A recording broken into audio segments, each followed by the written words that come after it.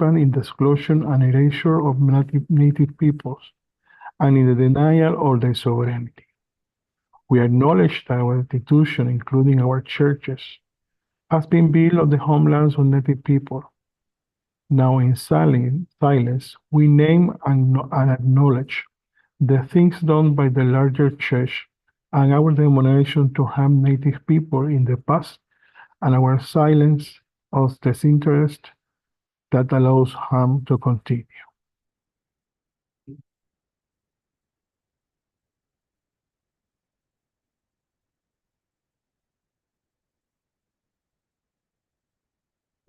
We acknowledge and confess these things as a way of turning back and as a commitment to beginning and continuing the process of dismantling the ongoing injustice and inequities, each in our own places and as a whole kingdom of God as siblings of Jesus Christ.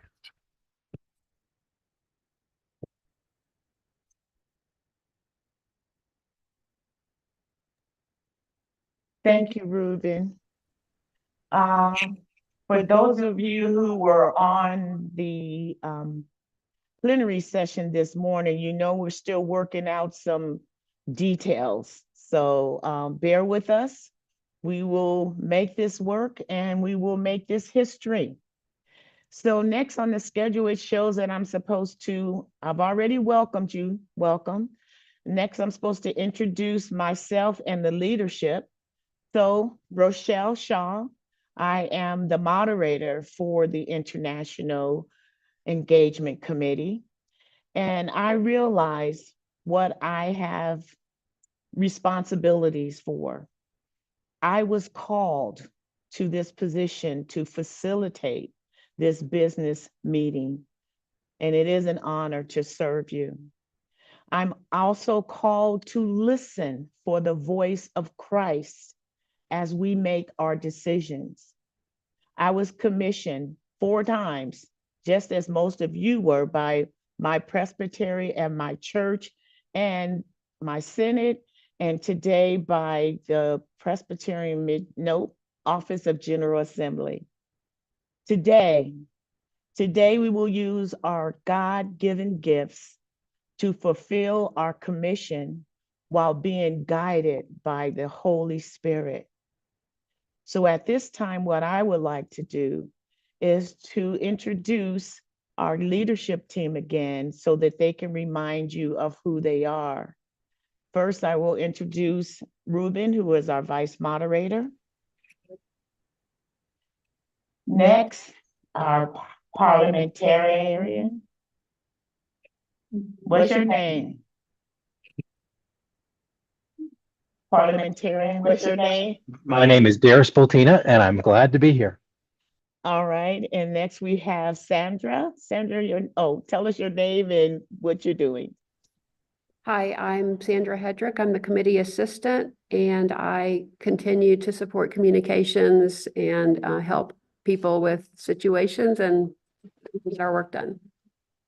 Okay, and Sydney, please tell us about who you are and why you're here. Yeah, hi, I'm Sydney Gunter, and I'm the recorder and the vote manager. So if all goes well, you won't hear from me again. So my job is really behind the scenes. I will open all the votes and I will make sure that you guys can see all the items of business that we are discussing. Okay, and another person that's in the room with us is Dana. Dana, tell us who you are and what you're doing for us. My name is Dana Oliver, and I'm serving as the research manager. And my job is to make sure that the committee has the resources that they need to be able to discuss the items of business. Okay, and we have 2 people online, one that you've already met because she's running the show, and that is Teresa. Teresa, tell them what you're doing for us today.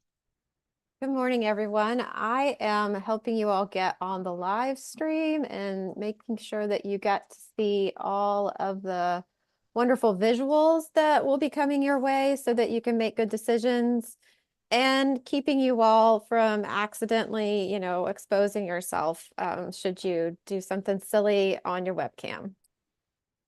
All right, you guys know that she's watching you. And last but not least, John Smith, who is part of our team. So John, tell us who you are, why you're here, and what we can expect from you. Hey everybody, I am John Smith from Middle Tennessee. I'm your equity support manager, your friendly disruptor of the process.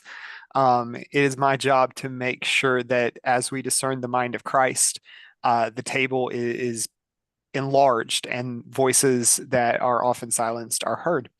So that is what I am here to do. All right, we're going to hold each and every one of our team members accountable for what they are commissioned to do. Next, our schedule says we are having an opening worship. And I would like to thank the people who volunteered to present our worship team, bring the spirit in. You know who you are, so let's get rocking. Oh God, why did I say that?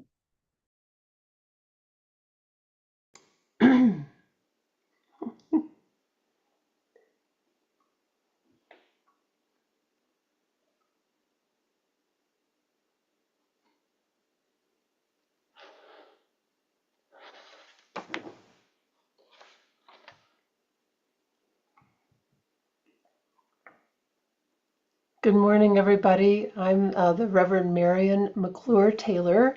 Somebody just do a thumbs up if you can hear me. Oh, good. All right. Thank you. I think somebody else is probably in charge of changing the slides for worship, or was I supposed to be prepared to do that? I think I was expecting that someone else would be in charge of changing the slides. I'm on that for you, Marion. Okay, thank you. All right. I'll wait for that first slide then. It's such a privilege and a pleasure to be worshiping together in this way, and to look forward to singing together and praying together. The call to worship will be the one that we use so often. This is the day that God has made, but I'm going to insert one right before that, which is equally familiar. The Lord be with you.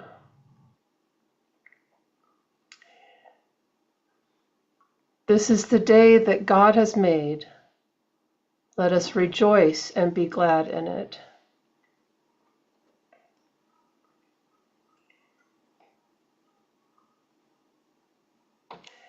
We're going to pause now for a bit of quiet and contemplation. I find this an opportunity to entrust to God any concerns or distractions that might prevent us from being truly present for this meeting. And I find it helpful, so I invite you to take 3 long, slow breaths while you do that entrusting work and say your own prayers.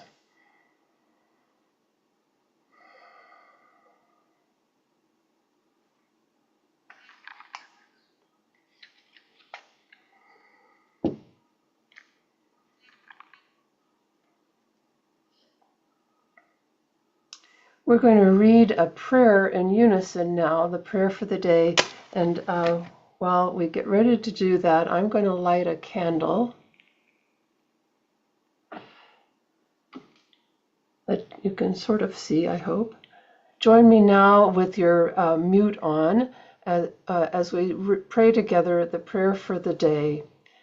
Teach us, gracious one, to serve you as you deserve, to give and not count the cost, to speak truthfully and to listen prayerfully in full measure, to work with heart, soul, mind, and strength, to serve in the joy and peace of your will through Jesus Christ, who lives and abides with you and the Holy Spirit, one God, now and forever.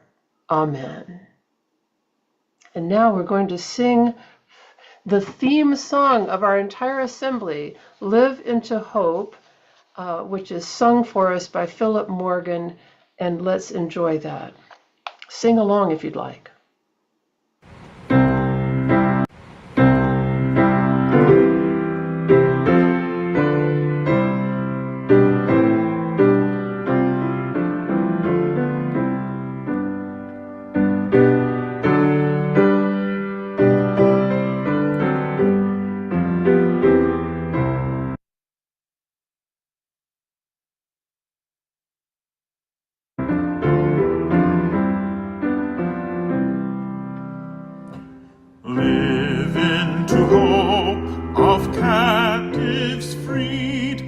of sight regained the end of greed. The oppressed shall be the first to see the year of God's own jubilee. Live into hope, the blind shall see with insight and with clarity, removing shades of pride and fear, a vision of our God brought near. Live into hope of liberty, the right to speak, the right to be, the right to have one's daily bread, to hear God's word and thus be fed. Live into hope of captives freed from chains of fear or want or greed. God now proclaims our full release to faith and hope and joy and peace.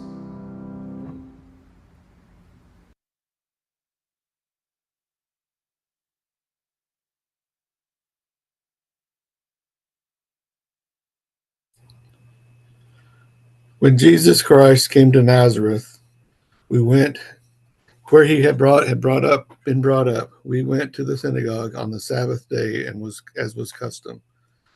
Jesus stood up, and the scrolls of the prophet Isaiah was given to him. Jesus unrolled the scroll and found the place where it was written,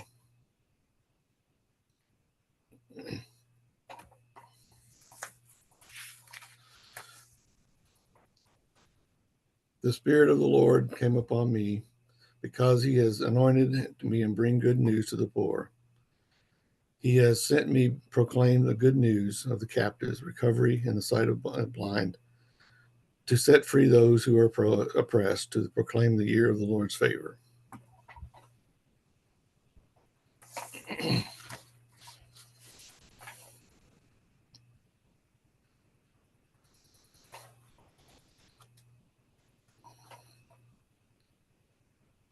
And Jesus rolled up the scroll and gave back the attendant to sit down, and the eyes of all in the synagogue were fixed on Jesus. The word of the God for people.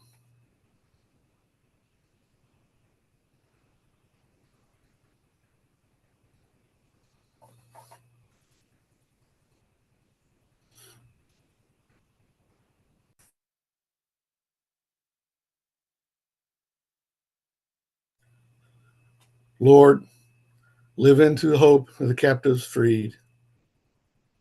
We pray for the world and for the hope for how the church partner may attain freedom from the oppressed and by governments and the systems and the parties and prejudiced, and the exclusive preference of all hearts, of sight regained and end of greed. Place your light and your loving yoke upon us, that we may become aware of the depth of the corporate sinfulness and the height of your grace, revealed from heaven and the cross.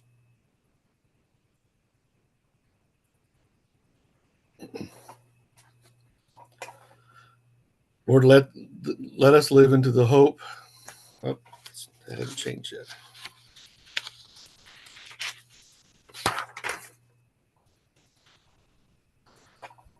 Next slide. The opposed shall see the year of God's own jubilee. Let the jubilee of the rest renown and recreate and reward begin to take hold of their efforts through your ways. Keep our hearts and thoughts calm, clear, and connected when we change and feel as chaos, and when we would separate and isolate ourselves into cells and selves, that we cling to life desperation and refuse to trust in your sovereign grace to create and sustain and redeem and make complete.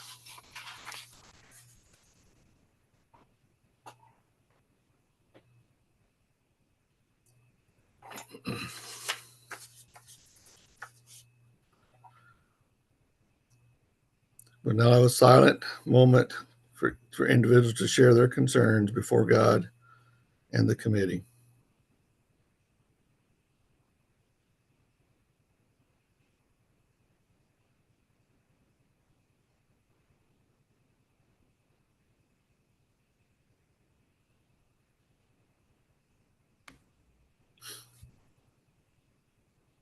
Let us pray with the knowledge that we are sufficient for the day. Amen. Amen.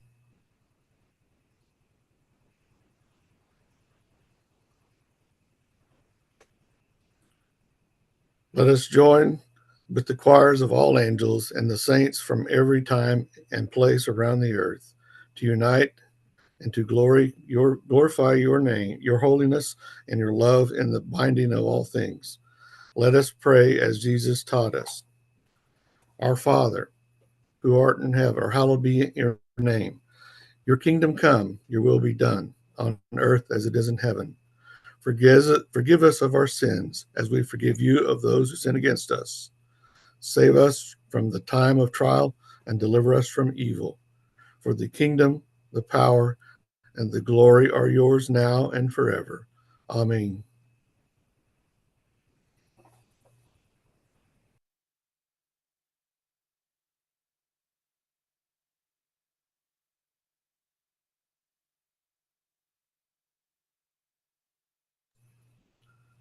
Let us live into hope. Amen. Bless the Lord. The Lord's name be praised.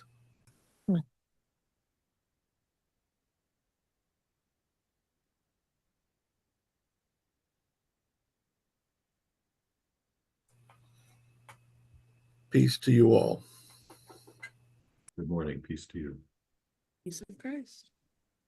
La Good paz del afternoon, Señor. everybody. Peace of Christ. Peace of Christ to you. And also to you. Peace. The peace be with you. Peace be with you all. Peace be with Thank us you, and with all. all the world.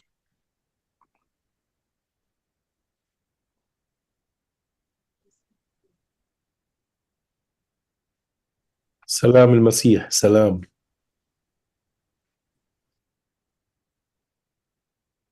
Peace be in all that we do.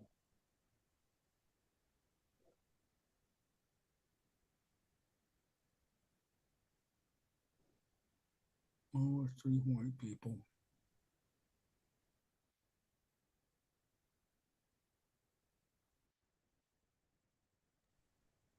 Thank you for that wonderful worship. And thank you for those who volunteered to do the worship for us.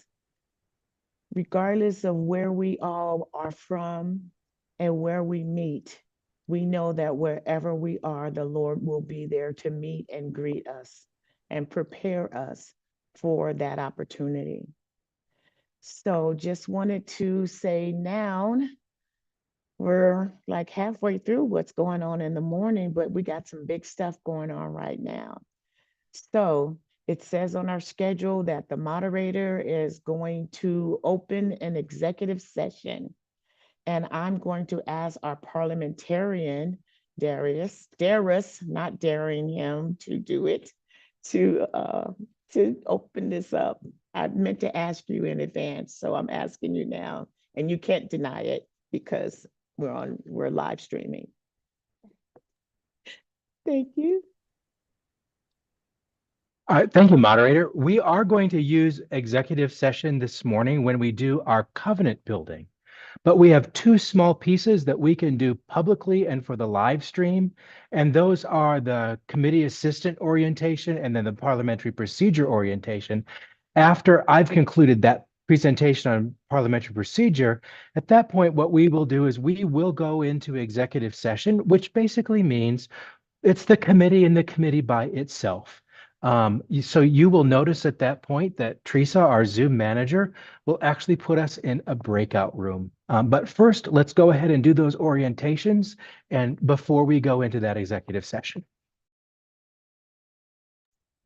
Thank you. Let's be oriented. I will invite our committee assistant to orient us on what she needs, what we need from her. Thank you.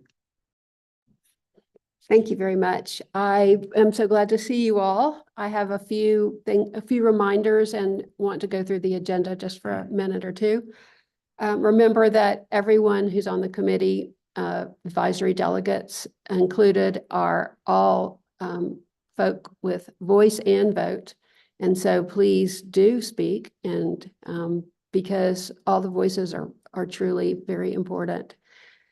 Remember, everyone stays on camera. And that's something for the whole assembly, for the committee meeting. Stay on camera unless it's simply impossible because of something you're doing and you know that you need to be off. But just come right back on when you can so that you can be seen. The agenda has been changed a little bit last night in terms of fleshing out this part of the meeting, but basically it's the same as the last time you saw it for now. Remember that the times in there are approximate and that things could go a little longer. Less likely they'd start earlier, but it's possible. So one of the first things that we'll hear after we come out of executive session is a sharing of how the PCUSA engages internationally. In other words, all the different ways, and it is quite amazing that we engage internationally, from the United Nations to people who are in the mission field and so many other ways. And then we're going to have the open hearings or the public hearings. And right before those start, I'll share more about that. But that is people who can come into to speak who would not have a voice otherwise, or a reason to be able to speak, but have signed up to come and do that from several places in the world, actually. After the open hearings on INT 05, we don't have any on the first two items at all. So we're going to go ahead and do the ones for tomorrow. After that, we'll have lunch. And then when we come back from lunch, we'll have open hearing speakers from INT 06. So again, nothing about today's business, but we did decide way earlier on to have all the open hearings at the same time before everything started. After the second set of open hearings, business will begin with the first item on the agenda, and the moderator will lead us through that and the next one and so forth. When business comes up, the overture advocates come first. Those are the ones assigned by the presbytery that sent the business, and I believe they have 5 minutes to speak each, whereas the public hearing folk have 2 minutes.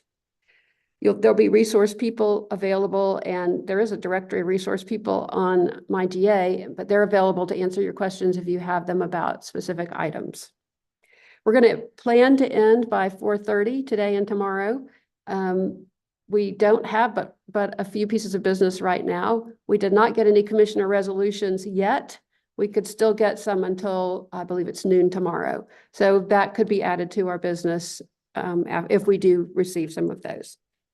So the schedule will keep changing a little bit, adjusting a little bit as we go along. Closing worship will happen a decent amount of time after we finish, that it can be set up. So say we finished half an hour before a lunch, then that would probably happen a little bit after lunch.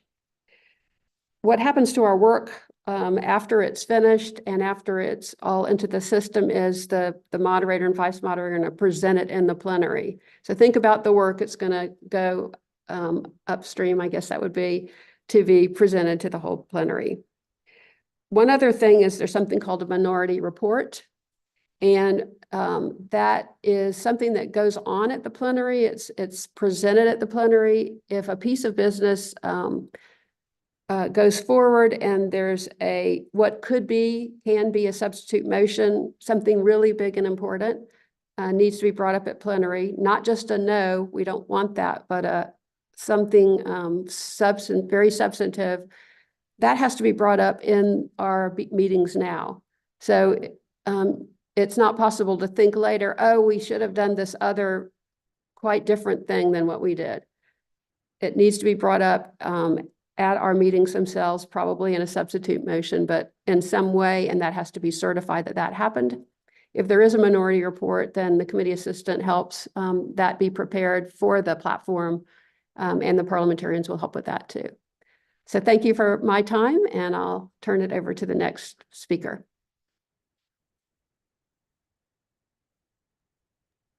And our next speaker is our parliamentarian, Darius, who's going to take it from here.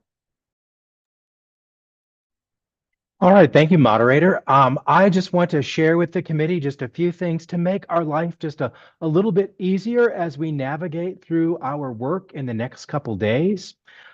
First of all, I just want to say we're going to take it slow. We do not need to rush. And at any point that it might be helpful, we're just going to take a pause, because it's okay to pause, to go slow, to stop, and to ask questions. I will share with all members that the way in which you will interact with each other and with the moderator is through the parliamentary toolbox. That is the place where you will seek recognition. It also is the place, if you have a question that you want to raise, you will do it through there. So use those buttons to seek recognition. When you do seek recognition, there's a drop down and you can pick from that list why you are seeking recognition. If you have a question, simply hit that question button, and we will go ahead and take all of that in turn. So please, though, do use that. Know that we will not be using the raise hand feature in Zoom, nor can you wave your arms or unmute. You must use the parliamentary toolbox. It just will make things easier for all of us. Our work together is that we are preparing really for the larger plenary and making recommendations to the General Assembly as to what we believe should be done with these items of business. To that end, with each item of business, what we're really doing is preparing that, if you will, that one sentence of what we think the General Assembly should do with this item. So that one sentence, we recommend approval of the item, or we recommend disapproval of the item, or we recommend that this item be answered by this other item, or that we recommend that the item be referred, etc. So our work is a little bit different from that work when you've been part of a session or a presbytery, in that our work makes a recommendation to the assembly as to how we believe that piece of business should be handled. There is a process for how we're going to get an item of business on the floor, and it does involve using that parliamentary toolbox, and it will require that one of you commissioners work that process with us. Teresa has prepared a slide on that process. I'm not going to ask her to share it now, but as we get to that first item of business this afternoon, at that point, the moderator is going to ask me to speak for a moment, and we will work through that slide and then do that actual process live for the first time. Please know that you should use the helps that are offered you there in MyGA. You can scroll all the way to the bottom of any page, and you'll see the helps there, the ga.helpme@pcusa.org. You can email for help, or you can text for help. The little blue looks like a sideways raindrop with the text. That will also get you to a parliamentarian or someone who can help you with whatever questions you also might have that are outside of questions of business. If you have a question on the business item, please do use the question option in the parliamentary toolkit for that, so that we are seeing it live here. I do want to share with you that once we come out of our executive session, and the purpose of that executive session is so that we as a committee can build a covenant for how we will be with each other. It's not a great mystery as to what we're going to do there. It's just in that time, we don't need others to be watching us out there in the world. It also means that The press will not be following us into that executive session. It will be just us who are folks serving to do the work of this committee. After that executive session, at that point, we will be doing kind of a first vote where we will be approving the docket, really approving the schedule that you see right there in my GA. I think, moderator, that's enough from me for now. Just know that we are available to help and here for you as we work through these items of business. All right, you guys got all that? Are you ready? Okay, yes, we are ready. Next, I have the pleasure of introducing our ESM, and that is our Equity Support Manager. I'm recognizing somebody in our team. I missed something? Do I need to place you all in executive session first? Yeah. Okay. Not yet. So you should go ahead and introduce John. After John's done his introduction, then please place us in executive session. I love it. When I don't know, somebody else does, and no judging, right? Okay, so I will introduce John Smith, who is our Equity Support Manager, and then what Dara said we're going to do next. John, please. Hey all, I kind of introduced myself earlier, but I want to take just a couple minutes before we go into executive session, just to remind you, kind of echo what Dara said, in terms of what we're going to do is to build our covenant, which is it's going to be our agreement as a committee about how we are going to discern the mind of Christ, how we are going to be an equitable body, how we are going to honor each other's voices, and how we are going to intentionally do this work. There will be three things that you need while we do this covenant building, and they should have been mailed to you. Three cards. Your Equity Prime card. Well, actually, just two of the cards. The third one is Darius's responsibility. I won't be doing parliamentary stuff, at least not here. But the Equity Prime stuff, or the Equity Prime card, and the Seeking to be Faithful Together card. We'll need both of those as we go into executive session.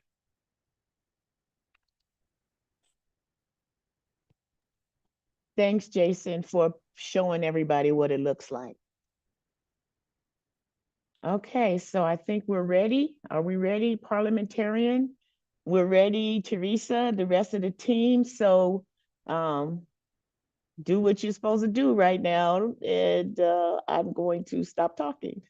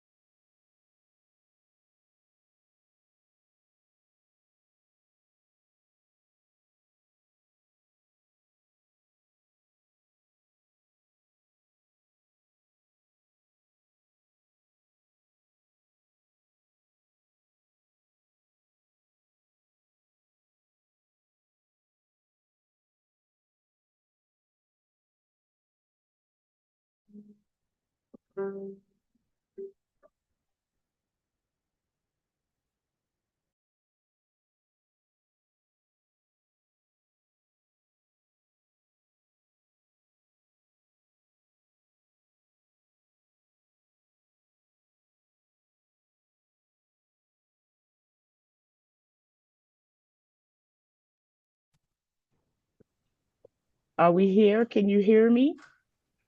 Yes. Did you bring enough for everybody to eat, Catherine? Come on over. No carbs in it, right? All right. As we rejoin, I invite everybody to just sit back in their chair, put their feet on the flat on the floor, and take in a deep breath.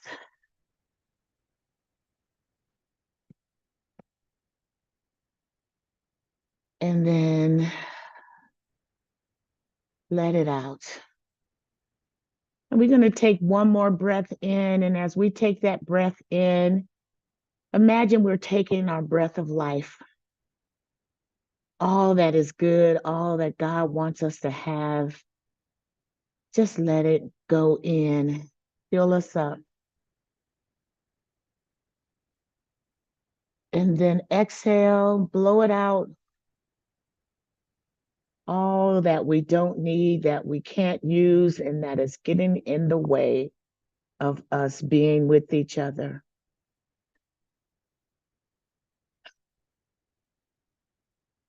All righty, so we have some more stuff for our committee to do. Everybody looked at the schedule today. So next on our schedule is a tutorial, how the PCUSA engages internationally.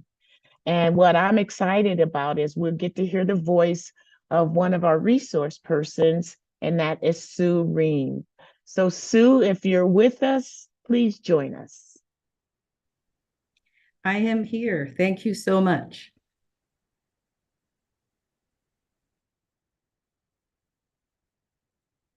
All right, there you go. Thank you so much for allowing me to join you this morning. I'm going to be going through a summary of how PCUSA engages internationally. And I'm using a PowerPoint presentation slides, but don't worry, the resource is available in your resource packets. So don't need to take notes. It's just actually for me, so I can kind of like read it and be aware of all the different information that I'm going to be sharing with you. Next, please. So today's presentation is based on materials prepared by what was formerly the International Issues Working Group, which was reconstituted earlier this year as the Global Engagement Facilitation Team. And it was prepared as a resource for staff, mission networks, mid-council leaders, and local congregations to be advocates for justice, peace, and human dignity in both church and society. GEFT is an interagency team gathering to coordinate the advocacy efforts of various PCUSA offices. Advocacy has always been an important component of Presbyterian ministry and witness. We believe in the Reformed tradition that God is sovereign in all spheres of human life, and that the gospel's vision of justice and inclusion compels us to work towards the vision of the beloved community. Presbyterians are free to engage in policy advocacy, individually and collectively, in any way that they feel called to do. However, our advocacy efforts are often more powerful and effective when we speak together as the Presbyterian Church USA. Next. So public policy advocacy typically begins with the identification of a problem, a concern, or a better way for institutions to operate. This gives rise to an ask, a request to change current law, policy, or practice to achieve a desired effect. Policy asks can arise from many sources: an individual member, a congregation, a caucus, a committee, mission network, ecumenical partner, or PCUSA staff members. Next. PCUSA can take an official position on an advocacy ask, but the position must be, number one, supported by and consistent with actions and policy of the PCUSA General Assembly. It must be supported or at least not opposed by any ecumenical and organizational partners who would be affected by the requested action, and reviewed and approved by the relevant Presbyterian mission agency staff members. Next. And these are the ways that PCUSA engages in advocacy: providing direct support to global partners organizing for change nationally, regionally, and globally, such as through grant making and partnerships, equipping, engaging, and organizing Presbyterians for social change, support joint advocacy efforts through ecumenical spaces and circles, engage with diplomats, UN agencies, civil society at the United Nations, meet with members of Congress and the administration, as well as direct engagement through calls to prayer, statements, action alerts, and sign-on letters. Sharing information with allied organizations to enable them to go out in front with positions that might place our partners at risk. Next. Now, what are some ways that PCUSA is prompted to engage in advocacy? For instance, global partners and ecumenical councils may invite support from the PCUSA office that accompanies or works alongside them. The ministry office gets in touch with the Office of Public Witness, Presbyterian Women, Presbyterian Ministry at the United Nations, and/or Office of the Stated Clerk to discuss how to proceed. Congregations and mission networks can write letters or sign statements in their own names, or they can join the PCUSA in supporting campaigns. They cannot speak or sign on behalf of the denomination. But if they wish to join advocacy efforts in which the PCUSA is already involved, they should consult the PCUSA offices coordinating the denomination's involvement. Next. The Office of Public Witness, Presbyterian Ministry of the United Nations, and Office of the Stated Clerk can also discern spaces where PCUSA is called to engage in advocacy in accordance with General Assembly policy. They seek the advice of other offices like Presbyterian Hunger Program, World Mission, Presbyterian Women, that have knowledge of or experience with the issues before taking action. Public policy advocacy is usually most effective when we work together, harmonizing our messages and coordinating our activities. For this reason, it can often be helpful to consult with PCUSA staff, particularly as you engage in advocacy on national and international public policy issues. Several PCUSA offices have considerable advocacy experience and offer specialized resources and information that can enhance and amplify the advocacy efforts. Next. I wanted to just highlight and introduce some of the offices that are working on advocacy. You may have all heard, I'm sure you have, Office of Public Witness. They're located in Washington, D.C. OPW is a vital component of the PCUSA's ministry in the public sphere. The staff has extensive experience in dealing with congressional offices, executive agencies, the White House, and other national and international policy institutions. OPW also monitors closely the policy positions of the General Assembly and its agencies. As a result, OPW staff can offer valuable advice to help develop letters, talking points, and other advocacy materials that are clear and concise, consistent with PCUSA policy commitments, and effective in the context of U.S. policy-making systems.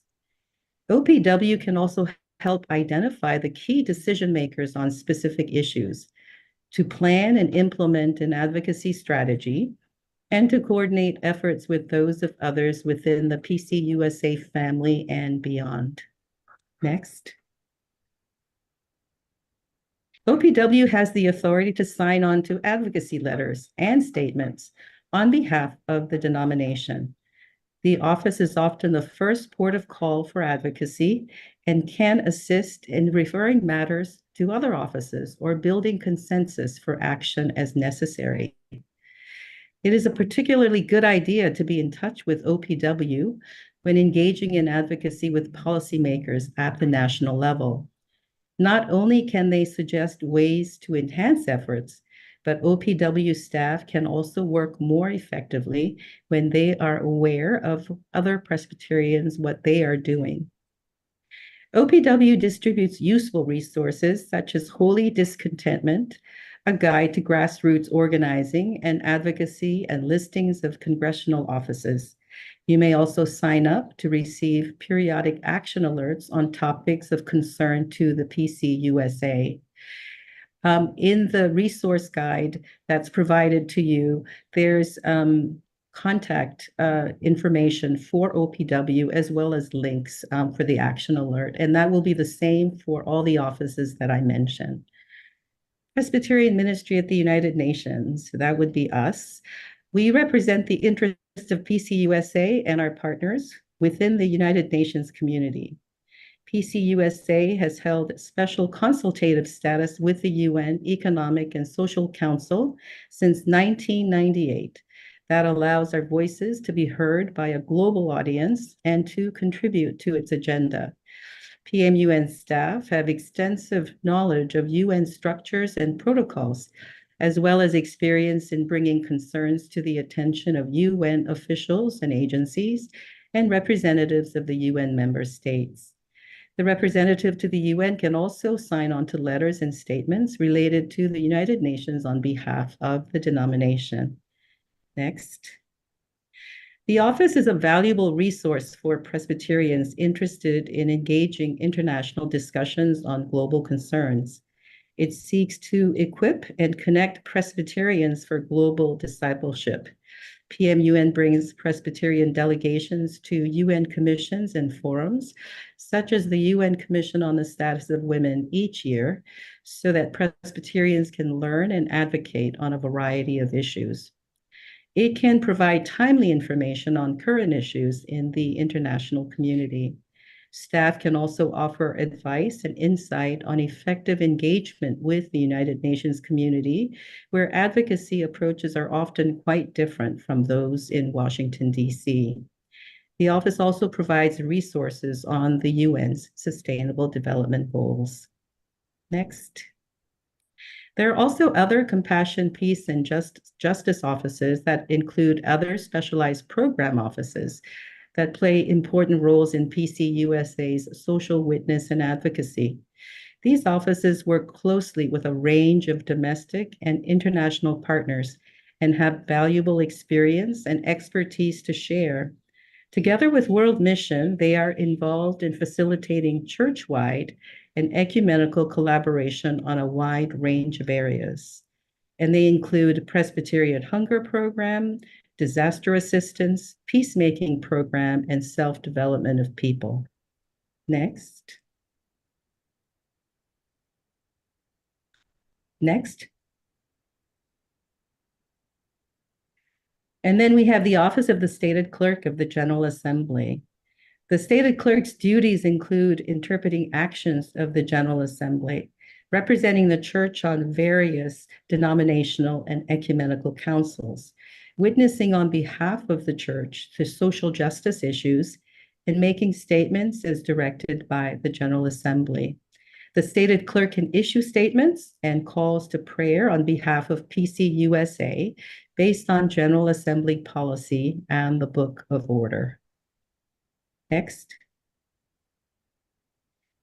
The General Assembly Committee on Ecumenical and Interreligious Relations, GACIR, bears witness to the importance of ecumenical and interreligious involvement to the gospel and the life of the church.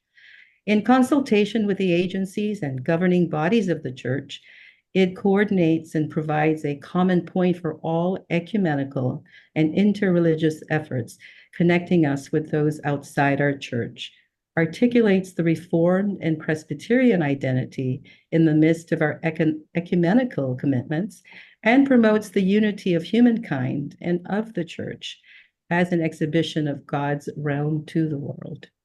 GACIR can initiate and support advocacy efforts focused on maintaining ecumenical and interreligious unity and/or addressing justice concerns for the member bodies. The committee can also bring business to the PCUSA General Assembly related to justice and unity concerns of our ecumenical and interreligious partners. Next. Office of Immigration Issues. PCUSA and her antecedents have been speaking to immigration issues since the 1880s, based on policies approved by the General Assembly. The Office of Immigration Issues was established by action of the 216th General Assembly, 2004, to provide legal advice and counsel to mid-councils and congregations regarding immigration issues. The General Assembly has also directed the office to coordinate advocacy and education efforts and create worship materials. The office advises the stated clerk on issues regarding immigration and interprets PCUSA policy to guide involvement in immigration-focused advocacy efforts and campaigns. Office of Immigration Issues has the authority to sign on to advocacy letters and statements on behalf of the denomination. It also interprets federal immigration policy for all bodies within PCUSA. Next. Presbyterian World Mission. The staff of Presbyterian World Mission can also be important sources of information and help to coordinate advocacy efforts. Through regular contact with global partners, PCUSA regional liaisons, and mission co-workers, they typically have or are able quickly to obtain recent reports on international crises or the effects of policy at a local level. They are also familiar with the work of the various mission networks active in their respective regions and can help to identify areas of cooperation and build more effective advocacy networks. It is therefore helpful to share your policy concerns and advocacy efforts within the relevant World Mission with your relevant area coordinators. And the regions are divided into Africa, Latin America and the Caribbean, Middle East and Europe, and Asia and Pacific. Next. Mission networks. PCUSA World Mission-related mission networks are a vital platform for collaboration and advocacy as Presbyterians in the U.S. and other parts of the world work together for justice, peace, and life in abundance for all God's people. Mission networks and partnership networks bring together Presbyterians from around the U.S. who share a common international mission focus. World Mission-related mission and partnership networks facilitate building and maintaining healthy partnerships, provide a place for representatives of various PCUSA partnerships to share information, learn from each other, coordinate their efforts, and find ways to have greater impact together as a network. Each mission network or partnership network centers around a specific country, people group, or program area of ministry, and is composed of Presbyterians who represent international mission partnerships established through their synods, presbyteries, congregations, or other PCUSA entities. As a U.S. denomination, our witness is usually most appropriate and powerful when it is directed at U.S. officials or international institutions such as the United Nations. Next.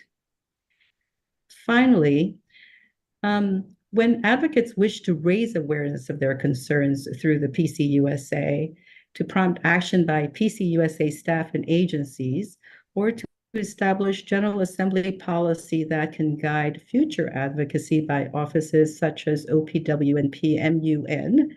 One way of doing this is to propose an overture for consideration and action by the General Assembly, which is what is happening now. Recent General Assemblies have adopted overtures providing policy direction for PCUSA with respect to specific countries such as South Sudan, Democratic Republic of Congo, Madagascar, as well as on more general themes such as democratic elections and peacemaking. Overtures establish policy for PCUSA and remain a reference point for PCUSA staff for many years to come. And that's the end of my presentation. That was a lot. But there is a document that you can go back to and look at for reference. Thank you so much, Sue. We appreciate you. I also like that last sentence in that slide that you had, how it relates to what we're doing here today. So thank you so much for everything that you've done. And if I can brag, I will brag. I did my internship at the Presbyterian Ministry at the UN 10 years ago. So it's a wonderful place and opportunities that exist. And we're getting ready to do the open hearing business, but I see Andrew's hand. We're not voting on anything yet. You just got a comment? I was wondering where that summary document is located for what we just went through, what we just heard. Go ahead, Sue, you told us where it was. Yes, I believe Dana put that in the resource section, that it should be available there. But if it's not, we will make sure that that is available for you. Yeah, so in MyGA, under the committee files, it's located there. And it's named How PCUSA Engages Internationally. We have resources. So thank you so much again, Sue. We appreciate that. Anybody, no one has any questions, right? Okay, let's get to the business. It says in our schedule that we are all business and we're opening the open hearings. And I am going to ask our committee assistant once again to explain that and how we are going to operate in that space. Thank you, moderator. The open hearings, also called public hearings, are an opportunity for people to speak who do not already have a way to speak. So anyone who's an advisory delegate or a commissioner or someone like me, who's been asked to speak, or a resource person, an overture advocate, they all have ways to speak, but the general public does not have a way. So there's a process to sign up for speaking on different matters of business before a committee. And we do have somewhere around 8, 9, 10 signed up on 2 of our different overtures.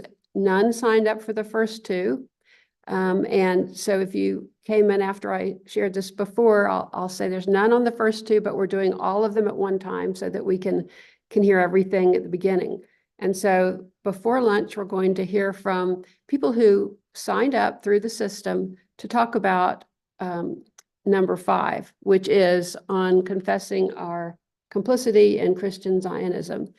And the moderator will start with someone who wants to speak in support, then someone who wants to speak against. And then I believe on that one, we might have more supports than against, and we'll just finish with all the rest of the supports. And then after lunch, the people who sign up to speak to 06, which is educational resources for seeking ways to end Israeli apartheid, same process. They'll come on in the Zoom room and be invited by name to speak. And so the moderator will guide that, and they have 2 minutes each. They've been asked to keep it to 2 minutes, and I think a timer is going up to help them. Yeah. Thank you, moderator. Thank you. And I am trying to find out where I put my list with the names. This is for open hearing. Wonderful. Okay, so we are going to start with number 5, which is on confessing our complicity in Christian Zionism, correct? All right. I am going to invite Adam Griegerman, who is in opposition of this overture. And you will, as soon as you start talking, our Zoom manager will put the countdown on. So you'll know how much time you have. And keep in mind, if you were here for our executive session when we were doing the covenant, don't say something that you can't unsay, and be mindful of everyone that is in this space. So, you ready to go, Adam? Where are you? Can you raise your right hand? Can you raise your Zoom hand? You got 2 seconds. Okay, I don't see you. He is not present. So you still only got 2 minutes, you guys. I'm going to invite Nava Haney. Nava, are you here? Nobody raised their hand. Okay, Yehiel, Yehiel, Yehiel, are you here? Yes. All right, there you are. All right, we recognize you, and you can actually tell us why you are here. Give us a little bit of information about yourself, and then we will start the timer. My name is Rabbi Yehiel Pupko. I'm rabbinic scholar at the Jewish Federation of Metropolitan Chicago. Together with the Reverend Nanette Sawyer, I co-chair the 2 decades-old Presbyterian Jewish Dialogue in Chicago. In the early 2000s, I wrote an analysis of an overture against Christian Zionism adopted by the GA of the PCUSA. This analysis was studied by a committee of the Presbytery of Chicago. Following that, they sent a letter to Joe Small, then head of the Office of Theology at the PCUSA, in which they affirmed the analysis. Namely, the overture relied on the writings of Donald Wagner, Gary Burge, Daima Teek, and Mitri Raheb, which are supersessionists and extend the classic Christian teaching of contempt for Judaism and the Jewish people to Zionism in Israel. Following that, I met with senior staff of the PCUSA. They rejected the findings of the Presbytery's committee. I remarked at that time, keep on attacking Israel and American Jewish communal support for Israel. The more resources you devote to attacking, the more you will wither. Foreign affairs is the last refuge of failing churches. When I made that statement, the confirmed membership of the PCUSA was nearly 4 million. Today, numbers are around 1 million. I have not directly addressed Israel-related overtures. It is not worth my time or that of the Jewish community to show you how these overtures misstate facts and will further alienate the Jewish community. These overtures will pass no matter what I say.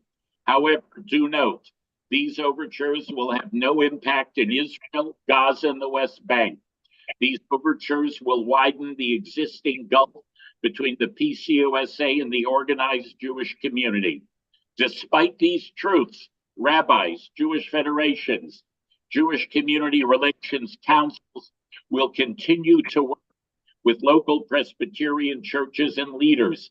I will continue to work with my Presbyterian friends in Chicago to build authentic, productive, and decent ongoing Christian-Jewish relations. Thank you. Thank you, Rabbi. We appreciate your speaking your truth. All right, next we have Joseph. We're not going to respond to the open hearing, are we? Right. I see your name on the list, so you don't need to raise your hand. I got you. So we are going to acknowledge people who are in support of the overture. And Joseph, since I saw you, why don't you go first? And you have 2 minutes after you identify yourself. All right, thank you, Madam Moderator. I'm in favor of the confessing complicity in Christian Zionism. Thank you very much. In 2004, the General Assembly declared that Christian Zionism contradicts Reformed theology because it uses selective scripture interpretation to support political goals that harm both Palestinians and Israelis. The definition of Christian Zionism has changed in the last 20 years due to the more extreme expressions of this idea. One of these expressions has been settler occupations. Christian Zionism in its present form oppresses Palestinians and manipulates Israelis. This movement, which claims to be a theology, is widespread among millions of American evangelicals and some Presbyterian Church USA conservative churches. The ideas of this movement are growing globally. It is being used to support Israel's statehood claims with the belief that Israel plays a divine role in the end days. Don't even like to talk about those. There is a belief within this movement that justifies the conquest and displacement of Palestinians and the present Western military support for Israel's war against the Palestinians in the Middle East. Therefore, I am strongly recommending that this committee sends a clear message of rejection of Christian Zionism to all of our churches, presbyteries, and governing bodies. I am urging the Office of World Mission to collaborate with global partners to combat Christian Zionism and advocate for peace with equal human rights for all in Palestine and Israel. Thank you, Rochelle.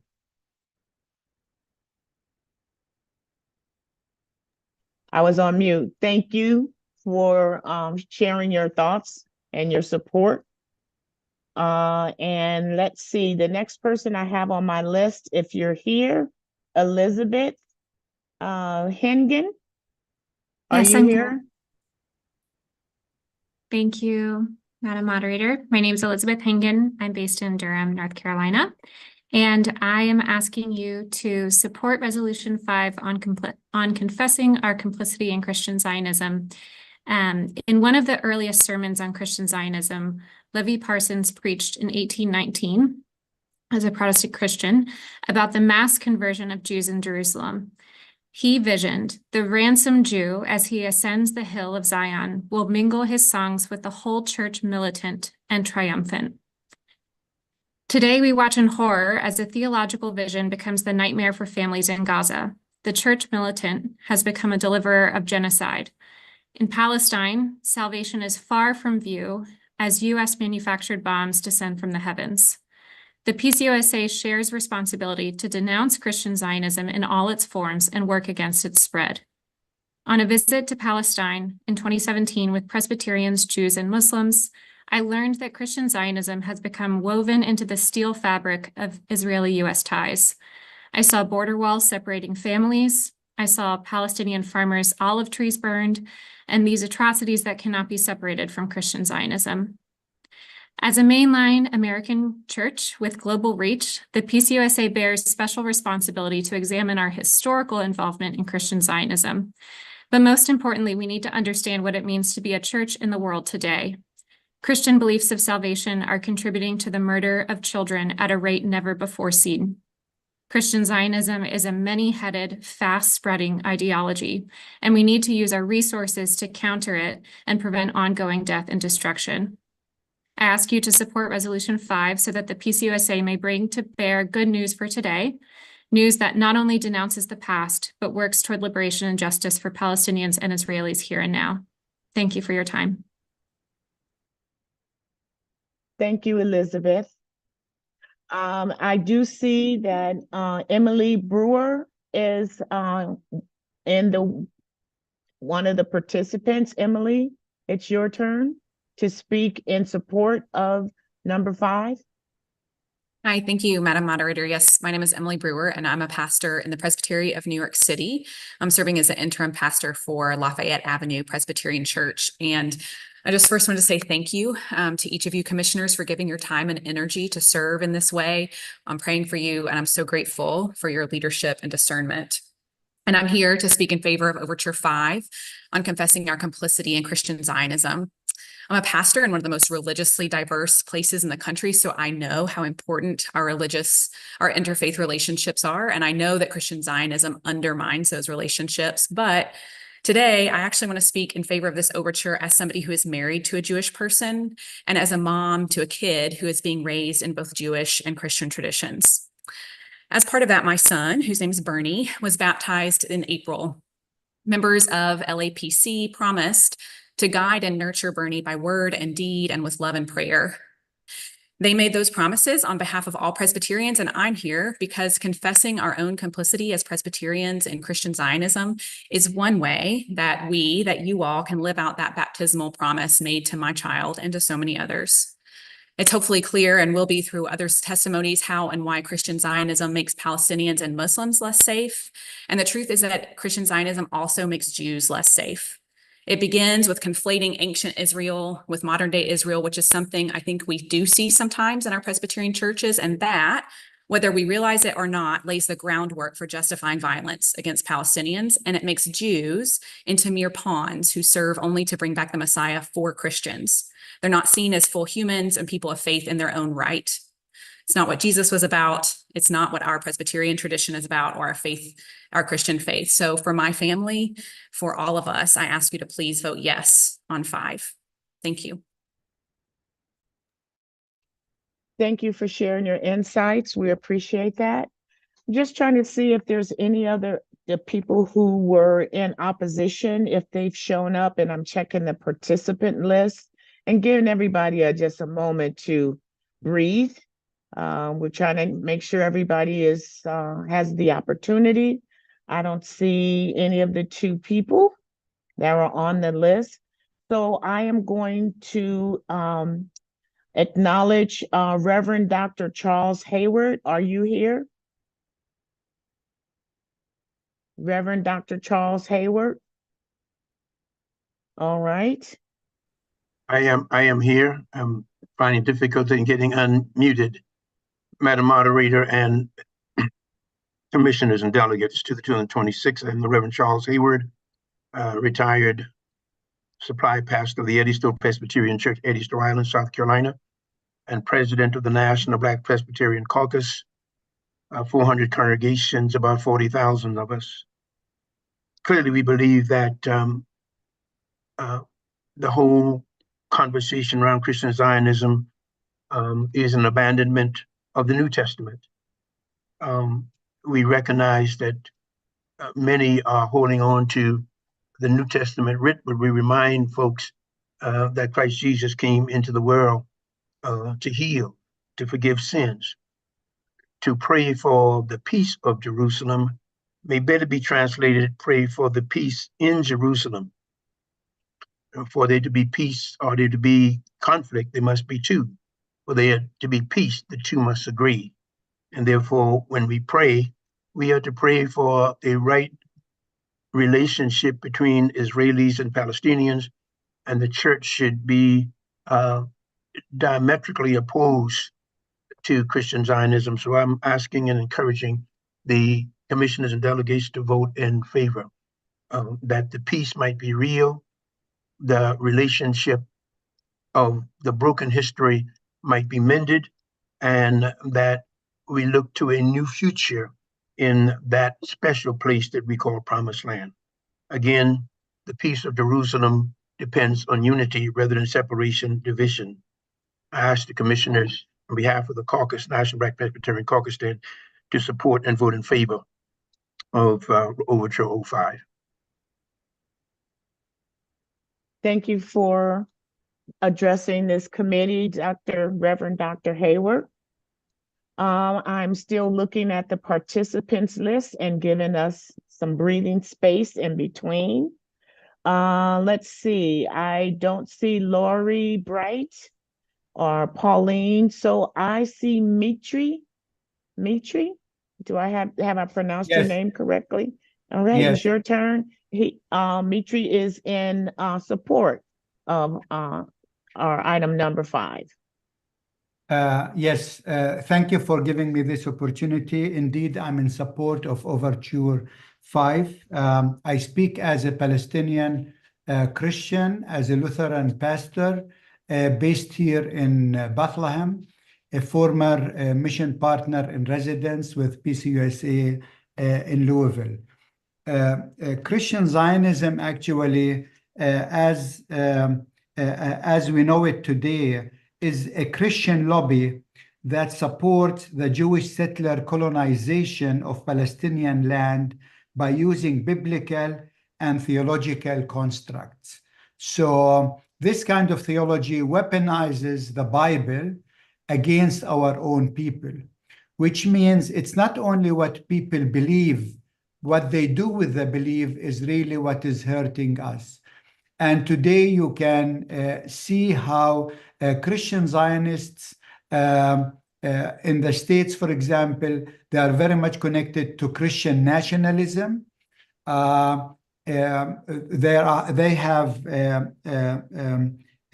anti-Muslim sentiments, but also they are deeply actually anti-Semite, because they believe they want to bring all the Jews to Palestine so that 2/3 of the Jews will be killed in wars and the last third will convert to Christianity. And so this is against our own Christian faith. It is Islamophobic and it's anti-Semite. And this is why I think it is very important that we combat this kind of theology that weaponizes the Bible for political ends. And we see this, what's happening in Gaza today, and the support that these Christian Zionists are given to the genocide is just the top of the iceberg. This is why I hope you support Overture 5. Thank you for your comments. I'm looking to see if we have the individuals who were in opposition. They have not shown up yet, and they're not in the waiting room. I'm looking to see if Lori Bright or Pauline Kaufman or Addie Domsky. Are any of you here? I'm here. Okay, there's Reverend Addie Domsky, and she is, oh, I'm not going to say she, her. She put her, she. So Addie's in support of the initiative, the overture. Carry on. Moderator. Thank you. She, her pronouns are great. My name is Reverend Addie Domsky, and I live in Northwest Coast Presbytery, and I work in Olympia Presbytery. I'm actually from the Pittsburgh area, so I think Todd Tracy, my mom was your college professor, Ronnie Christie. Yeah. So I'm entrenched in Presbyterian world. I was a YAD and a TSAD, and so I have been to PC Biz and back, and learned to tell the tale as a survivor. So I am grateful for you. I trust you all, and I know that you're doing good work on behalf of us as Presbyterians. I'm speaking in favor of the overture on confessing our complicity in Christian Zionism. I had the honor of visiting the Holy Land twice this year, in February with a delegation of 35 Presbyterians, and just last month with a collection of storytellers on a smaller delegation. I'm asking you this morning to make the connection between the way that we talk about God in our pews and the way that that has real life effect on people around the world. Christian Zionism is an exclusivist theology. It uses the Holy Land and Jewish people to serve an end times theological purpose that the PCUSA denounced in 2004, which is addended in this overture. It dismisses the existence of Palestinian siblings. It uses our religion of love, patience, and understanding to exclude, belittle, and harm. And it's a dangerous pairing with what we know to be a growing tide of Christian nationalism in this country. At the beginning of the 1830s, President Andrew Jackson, who was unfortunately also Presbyterian, presided over the mass transfer and genocidal forced displacement of Indigenous people in the US. And at the time, the theological concept of the doctrine of discovery told Christians that this land was given to us by God, and we did terrible things as a result of that. I hope that you can see the parallels of harm that are caused when political figures use theologies to displace and erase. You weren't at the GA in the 1830s, but you are at the 2024 GA, and so I urge you to support number 5. Thank you. Thank you for speaking up, Addie. We appreciate you.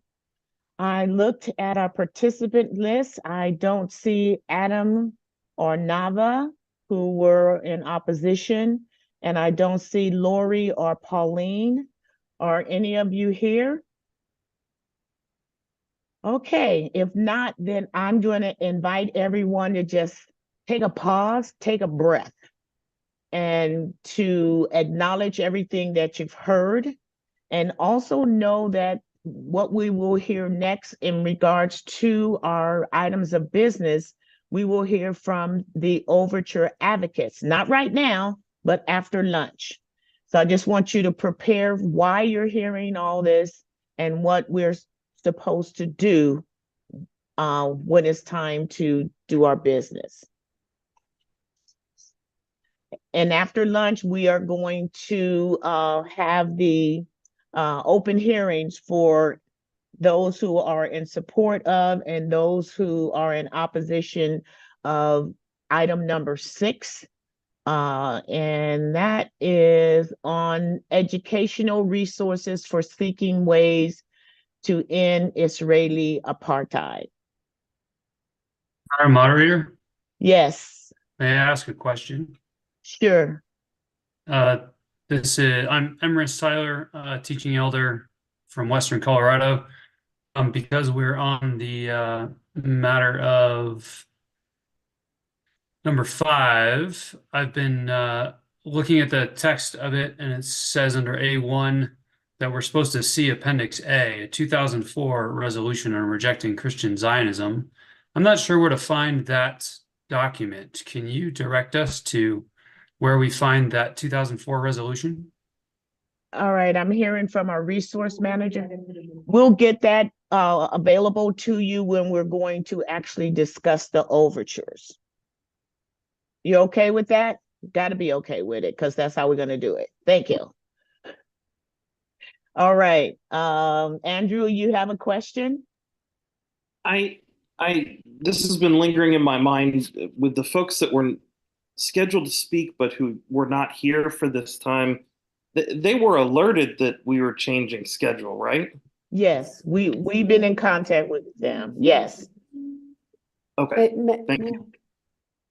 All right, Sandra. All right. The open hearings were always scheduled for that slot. So we didn't change that part. Okay, that was my misunderstanding. That's okay. And they were alerted yesterday and last night and the day before that they would be alerted. Okay, we got some more response. Are we good? I'm listening to my team. We're taking a breathing breath. All right. I'm going to put you guys on mute and just listen to what they want to tell me so I won't miss anything. Just listen to the Jeopardy, Final Jeopardy song. We'll be back.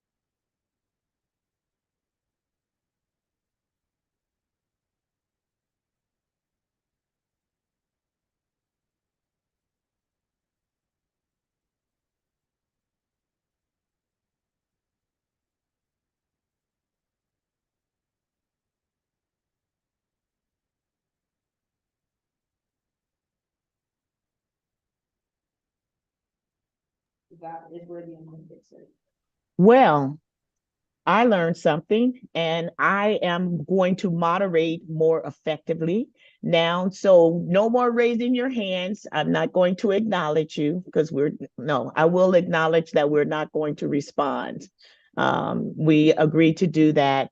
And what you're looking for, Andrew, I was told it is, if you scroll down in the item of business all the way to the bottom, you will see the appendix. It is there.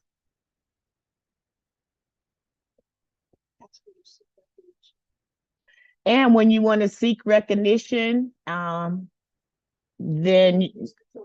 we're going to use the toolkit, but we're not on that right now.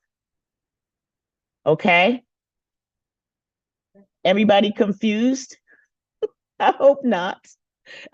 We got a couple of hands. Okay. So it looks like we're still, I'm going to listen to what Sandra has to tell me. And Sandra, go ahead. You can speak up.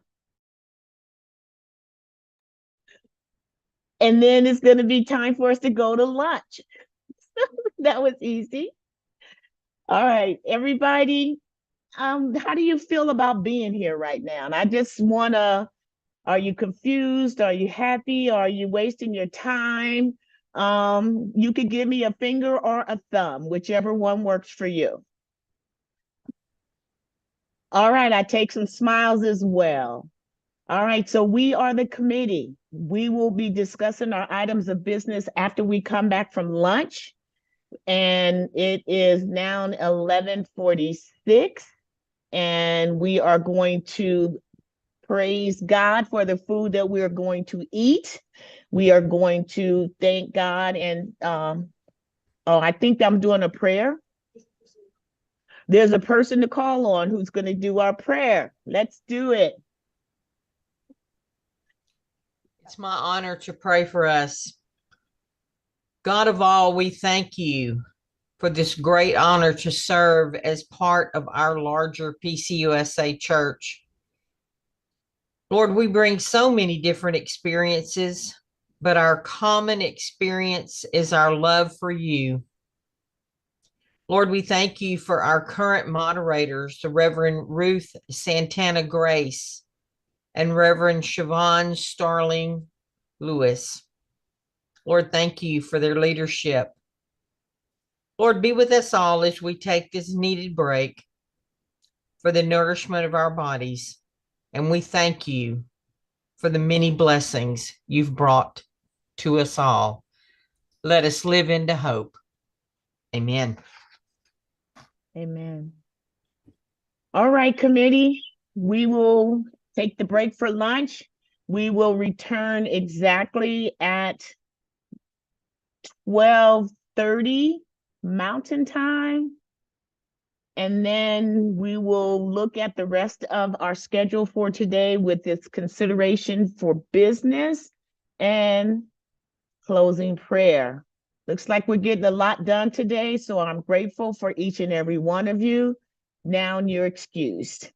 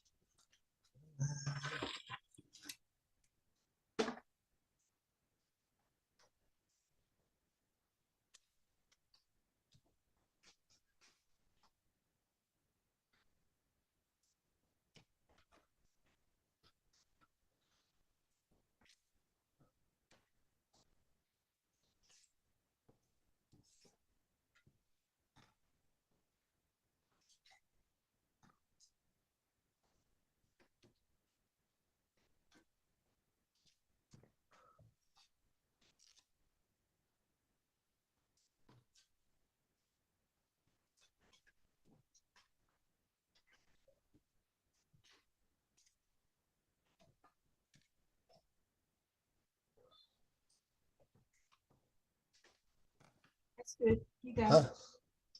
I'm gonna go put one against the wall right Yeah. here. Okay. But that's gotta go down. Yeah, I know. And it like that. But I don't know if it's gonna come out. Yeah, if you hold it up against the wall, it won't be so Yeah.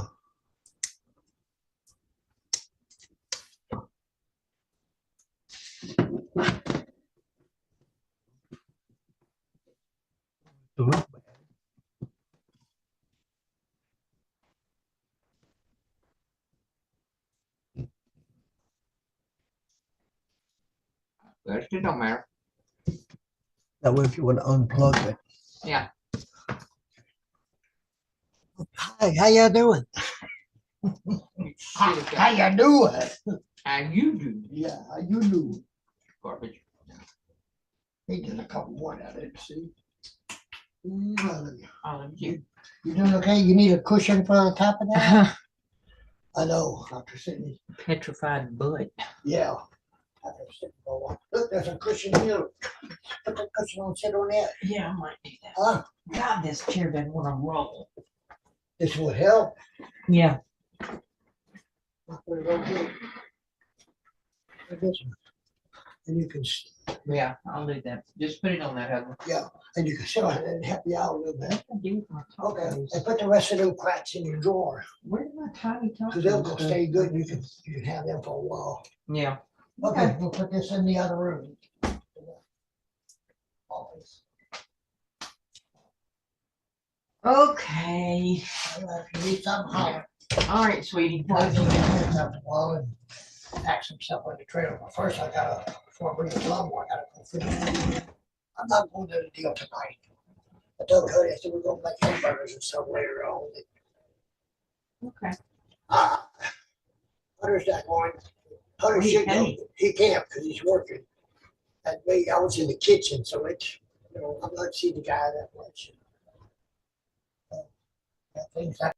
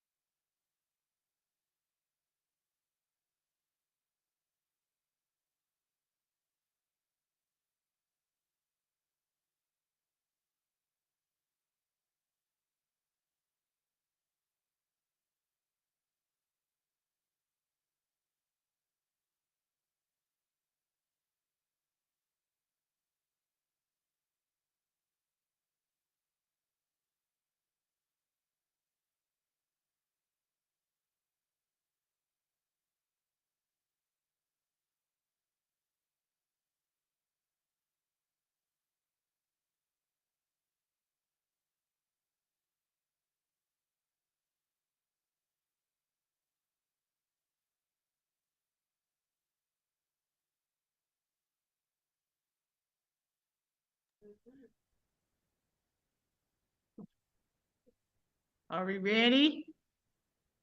Oh, let me put my earplugs in so y'all can hear me. Baby. Are we ready? Can you hear me? No, I can't hear me. Hello, hello. Oh, good. Wonderful.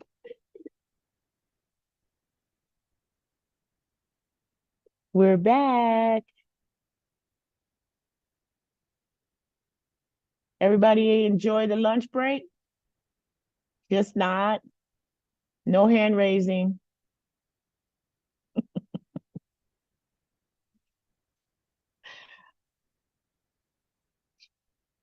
All right, so I just wanted to acknowledge that I did moderate as best as I could.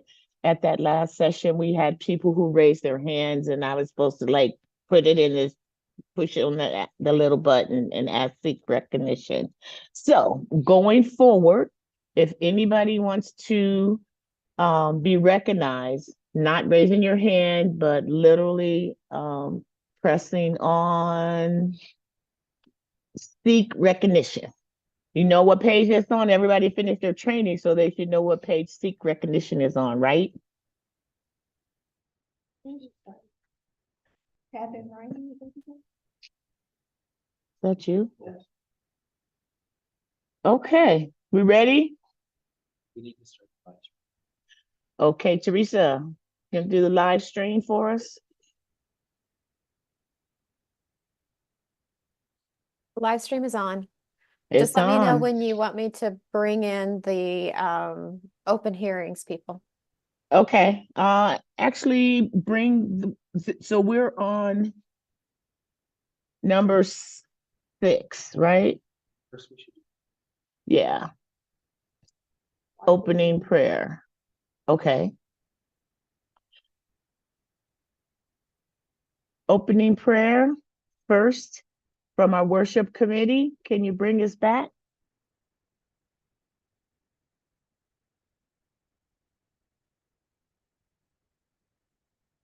Can't hear you. I think that might be me. Should I just jump in? Jump. All right, I'm jumping. Emrys Tyler, teaching elder, Western Colorado. Would you pray with me? Almighty God, in Jesus Christ, you called disciples, and by the Holy Spirit made them one church to serve you. We ask your special blessing today for our General Assembly and all its committees. Help us to welcome new things you are doing in the world, to respect and honor the old things you keep and use. Save us from empty slogans or senseless controversy. In our deciding, determine what is good for us and for all people. As this General Assembly meets, let your Spirit rule so that our church may be joined in love and service to Jesus Christ, who, having gone before us, is coming to meet us in the promise of your kingdom. I ask these things in his precious name. Amen. Thank you, Emrys. Emrys. Yes, ma'am. All right, Emrys. just Emrys. You got it the first time. There it is. Yep. Thank you. Thank you. We appreciate it. And we hope everybody had a chance to enjoy their lunch and step away for a moment and reflect and contemplate on what we've heard. It is what it is. I'm not going to say it's unfortunate or fortunate, but some people who had requested to be heard during the open hearing did not get a chance to join us. But we're going to move on to open the item number 6, which is educational resources for seeking ways to end Israeli apartheid. And we have, looks like about 6 people. And I am going to, well, looks like we have more people in opposition. So I am going to look at the participant list. I'm gonna go Well, actually, I'm gonna look at the spreadsheet that I have. Did Adam Griegerman come? He wasn't here for the last one? No Adam Griegerman?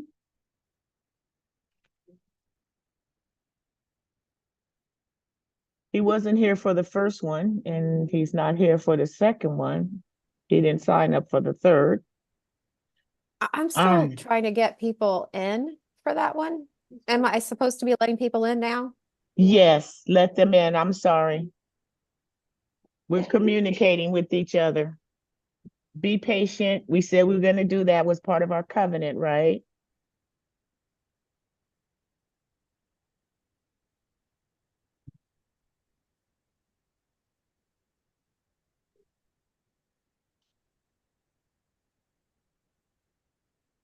Jeff Dickerson, you look like that dude. What's his in charge of X, Twitter? What's his name? Elon Musk. Maybe it was just you holding your hand like this. You just look contemplative. All right.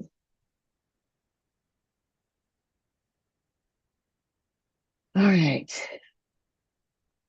And we owe a response. We're pausing for a second. Our resource manager just wanted also to let, forgot who was the last person who raised his hand. I think it was John who wanted to, yeah. This is not for everybody, but this is a response to John, who could not find the appendix for the last item of business that we have, and we've reached out and now we have it. Is that correct, Dana? Okay. It's been uploaded, so yes. So we done work during our break, because that was when you do work when you're not supposed to be working. We're going to allow a few more minutes for our Zoom manager to let more people in. We don't want to discount anyone. And then this gives everybody a chance to look around and see who's here and see if you smile, who is smiling back. Come on, we could do that. Some people. Todd, I've been doing this. You don't get it. Okay. Theodore, you need to rename yourself unless you're not a commissioner, or you're here by default, or you're here as a Zoom zombie, a Zoom zombie infiltrator. Everybody knows who they are. We know who you are, and we're glad that you're here. And look at John looking all serious. Did you hear me? There you go. There you go. Mark Boyd, are you a commissioner? If you are, then you need to rename yourself. Anyone who needs to rename him. Okay. Oh yes, I see your name on on the list of people who are part of our open hearing. Teresa, let me know when we're ready, okay? Thank you for your patience. And then what we going to do, we already had the prayer to come back. I know John was working on something for us for our covenant. Were you able to get that done?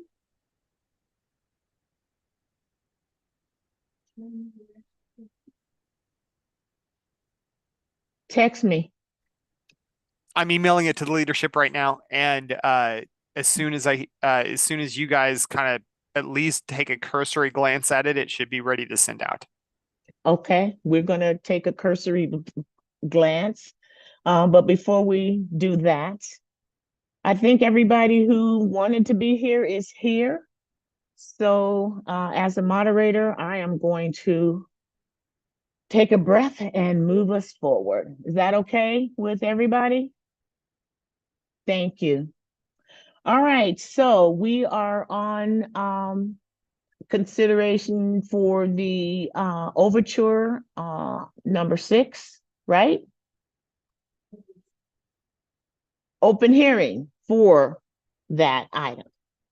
And I show that we have two people in, well, looks like we have like equals supports and opposition, and those and I am going to call on John Wimberly.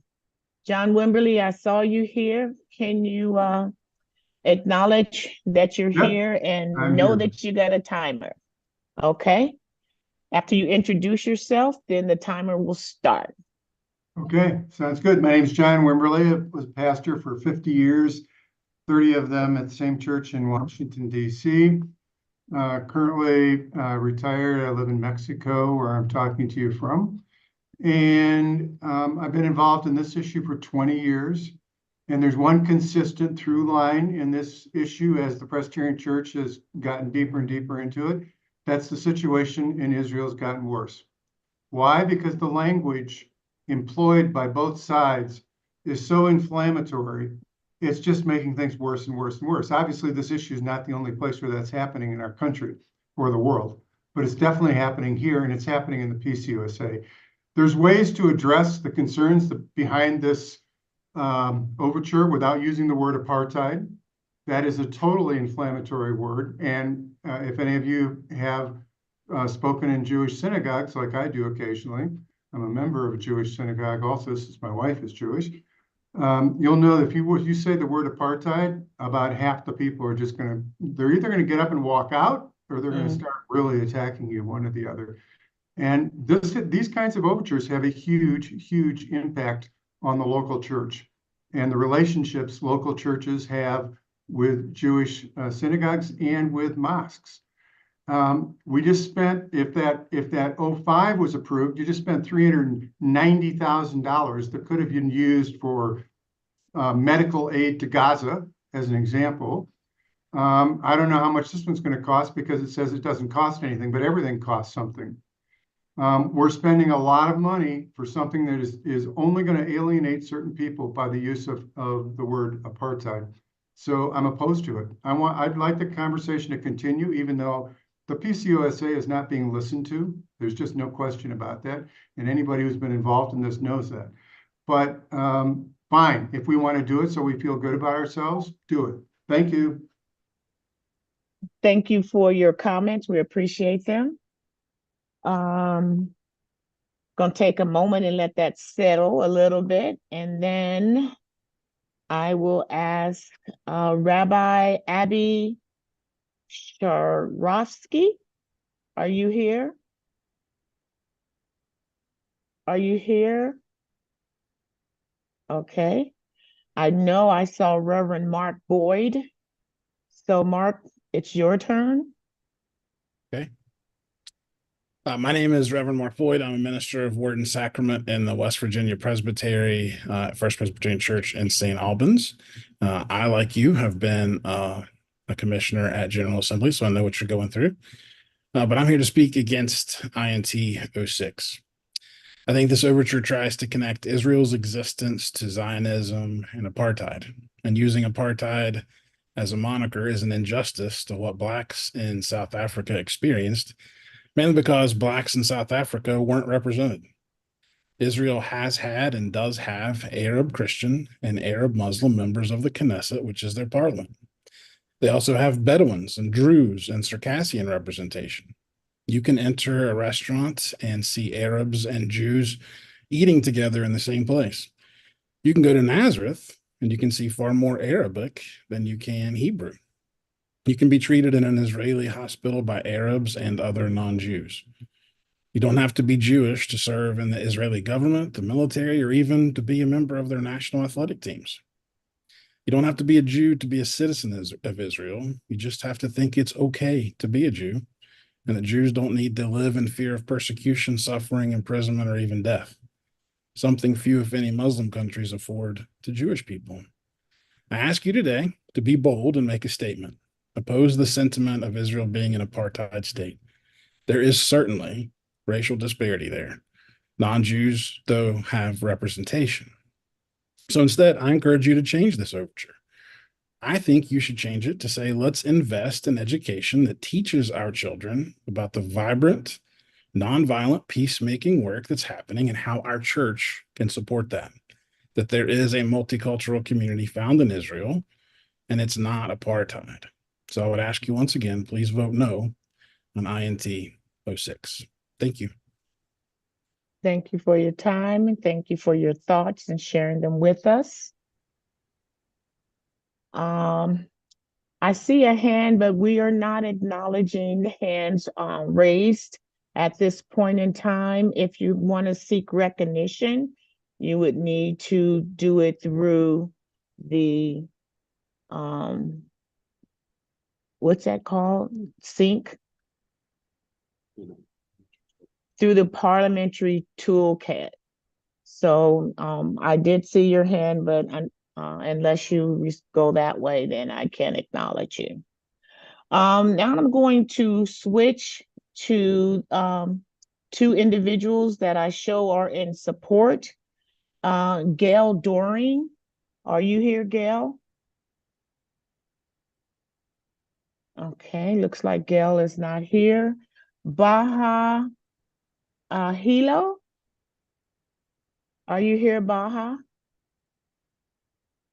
I see your name on the participant. Are you willing to speak and support? Yeah. Thank you.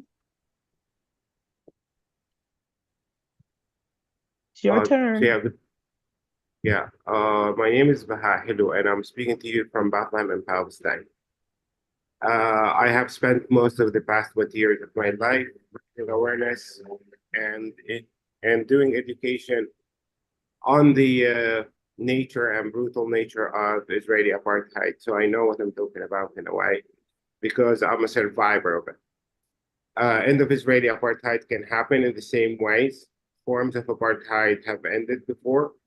Afro-Americans have survived like nearly 100 years of Jim Crow laws that constitute apartheid. We have 46 years of apartheid South Africa that have ended. And just like those forms of apartheid have ended through continued rejection, like apartheid in Israel, Palestine will continue until we are all have the courage and power to reject it by empowering Jewish voices that are standing against it, by empowering Christian voices, Muslim voices, and other voices that actually recognize the brutality of such a regime that is imposed upon all of us. All I'm asking you to do is to please be inspired by those who believe apartheid cannot be reformed, but has to be continued to be rejected until it's defeated. Be inspired by those who reject racist claims that Jewish people somehow are allergic to my birthright to freedom and equality, as if we were free, Jewish people will die. Be inspired by American heroes who put time, effort, privilege into daily protests from November 1948 until December of 1985, and succeeded in shutting down the embassy of South African apartheid. Remember, you will not be able to help ending Israeli apartheid that we are subject to if you believe there is no apartheid, if you believe you cannot shut down the Israeli embassy, or if you believe it's somehow like not a regime that is bad enough even with genocide. So please be courageous and support the overture of 06 to help provide the education needed to act wisely. And thank you. Thank you. All right. And you all are listening to what our open hearing persons are saying. All right. We have, so it looks like we don't have, the other support person is not here. So I am going to invite, the next two speakers are people who spoke on the previous one. So I'm going to invite Yehel, who I didn't get the name right the first time, and I'm not going to get it right this time. I apologize. Yehel, you here? Okay. I do see Rabbi Abby Shargrovsky. Okay, so they spoke on the previous one, but I don't see them speaking here. Did I miss anyone who is officially? So Adam Griegerman, Nava Haney, Rabbi Sharosky, Yehiel Paputko. All right. Well, it looks like the hearing has completed. Excuse me, ma'am. I'm here to speak in favor. It's Reverend Marietta Macy. Okay, I see. Yes, please. I apologize. Yes. Oh, I see a few more names underneath my list. You Okay. are welcome to join in and share your thoughts. Thank you. Good afternoon. My name is Reverend Marietta Macy, and I'm speaking in favor of Overture 06. I'm joining you today from Charleston, West Virginia, where I've been serving at church as the Associate Pastor of Christian Education. I've spent most of my professional ministry career working in education and with the subject of Israel and Palestine, coincidentally. It was exactly 20 years ago this summer that I was first sent to General Assembly myself as a youth advisory delegate. So my prayers are with you through this experience. I was assigned to the Peacemaking Committee, which was my first step in learning where Palestine even was on a map. I've learned a substantial amount since then, just returning from my 10th trip to the land with a Presbyterian delegation a couple of months ago. And all the learning opportunities I've had were invaluable this year, as I could hardly walk down the hallway of my church after October 7th without someone stopping me to ask for information, resources, and my perspective on the war, how and why it started, and what was going to happen. Speaking to you as a lifelong Presbyterian and educator, I know few things more helpful in times that complex discussions are called for than good, reliable resources, which these are, and are in line with PCUSA policy, including the use of the word apartheid. We are called to be the body of Christ on earth, acting in ways of love and justice. And to do that well, we need resources to be a thinking body. In an age when we are bombarded with false and disingenuous news, Presbyterians need to know there are some resources that they can count on that are both factually and theologically sound, rooted in love for all God's creation and centered on equity and justice for all. Please vote in favor of Overture 06 and support Presbyterians and others in their deep need and desire for education. Thank you. Thank you for sharing your thoughts on that and your experience. All right, I do see we have Pauline Kaufman. Pauline, are you here? I'm looking through the participants list. I don't see that you are participating. So I'm going to go to someone who has spoke on the previous one, and that would be Reverend Dr. Charles Hayward. I know I saw you. And now I invite you to show your face and tell us what your thoughts are in regards to item number 6.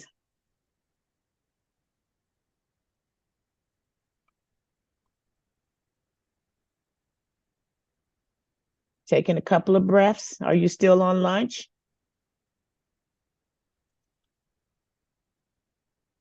All right, we're going to give him a few more seconds.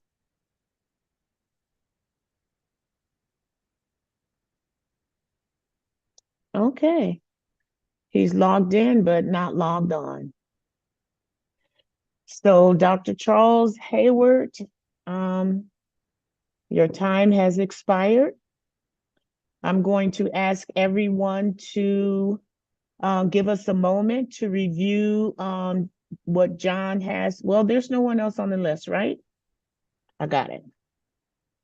I'm just going to ask everyone to give us a moment to look at the covenant that John, our equity support manager, has sent to us. I think he sent it. Did we get it? Okay. So, yes. Okay, he put it in the files on my GA. So we can let's look at it first and then invite you all to look at it after we give a nod or not. Everybody okay with that? Okay, thank you.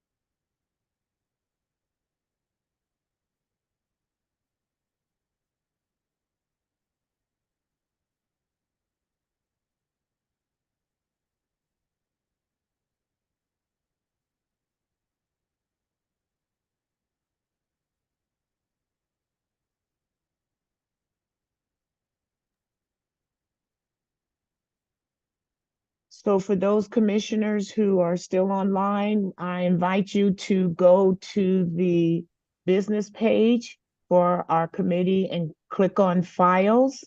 And the International Engagement Covenant has been posted there. I also invite those who have spoken already during the open hearings for item number 5 and 6. Thank you for your time and sharing your thoughts. But we have finished with that part of our agenda. Thank you. You can go to the live stream to continue to watch what's going on in our committee.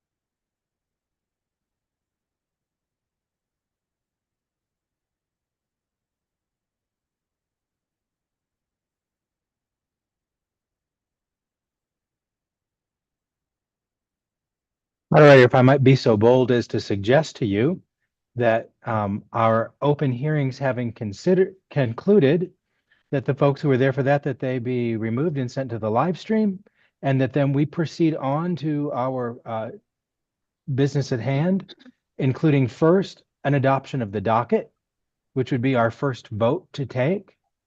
The docket, by nature of its presence there, is before us. And so I would ask you to move that docket. Yes, thank you. Reminding me where I should be. So yes, so all the persons who were here for the hearing, since it's over, you will be escorted out of the committee Zoom and welcome to join the live stream. I'm going to give you a few seconds for that.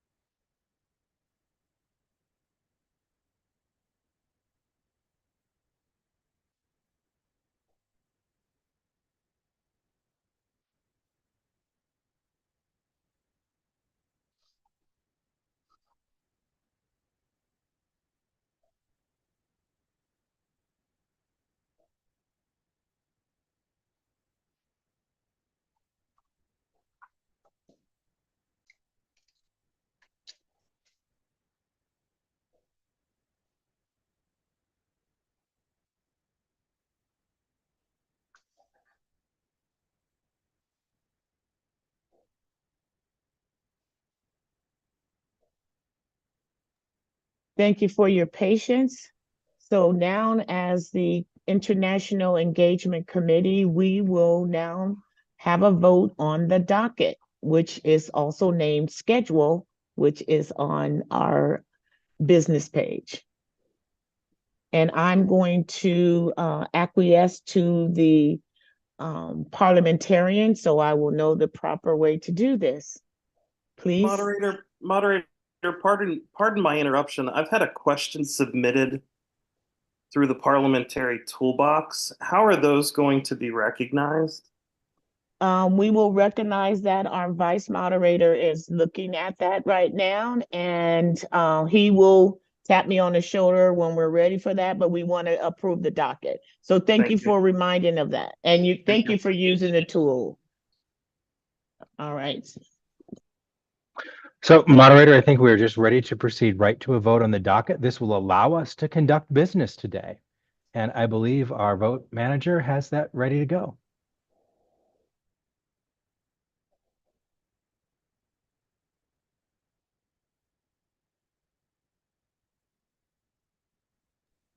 All right. So I'm going to introduce our vote manager. You know her as Sydney. She is here to help us with that. The vote should be open. Can you guys see it?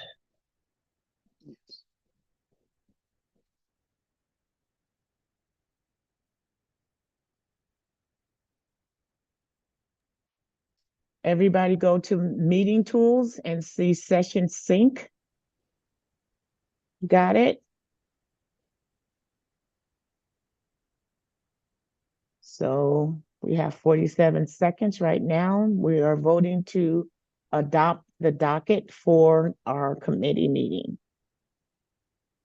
Click on your answer and we'll give you the results after the time has expired.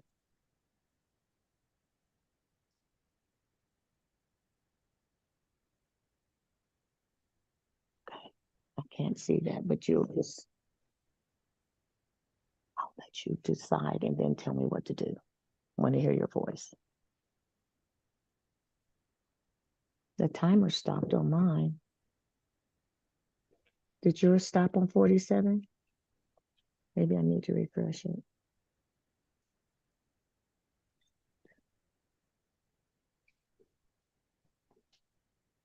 Okay. Start it up again.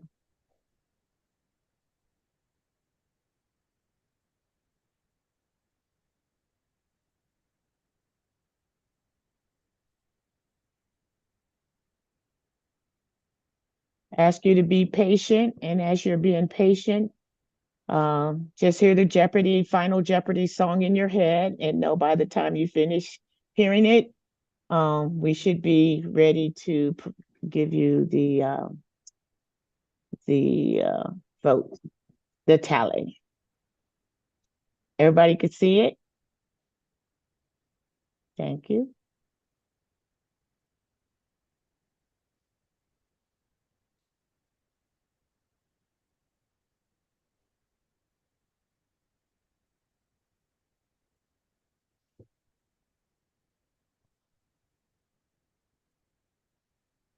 Okay. The voting time has expired. And this is our first one. See how that goes.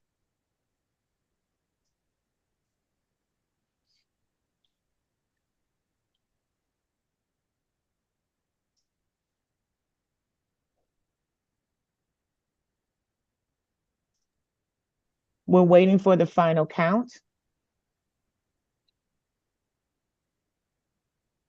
I don't have anything. Yeah. Some technical difficulties.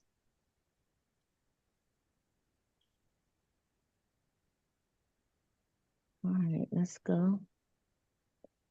It's not working for me.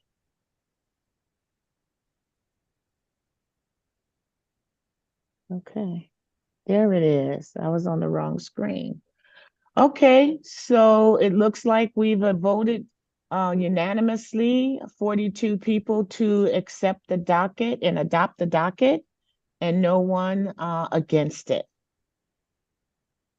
So, since that is where we are and we are on business right now, I forgot what his name was.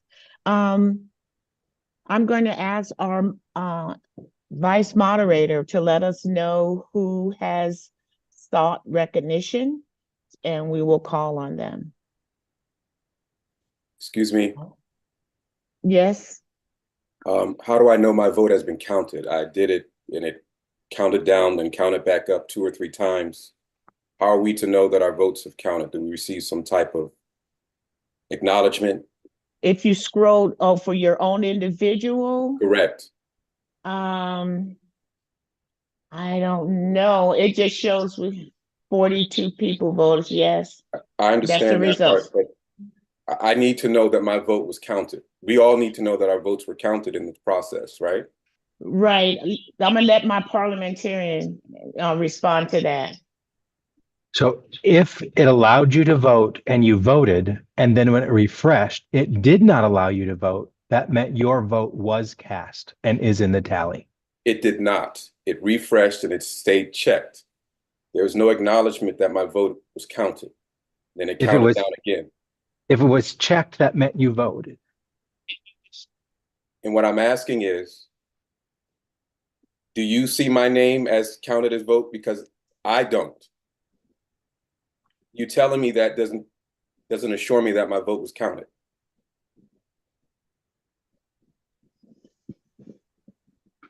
We don't see who voted, how they voted. What we see is the total of commissioners that have voted. We know that 42 commissioners voted on that vote. I understand, but I see that there are 51 participants. I don't know how many commissioners are here. How do I know my vote was counted? That's all I'm asking. If you can't tell me, I understand, but there has to be some mechanism that we understand that our votes were counted. We will check with the help desk on that, but we have more people in here that are some of our resource managers are here. So that's why it shows 51 people at this time. So we know we have at least 47 people on our committee. So we will check with the help desk regarding the question that you've asked, and hopefully we'll be able to get you an answer by the end of the day, if not by tomorrow. I hope that's acceptable with you and everyone else. Anyone else who has concerns?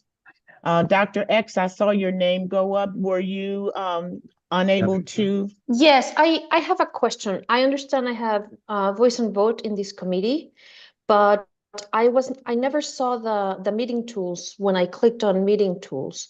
So I'd like to know, does that mean I'm having a technical difficulty, or is that because I actually did not have the right to vote in this vote? Okay, let us look into that. That's a good Thank question. you. We will see.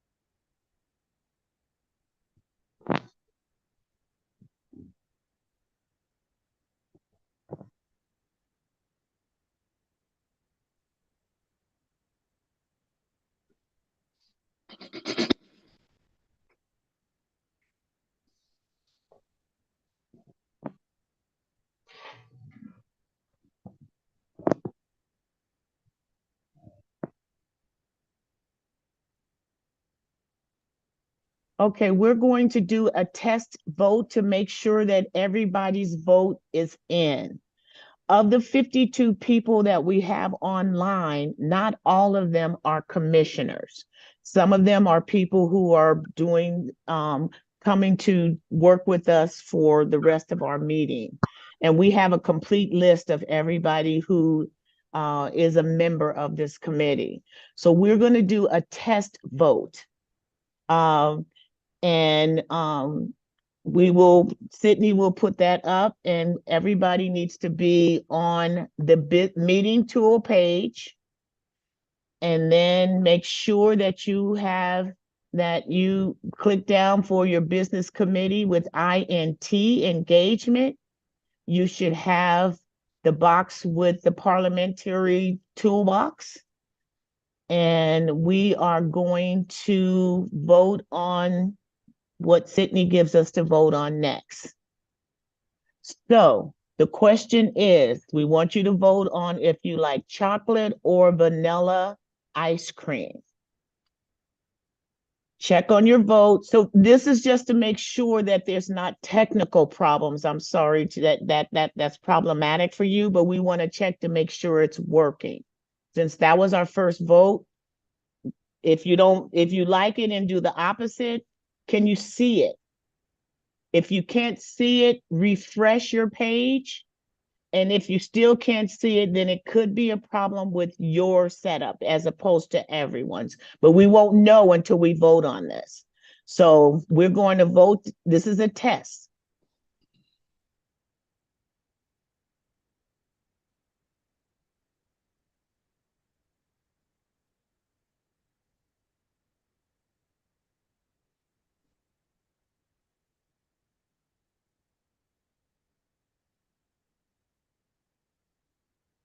So it looks like time has elapsed. I don't want to do a refresh because it'll take me back to the beginning, but we might need to engage the help desk on this, but I'm going to check. Yeah. Okay, so it looks like not everybody voted. We have a total of 41 people who voted, but we have 47 people in the committee. Can people raise their reaction hand so I can know if you voted or not? Or if you were able to vote. If you didn't vote, well, I'll let my communication person communicate how this should be done. So we can check with the help desk and let them know before we get to the business. We appreciate your patience. All right, so we have. Are we raising our hands if we voted or not? So we're asking them to raise their hand if they voted or not voted. That's what we're asking. Okay, so everybody lower your hands. We're working through this, so be patient. Remember, that's what we have in our covenant. Everybody lower their hands, and we want everyone who did not vote to raise their hands.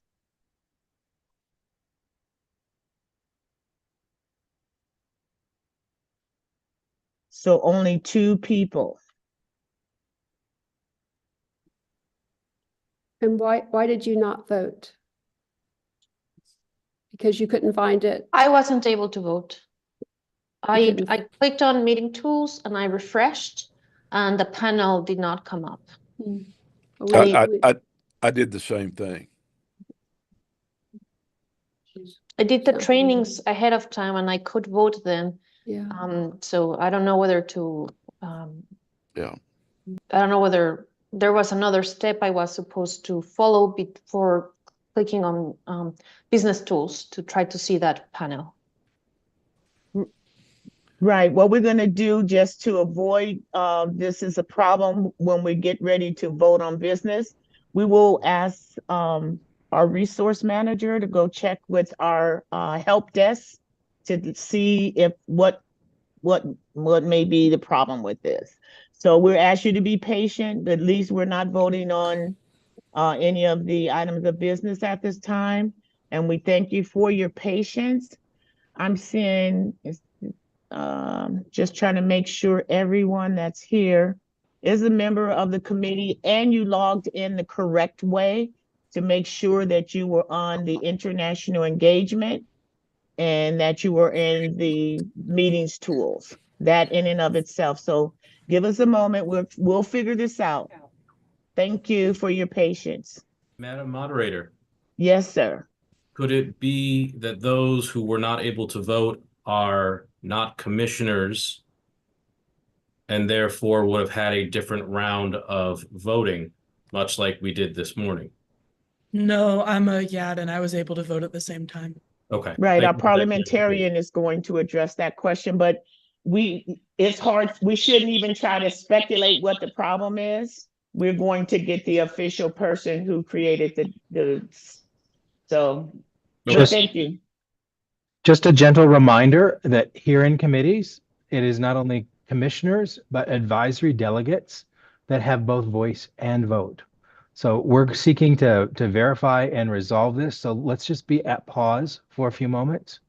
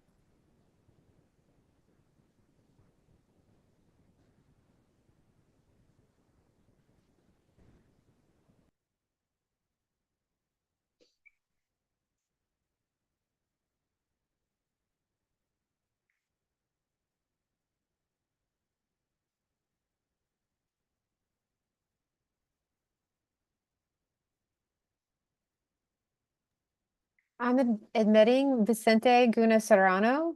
He is going to help us out. Hello, can you all hear me? Yes. Yes, thank you. Yes, I believe that the question was around the voting tool, right? And how can we ensure that the vote is being counted? Well, the way, as you all know, this is secret ballot. So not even us know the way you all are voting, but the check that we have to ensure that the vote has been counted is that little check mark that appears in the voting buttons. Once you pick your option, if you see that little check mark, rest assured that your vote has been counted. Thank you very much. Thank you. There was also 2 people that could not vote, and they can describe their situation, I think. to you now. Yes, thank you. Hey, Vicente, Jimena.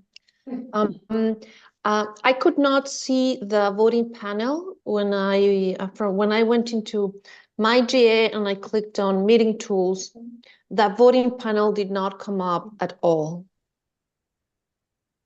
So Jimena, forgive me because I don't know exactly what your role is. I understand you're a corresponding member for sure, right? Are you? I'm Or a a TSED. commissioner? I'm an TSED? advisory delegate. Okay. My understanding is I have voice and vote. If that's wrong, just do tell me. But I believe No, no. I. Sorry, I think you're correct. You should have access to the voting panel. So let me look into your account. This is one of those things that we want to run through the help desk Yes. for not interrupting the meeting. Yes. So I'll look into your account right away. And I believe that there's Okay. another person with some similar issue. Is it? Reverend, Reverend Sipo? Yes. Sipo Mtetwa. Yes. Thank you, moderator. The past moderator of the Uniting Presbyterian Church in Southern Africa, the immediate past moderator of that denomination. And I was struggling from the beginning of today's session to actually get access to the platform. And I was communicating with Dr. Wright and Ms. Sherry Hunter about this. It was backing and forthing until about 2 hours later that I was able to come in. So I didn't have access to how the voting process happens. And when I wanted to speak on the last overture on apartheid, Israel and apartheid, from my perspective as a South African, when I raised the hand, I wasn't aware that there was a different tool and process for the voice, and secondly, and finally for the vote. So I thought I just needed assistance. It was technical. They were aware, those that I communicated with, and I communicated with the help desk, and I was assisted by somebody who's in another committee, who knows me from South Africa, who is a member of the PCUSA, but who knows me from South Africa. So that was the situation, and I've not been able to speak as well as able to vote. Thank you. Okay, we're gonna put this in Vicente's hand to work through. Just to share with the last speaker that we've not gotten to that item of business yet. It was open hearings. He will be able to address that item of business when we get to it. Right. So just wanted to see if you actually went through the business tools and did the training. That in and of itself is important. Is he still here? I don't see him. So were you able to complete the training? Moderator, I was not able to have access to the tools of training at all. Okay. So that's where I would need to start. Yes, without you going through the training, it would be difficult for you to know how to vote and how to use the tools. But you do have access to my GA, obviously, because you're on it now. Yes. I'm not sure. Give me a second. I'm gonna figure out what we need to do next. Okay.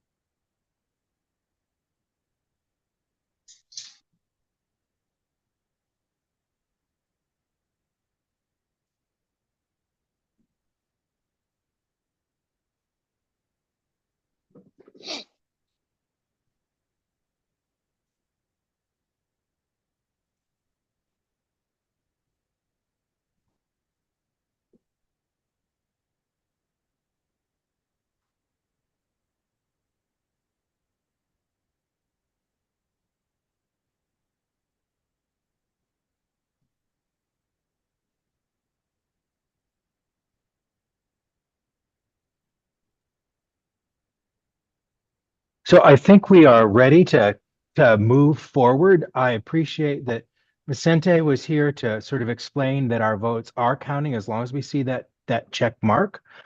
There are those couple of folks who aren't sure that they can see the voting panel. I think that's going to be verified through the help desk. Am I right, Vicente? So I think we're ready to move forward and begin working through our next item of business. Are there any other, moderator, would you check if there are any other questions in the queue? We're checking that now. And I think one of our covenants was that we would trust each other. We're going to not only trust each other, we're going to trust the process and try to find a way to make sure that everyone's vote counts and everyone knows how to do that. Okay. So we have a few people whose used for recognition are our vice moderator is doing that. So are you all okay? We're moving on. Vicente?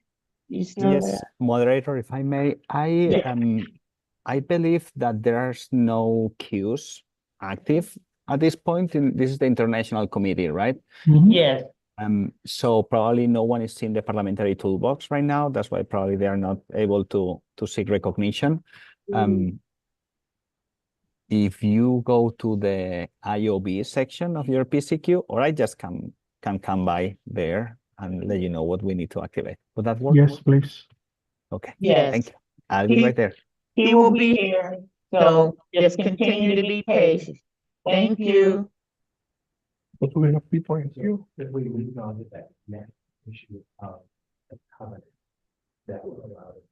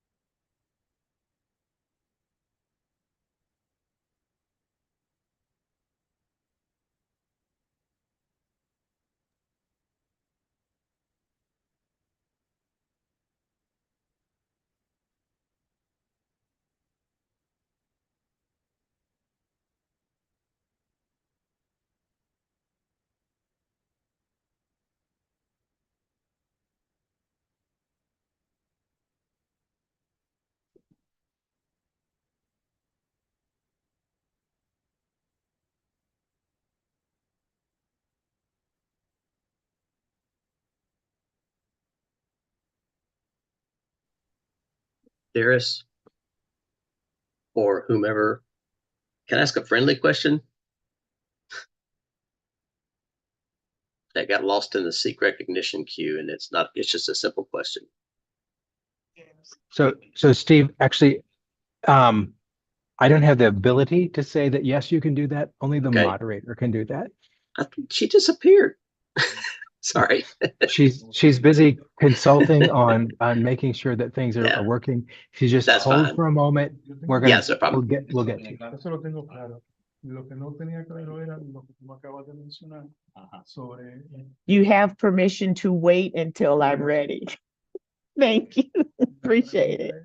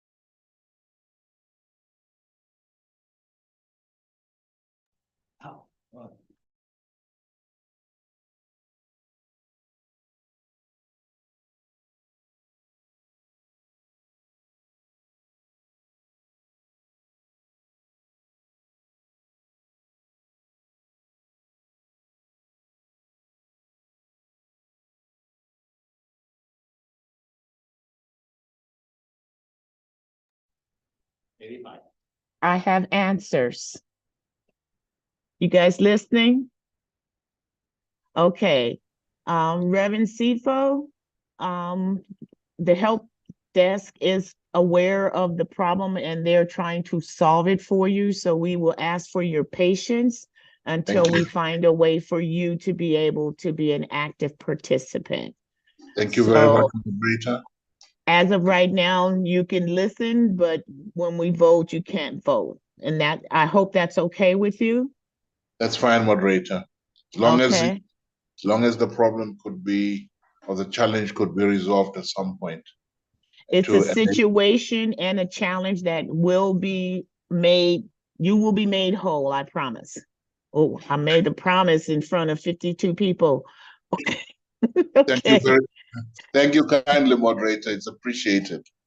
Okay, and Dr. X, I was told by our help desk that they have you in their queue and they're working on it. You don't need to contact them anymore. You just have to continue to be patient.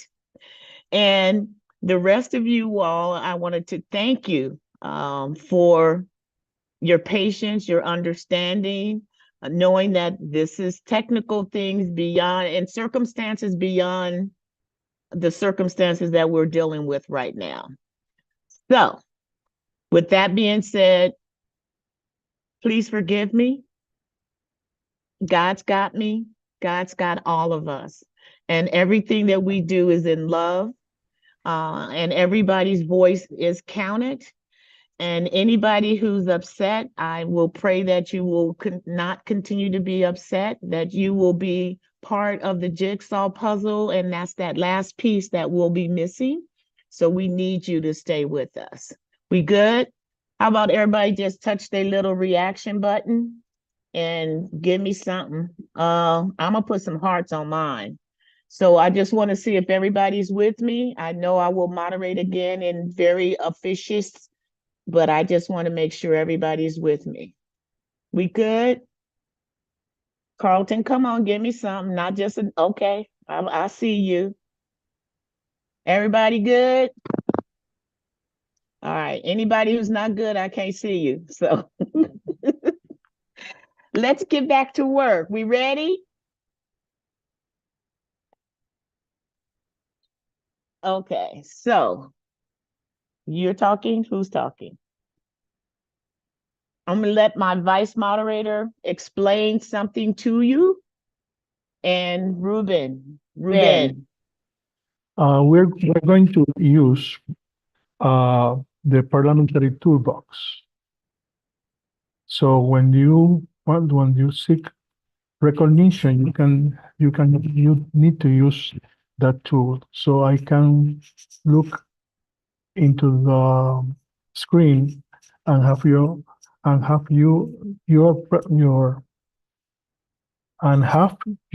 intention to speak. All right, so he's explaining to you Right now, how we're doing.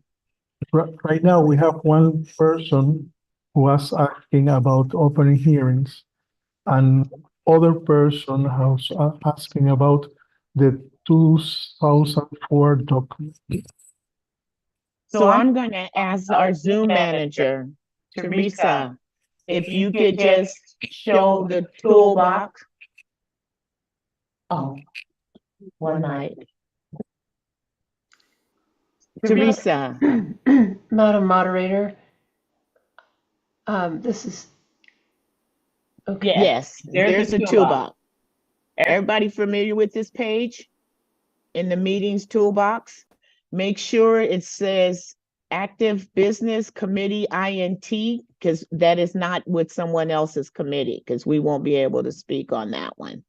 And this little button right here, I don't know if you see it under the parliamentary toolbox, has a question mark and it says seek recognition.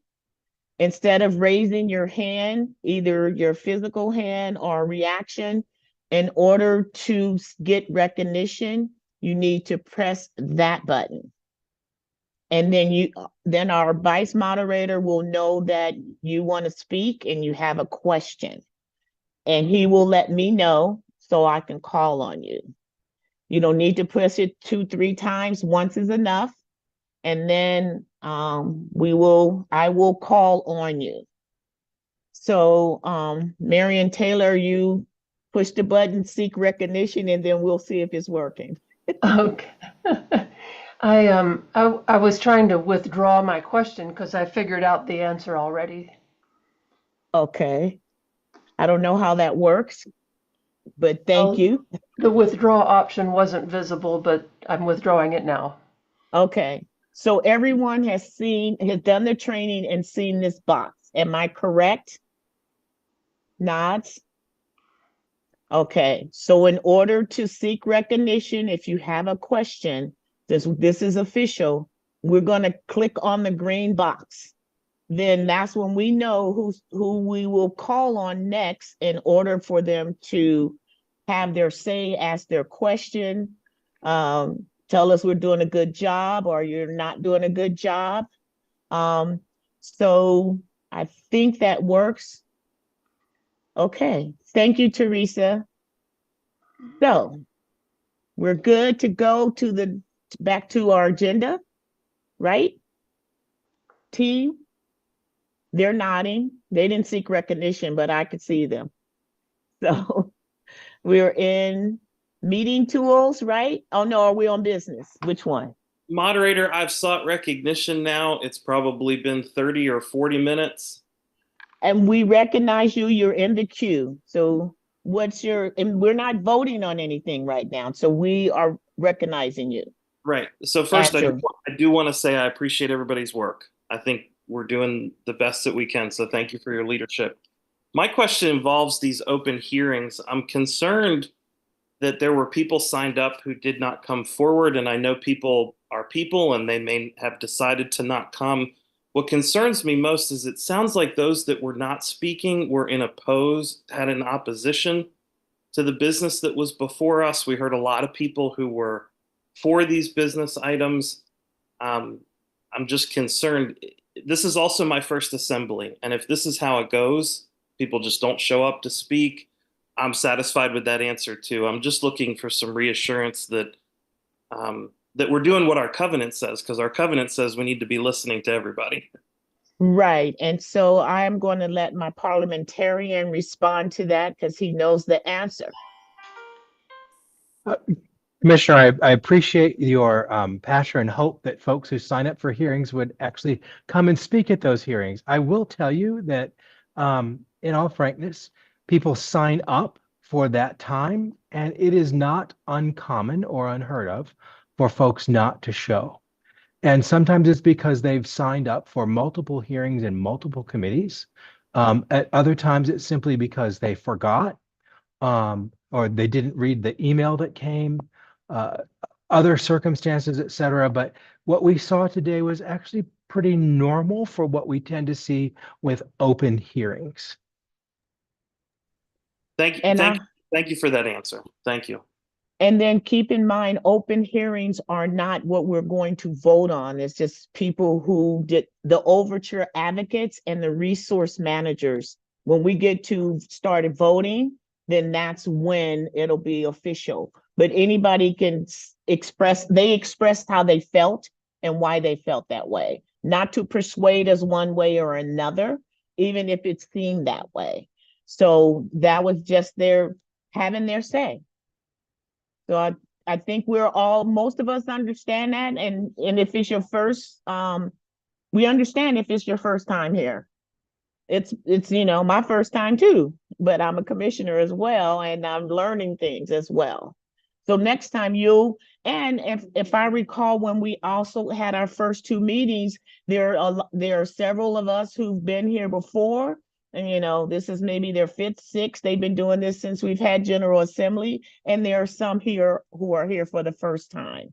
So I am saying what we agreed when we spoke and we met each other, we agreed to learn what we can and bring what we have, the gifts that we have. So I am assuming that we put all that in our covenant. So we're ready to move forward with what's next on our agenda, which we already approved the docket, so we can go to what's next.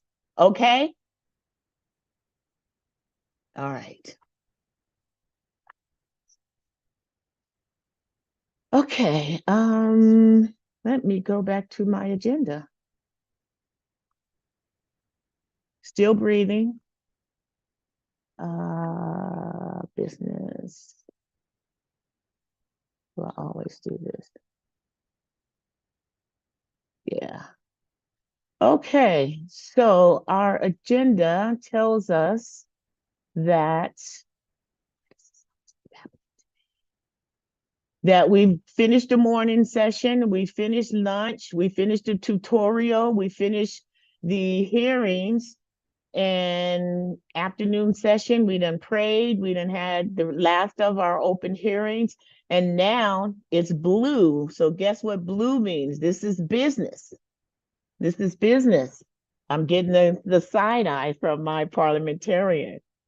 So, gosh, I have a script on what I need to follow here. We have overture advocates, those who wrote these overtures. We have recommendations. We have references. We have a whole rationale and other comments. I'm just trying to remember what I forgot. So bear with me. And give me a second. Let me check with my parliamentarian because it's time for us to get to business. And we have resource managers who are waiting to give us their input. And I'm putting you guys on hold. Yeah. We're going to ask our resource managers to come in. So you're going to see the participants getting a little bit bigger. And meanwhile, I'm going to talk with my parliamentarian to make sure that I do this right. So y'all won't question me. Okay, hold on.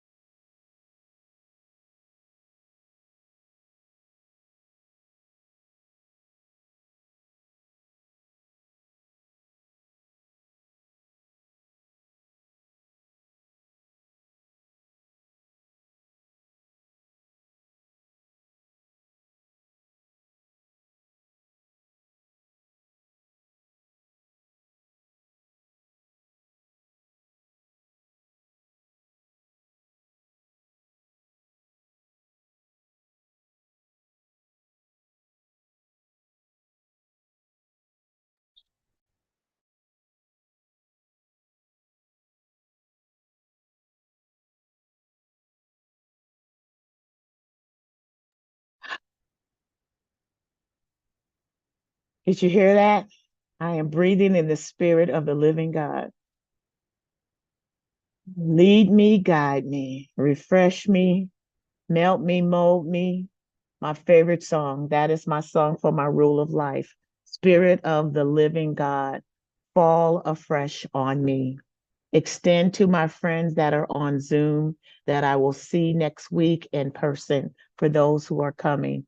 Thank you for your patience. I'm doing this for the first time, but I will get it right, I promise. So now we are going to consider the items of business.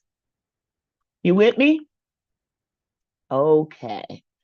So if you in the business part of our agenda, right? You with me? Nods? All right. We are going to look at, where are we? Schedule. I have the same screens that you all. All right, so we are going to look at the first overture and how this works. The overture is called On Support of the People of Guatemala. And the way this works, we are going to invite in the overture advocates. We are also going to contact and are in contact with the resource managers who know all about what's going on and to support this item. So first things first, who is the overture advocate for number one? I'm asking my resource manager. So we're talking together here, y'all. Yeah. Our overture advocates for item number one are Carrie Shathoff and Douglas Michael, and they'll be presenting together. Okay, can you say that so everybody can hear you? We can hear you. The overture advocates that we have for item number one are Carrie Shathoff and Douglas Michael, and they'll be presenting together. Okay, there you are. It's on you. We welcome you. And how much time did we say that they have? 5 minutes. Okay, you're ready? I think Douglas is going first. Douglas, you're going first. Where are you?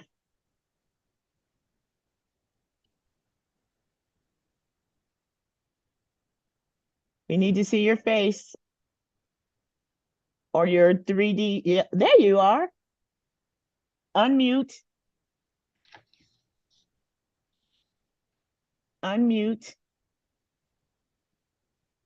And for your first timers, this is the opportunity for us to listen to what the Overture advocates are saying about this overture. So we're inviting Doug Michael to go first once he unmutes.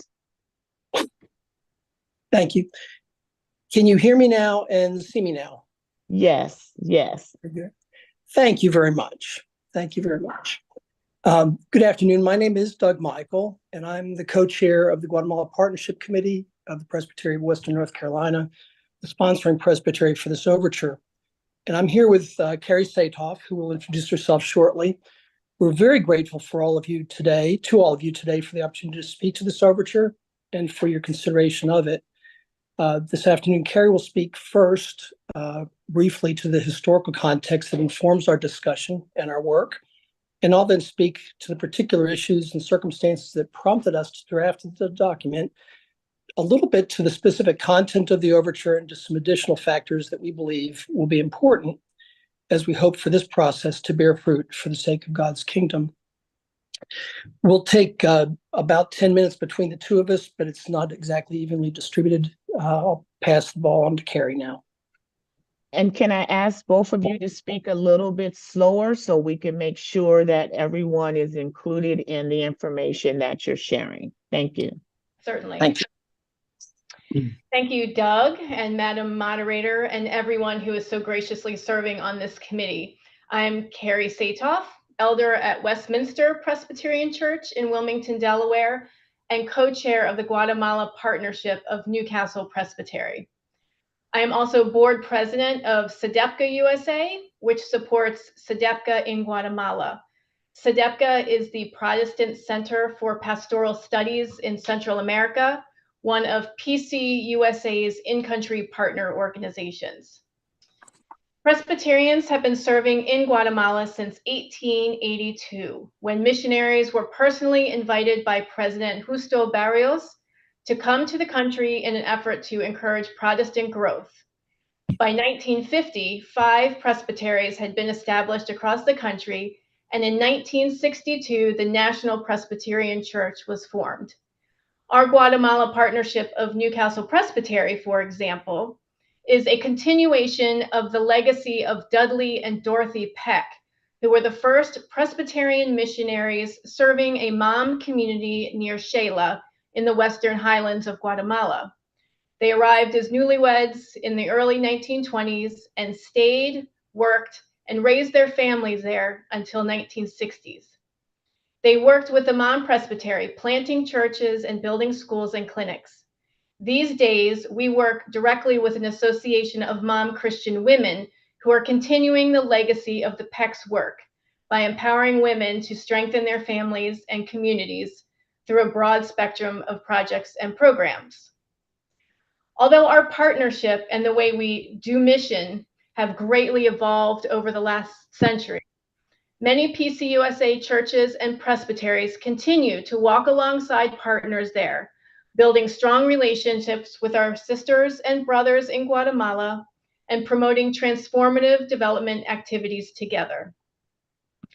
Today, at least 13 presbyteries have formal partnerships in Guatemala, including the 5 that are bringing you this overture today: Western North Carolina, Albany, Baltimore, Newcastle, and Inland Northwest.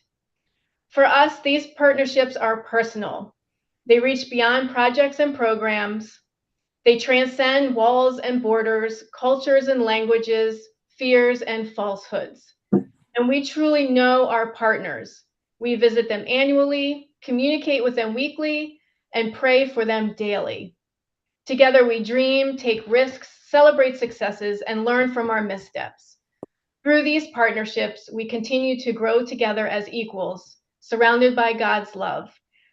And so because of this, we felt called to bring this important overture in support of the people of Guatemala to you today. Thank you, Carrie. I'll speak first to the origin of the overture with some brief context, and then with a story that I hope will be illustrative. The Presbytery of Western North Carolina has been engaged in partnership with 2 Guatemalan presbyteries since 1994. During these years, we have shared hopes and dreams while working and spending time together, and have come to understand much of the deep injustice and inequity that exists in Guatemala, witnessing how it extends to every aspect of daily life for our partners. In October of last year, 8 members of our partnership group traveled to Guatemala. Due to the pandemic, it would be the first visit in several years for most of us. And so it would be important for both personal and programmatic reasons. There was a broader context as well. National elections had been held in Guatemala in August, and following the election of the reformist candidate, Bernardo Arévalo, as president, the existing power structure began to engage in a great deal of anti-democratic activity in an attempt to invalidate the results of the election. Just prior to our arrival, the Attorney General had instigated an armed raid of the Independent Election Authority, further elevating national and international tensions. And so we arrived in Guatemala just as peaceful nationwide protests erupted and escalated. Thousands of citizens gathered and blocked traffic at approximately 100 key locations throughout the country. Commerce and travel was paralyzed. It was necessary for us to remain in the capital and manage our communication remotely. We would not see our partners in person. Over the next several days, we contacted our partners, watched the news, and learned how quickly difficult lives can become truly precarious. On our last full day in the country, we gathered for a Zoom call with 8 of our partners, pastors and elders, who were scattered throughout their presbytery. We tabled the entirety of our scheduled agenda. Saddened by the inability to be with each other physically, we just listened to our partners as they, in turn, described life in their communities during this week of national crisis. We heard of bare grocery shelves, scarce fuel and price gouging, long lines of traffic stuck in place for days, of people unable to get to their workplaces, children unable to get to school, of people unable to access medical care, of delivery drivers sharing their perishable cargoes because the load in which they had personally invested would spoil long before they could reach their destinations. We heard of church members taking food from their homes and sharing it with strangers stuck in the same traffic. The stories were vivid and wrenching. In an effort to be heard, the people of Guatemala were willingly undertaking hardships while their leaders remained unaffected. When we asked what we could do, in addition to offering our prayers, our partners requested that we bring out their concerns and their needs to the attention of the larger church in the U.S. We didn't know what that might look like at the time, but we agreed to do that and turned to conclude our long and challenging meeting. Sometimes when we communicate remotely, cues can be missed. We fail to appreciate the impact of what has been said and heard. And so we were not prepared for the response when we asked if one of our partners and one of our group would offer closing prayers for this meeting. We looked from face to face on a screen that looked just like this one, and we saw one after another our Guatemalan pastor friends who typically pray as easily as they breathe, shaking their heads, wiping away tears, and murmuring, "No puedo, I can't." The people of Guatemala yearned to be heard, and it seemed that our partners felt that we had listened well and were grateful beyond words. It was a humbling and deeply touching moment.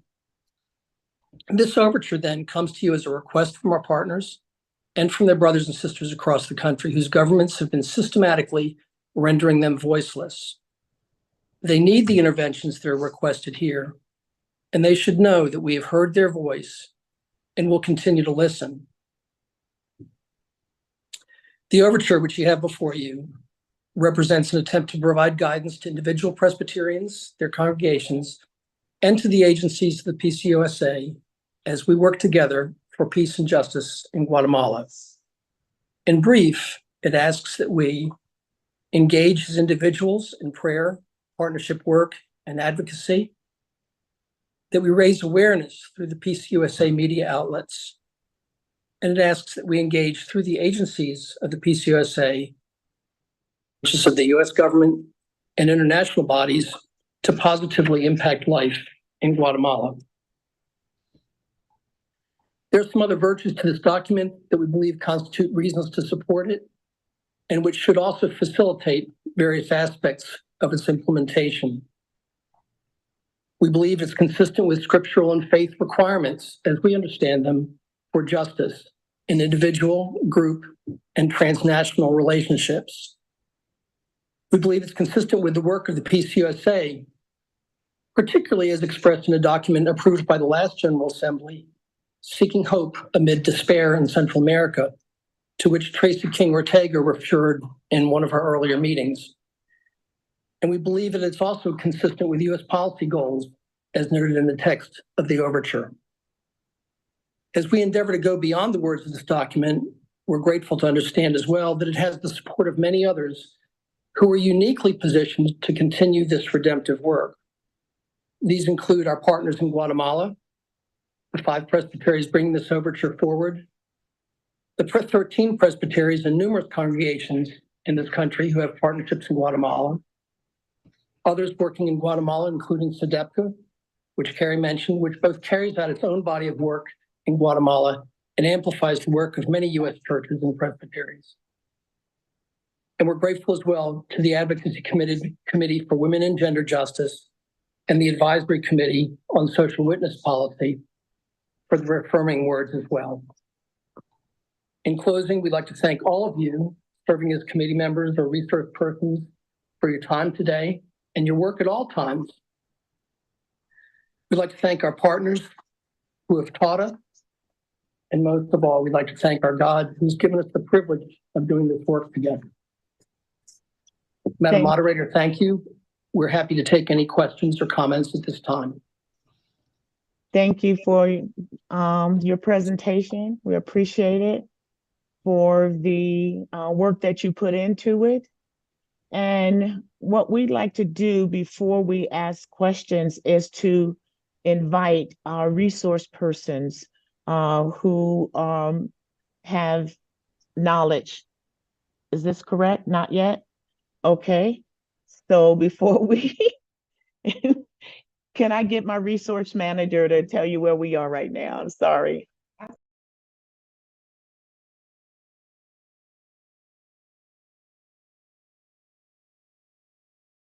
Speak and let someone ask the question. Okay. So I'm learning something else. The resources are available if you've looked at the business tool that shows what the items are. And if you click on resource directory, it'll show you different resources that are available for all of the business items. So right now we are going to the business tools, the meeting tools. Nope. Yes, we're going to the meeting tools, and we are going to click on to our international engagement, and we should all have the active box. And it says in the active box, consideration of INT 01 on support of the people of Guatemala. So we are making this official. You see the green button next to the question mark. If you have some questions or need recognitions, and time out for just a moment, please. Thank you for your patience.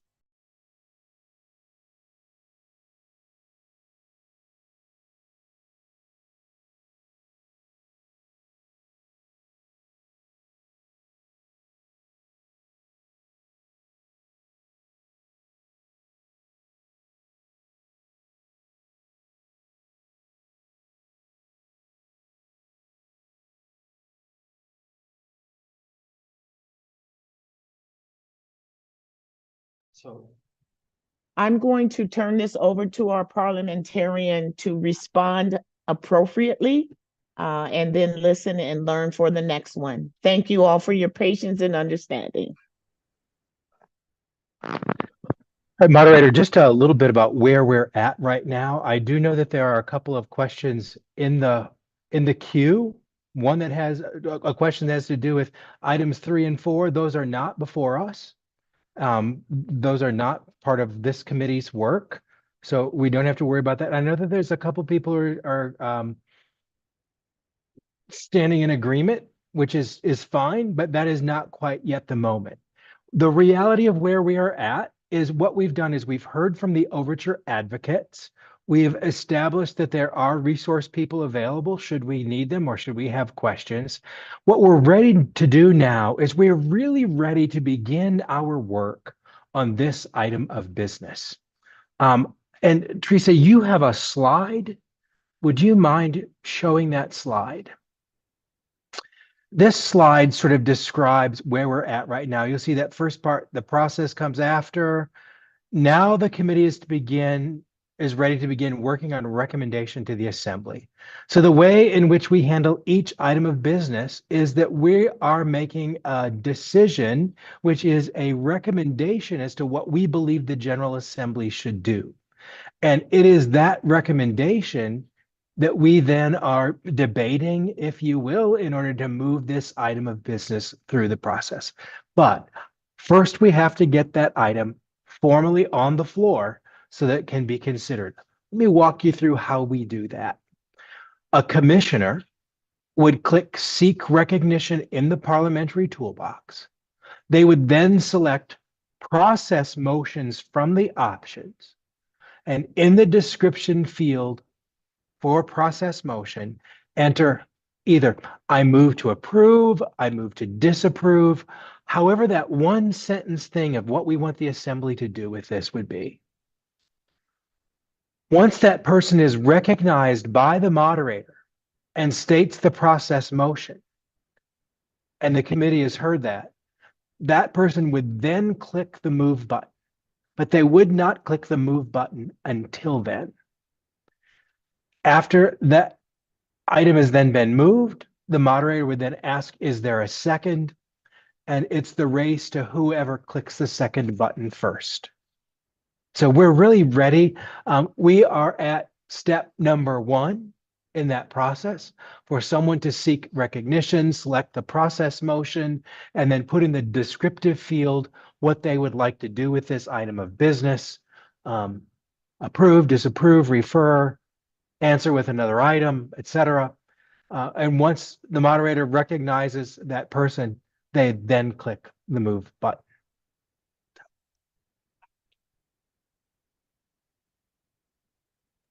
Thank you, Darius.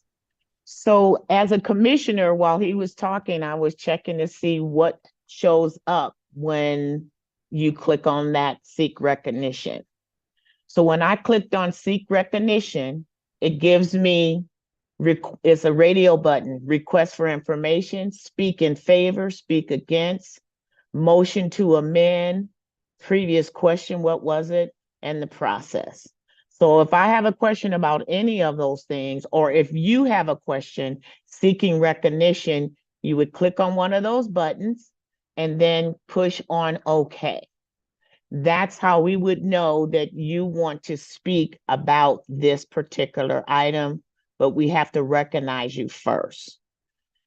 Do we understand that? And I'm following along with his instructions were really good, so I'm following along with it as well. But I don't have any, I'm not seeking any recognition. I just wanted to see what popped up. All right. Anybody have questions on this item only? First, let's get the item on the floor. So someone please seek recognition. Yes. And go to a process motion and enter what you want to do. Let's go. Oh, we have someone. Okay.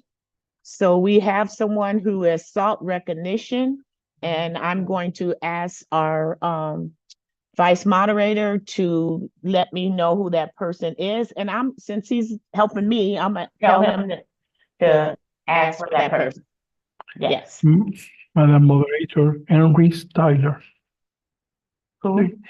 Henry Styler is seeking recognition to speak, to move the approval of item 01. Okay.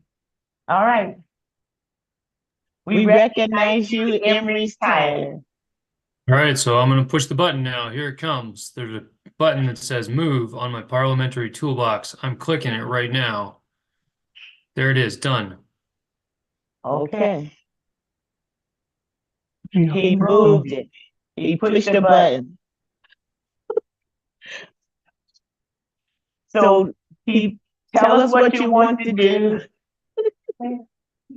You did tell us, right? Oh, do I need to tell you verbally? All right, I move that we approve INT 01 on support of the people of Guatemala.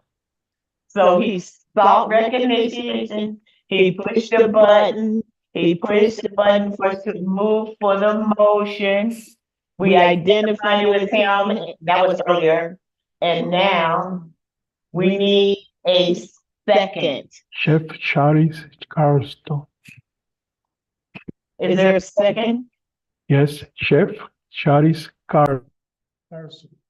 Carson has clicked on a motion. We have a motion and we have a second. Moderator, the item of business is on the floor. Moderator, the item of business is on the floor. I'm repeating after him. I got it. So now we need to do something else. The person who made the motion can. So the person who made the motion now can speak. So, we're all learning this together. So we are so happy that that covenant is covering us. So we have a motion, we have a second, and now the person who made the motion has the opportunity to speak, and you can talk to the Overture advocates who are here, correct? I think it was not no. All right, this is Emrys Tyler, teaching elder commissioner from Western Colorado. I think this motion, this overture is really well thought out. I appreciate all the detail Carrie and Doug and so many others have put into it. It's solid. I hear what Doug is saying about how it's a faithful, Jesus-like response to what's going on in Guatemala. And I especially appreciate that this is arising out of direct continuing personal relationships between many people and many presbyteries across the PCUSA and the church in Guatemala, and not, all the other things it could possibly be. But this, I'm hearing and reading that this is coming out of experience in a long-term relationship. And so therefore, I think it is worthy of the General Assembly's consideration. Thanks so much. Thank you very much for your response. Do we have? We have the motion. We have a second. Do we have anybody else who is seeking recognition on this? There is another person, Daniel Boyd.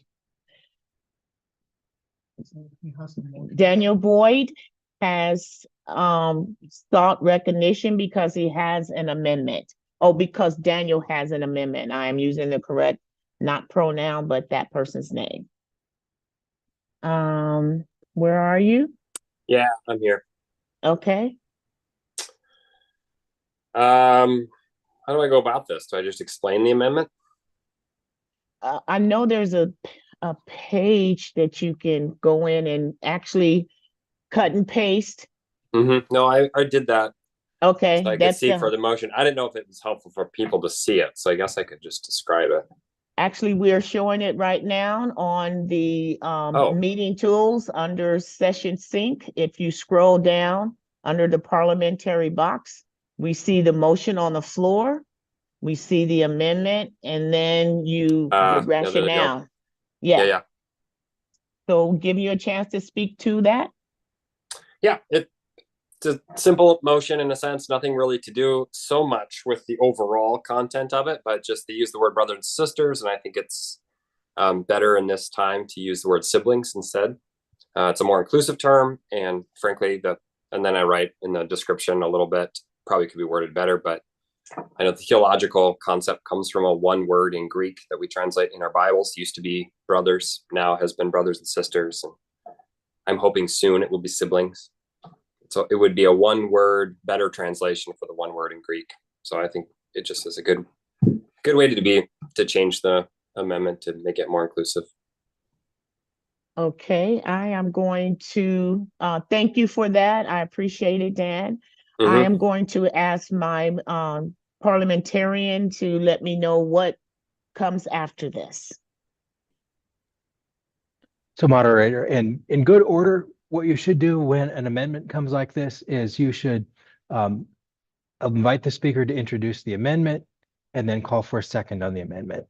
And then the amendment is debatable. Did y'all hear that?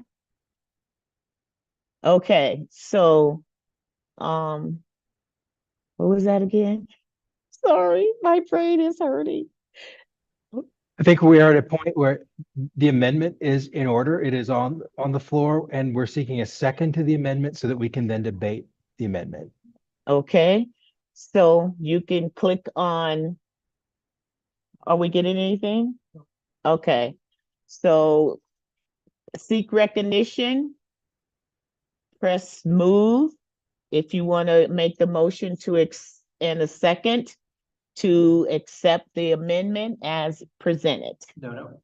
Oh, amendment. We're just getting the amendment so that we can debate it. Okay, It's a second is all we need. so a move and a second to debate the amendment to the motion. Is there a second? We're waiting.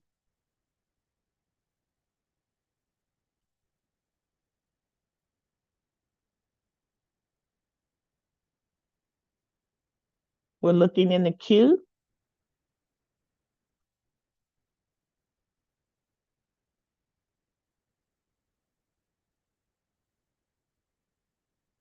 Please bear with us.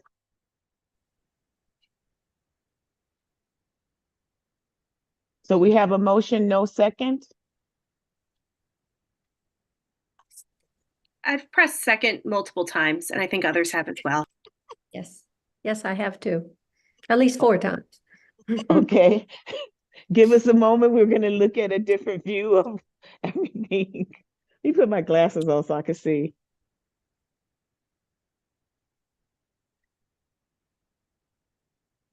All right.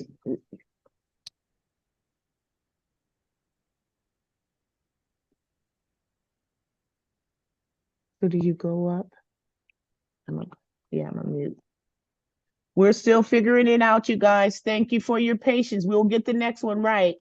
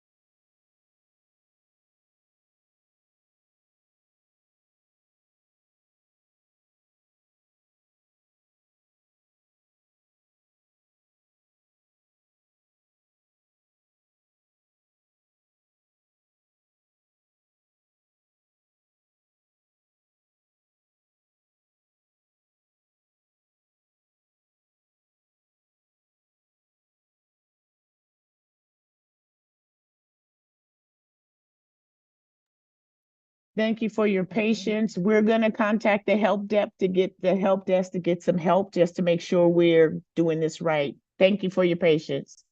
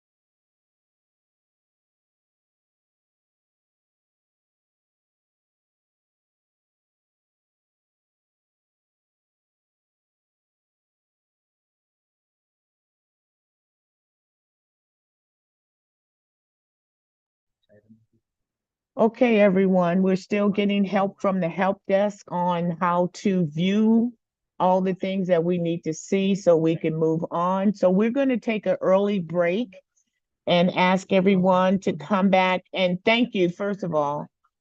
And then we're going to come back at 2:45.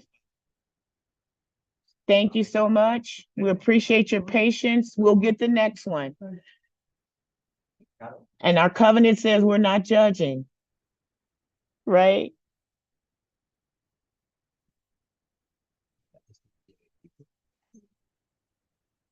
Let me get my, so they won't talk.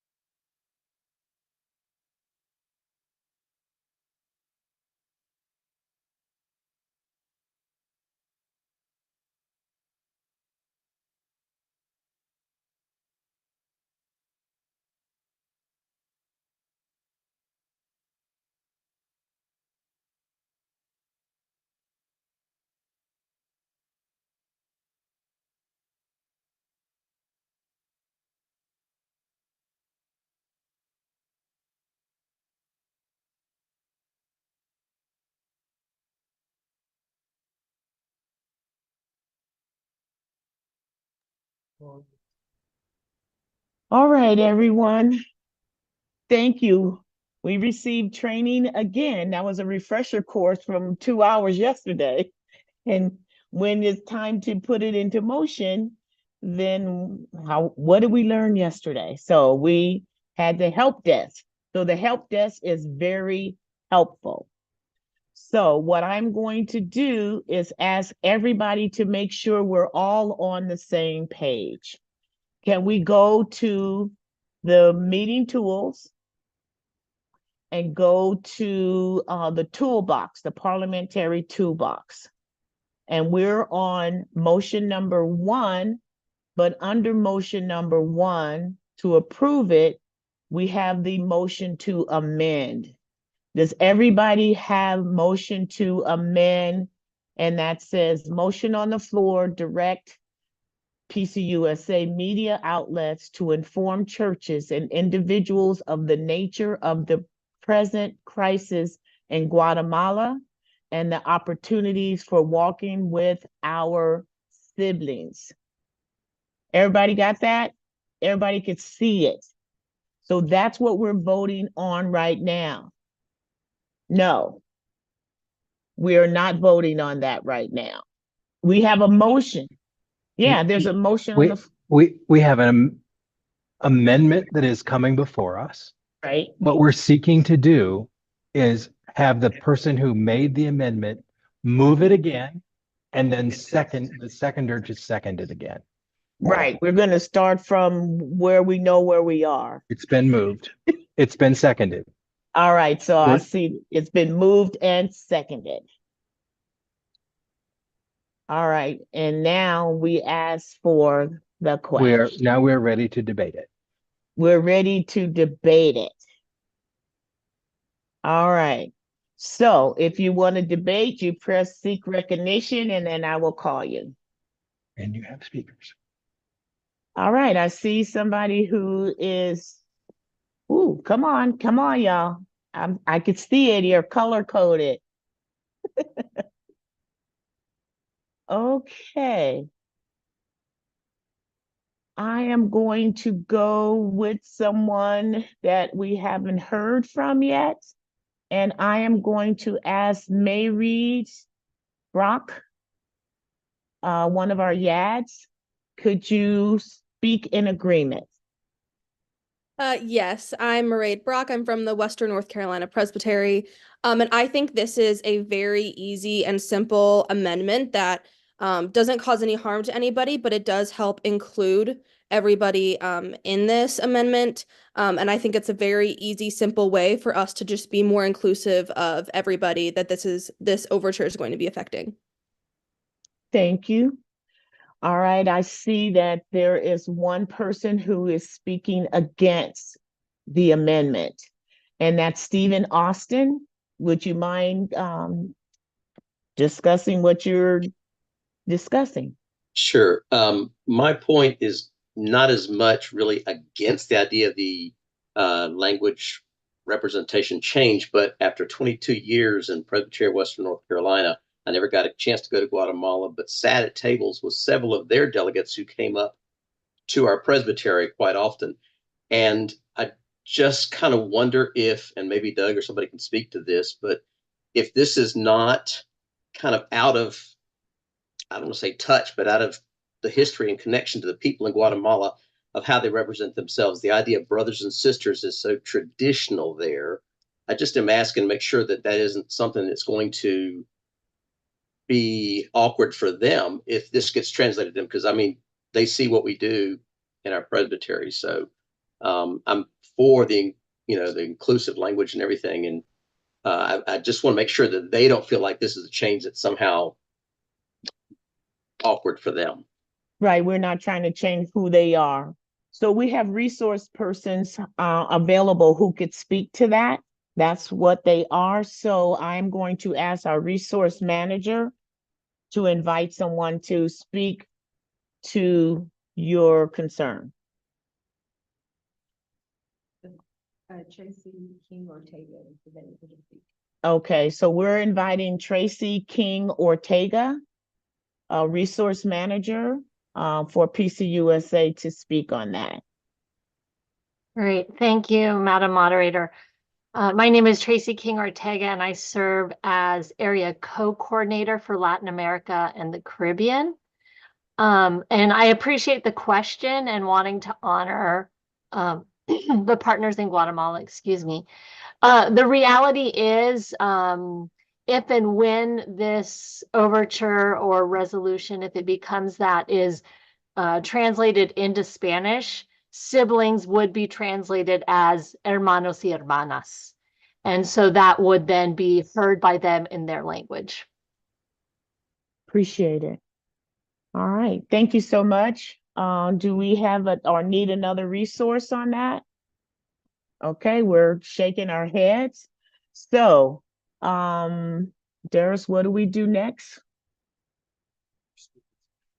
All right, so I showed that Matthew Byerly is speaking in agreement to the amendment. Matthew, open your mic and speak, please. Actually, I believe that what I was going to say has already been affirmed by someone else, that when we can manage to, as long as translations do not interfere, have inclusive language on our end to reaffirm any levels that we have across the board.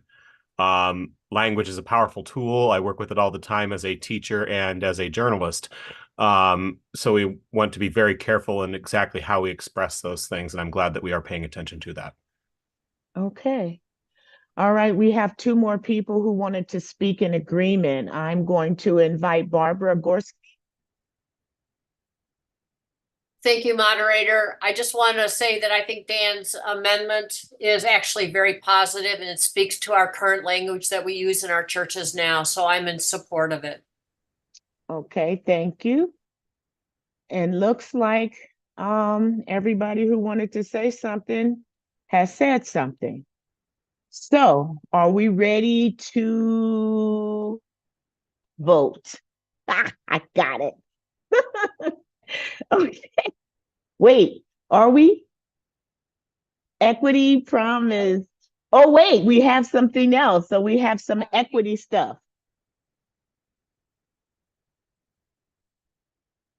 Okay, so this is how we do this. Here's the question. Now we move to the vote. Are you ready to vote is the question. And what we're going to do before we vote, because remember, we're trying to discern what we're doing and why we're doing it. Not because we can, but we've heard the voice of Christ. So Equity Prime says, what additional voices and information do we need to make an equitable inclusion decision? Could there be an unintentional, desperate impact, both active or passive, that could perpetuate inequities? Is this decision best made now or at a different time? So you guys saw those, we can reference them, but we want to make sure that we've considered them. Are you ready to vote? So we're going to pause, let you click on it once the motion comes up on your tools, parliamentary toolbox. We are voting on the amendment to change the verbiage from brothers and sisters to siblings. So you can vote yes or no to accept the amendment.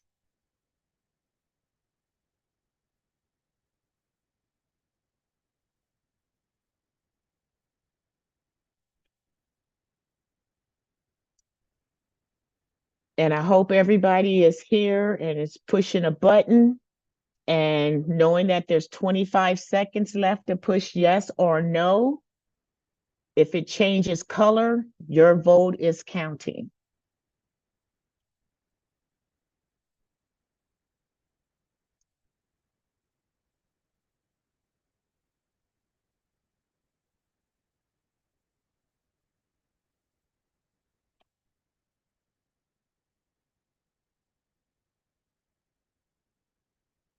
The final Jeopardy question music has been played.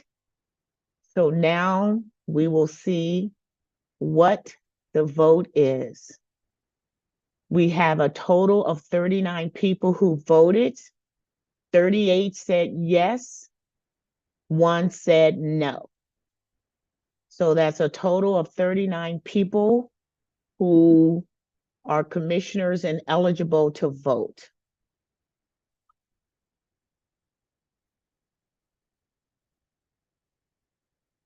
So it looks like the motion has passed to amend item number 1. Do we get nods? Ooh, my heart is racing. I just can't tell you how excited I am. It's like, ooh, I can speak Spanish. No, silly. Okay, that is done. So guess what we get to do now? We need to vote on the item of business again in the. We did debate main motion We, as amended. okay, say that. We need to debate the main motion as amended. So,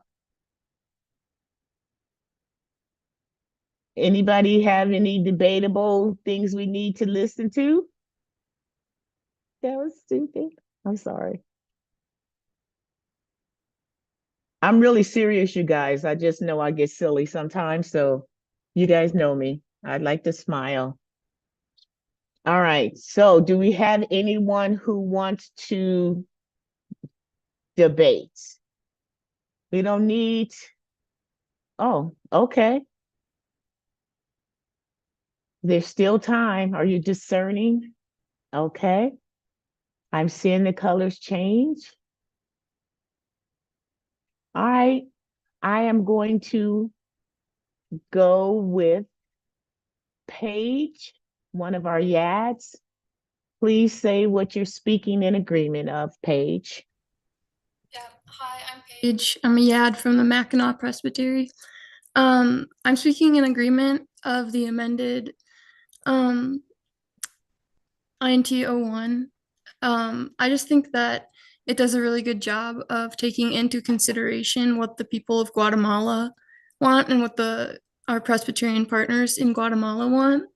And I think it's a good idea to have this issue be something that we focus on and do the work to make people more aware of the situation there and what we here can do to support them. So thank you. Thank you, Paige. It looks like there's a familiar name again who actually has spoken several times. So I am going to ask Steve Austin to speak as to if it's something different than what you said before, or is it something that you need us to hear now? Very quickly, I just want to say if every presbytery could be as involved with the work that I know that Presbytery of Western North Carolina has done for Guatemala, both in Suchitepecas and Sur Occidente presbyteries, it would be a phenomenal. And so I more than encourage us to adopt this entire resolution, especially as amended. It really needs to be put before the whole church, along with all the other places we do missionary work at. So thank you very much. Thank you. We appreciate your response. And then we actually even have a motion now, and I could see that. But before, so I guess if we don't have, do we have any further discussion? If not, then we can get a motion that has already been made. Do we get a second? Motion has been made and seconded. Oh, we're on the main. That's the motion. So are you talking about the one that says Theodore Anderson? Mm-hmm. That's the motion. Where's the motion? There's no motion. Okay. I thought that's what the motion was, to accept. Oh, we need to put it in, well, we need to add the motion to vote on it. The motion, the main motion as amended has already been moved and seconded. It's now being debated. Correct.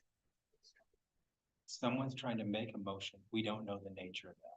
Okay, Theodore Anderson, you're trying to make a motion. We're trying to find out what the motion is. Is it on the amendment or is it on the original item of business with the amended text.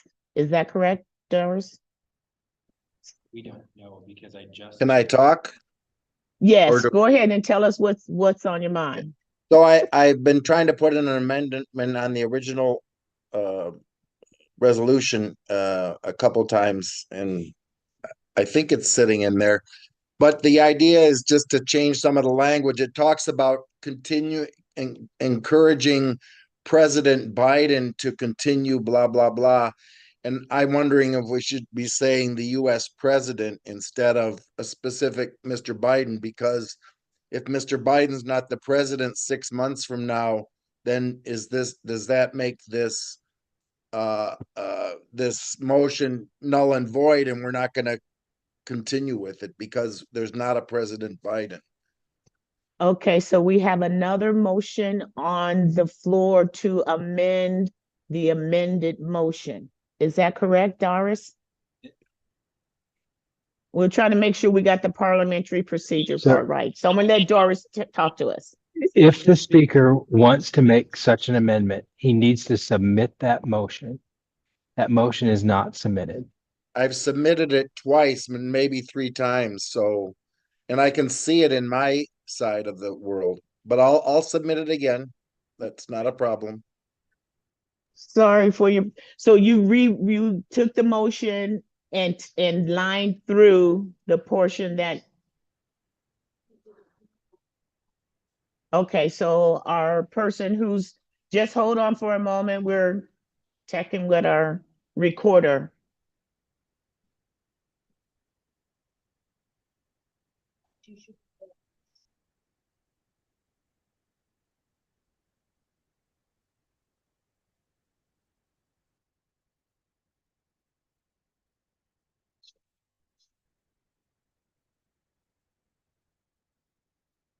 Take it out, that in a second. He put it in the record. So I think that's it now. You all should be able to see it there. Yep, I can see it. Okay, Mr. Anderson or Ted, whichever name you would like. It was the verbiage. You put it as item 01 as opposed to what it was actually called. You're on muted. It was the verbiage. Yeah, I'm Thank you, sorry. I found that if I didn't put REF1, it wouldn't go through. It kept saying there's a problem, and so I think there's an equity issue here with technology and people, but I'm serious about that, but I'm not gonna, Right. I'll talk about that So later. but their REF 01 is a whole different item. So I understand what your understanding is, but Yep. now we have the new motion on the floor, which you should see under your parliamentary toolbox. The motion on the floor now is to direct the stated clerk with guidance from the Office of Public Witness to urge the U.S. administration to continue engaging Guatemalan President Arevalo and Vice President Herrera to demonstrate its support for their efforts to give a voice to the Guatemalan people following the free and fair 2023 elections, and B, to reform the corrupt systems that impact every aspect of daily life. So everybody could see that motion number 3 on your toolbox. Okay. Okay, People can see it. Is that correct? that's the motion that you made, that we're changing it, Biden to U.S. administration. All right, so now we will go to. We need a motion and a second. Click a box. It's been moved and seconded. It is now available. It has been moved and seconded, and now we are opening it up for discussion. So if you want to speak against, in favor, if you got some questions.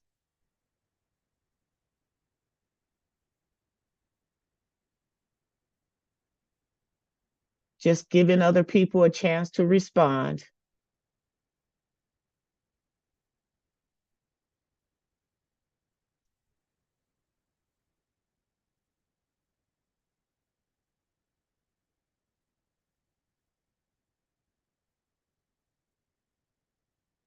Okay.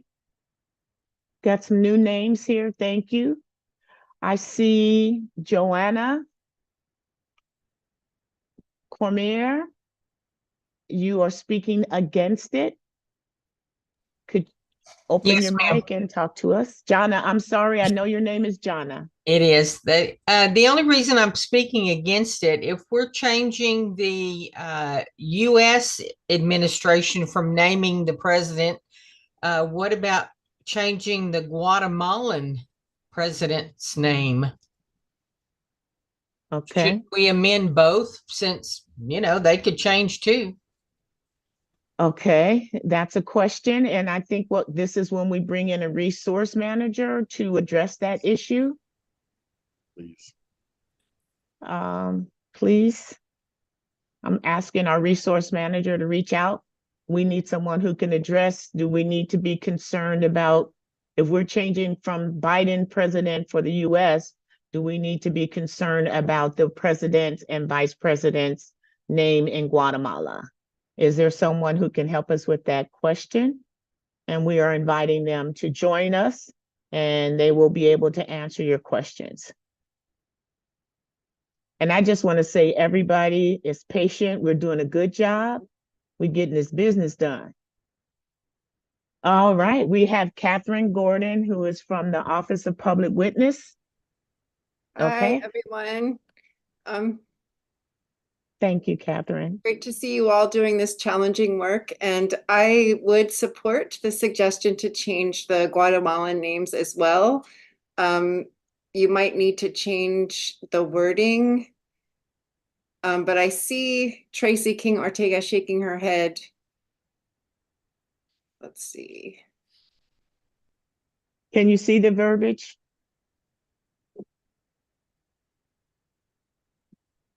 From the DC perspective, I think that we would want to be able, the Office of Public Witness would want to be able to engage this issue if there is a change in the Guatemalan administration. So we might need to reword that whole phrase to say something like support the U.S. administration in engaging the leaders of Guatemala to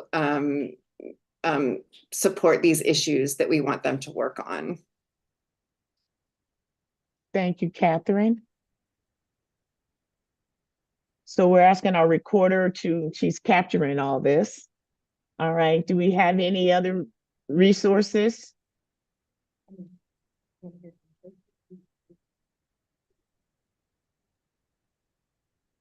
Yes. I would suggest, moderator, that what's being suggested is an amendment to the amendment. This more simpler way is if we like this changing to US president, let's pass this amendment and then let's make another amendment rather than amending the amendment. It's simpler. So to keep things from being the Presbyterian way and very complicated, we want to simplify it. Everybody okay with that? Did you hear what Darius had to say? So instead of amending the amendment, we're going to vote on the current amendment and then if you want to, and then go and change it and make a fourth amendment. We'll get this all, yeah. So that's the question. I am seeing Catherine Renkin has a question. Is it related to this amendment of the amendment? Yes, it is. All right, Catherine, please share your thoughts. I'm curious if the original writers of this motion had any particular concern and reason why they singled out Biden instead of looking forward. Are advocates still online? We are.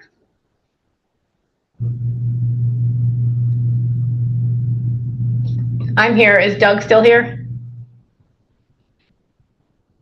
We're looking for, she's gonna check with the advocates to, oh, there's Carrie right there. Carrie, please. Can we take a break? Can you give us a second so we could take a break and just kind of clear our heads? Oh, we see both of you. Okay, hold on. Thank you.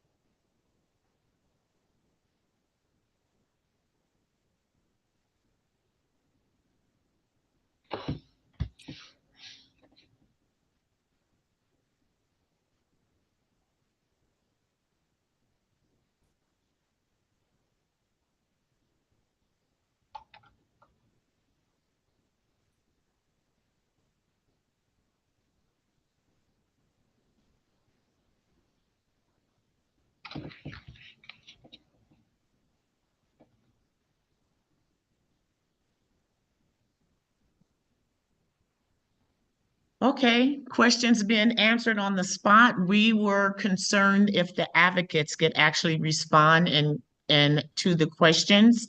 And we did get confirmation that yes, Doug and or Carrie will be able to respond to the question. And the question is, what was the question again? Who was, I think that was that John? No, that was Catherine Rankin. Yes, that was me. Okay. I asked if there was a rationale for including Biden's name in particular. May I speak to that? Okay, so I didn't hear the answer. I'm sorry. Doug, Are you able to hear me? Yes, we can hear you now. Okay, I'm sorry. I've been having a little bit of technical trouble on my end as well. So it may be helpful to go back in time to the time when this overture was drafted, which was back in November and December of last year. At the time, it was a very fluid, very dynamic situation where there was still a lot of question as to whether Arevalo would even be inaugurated. That was the specific issue that was going on at the time it was written.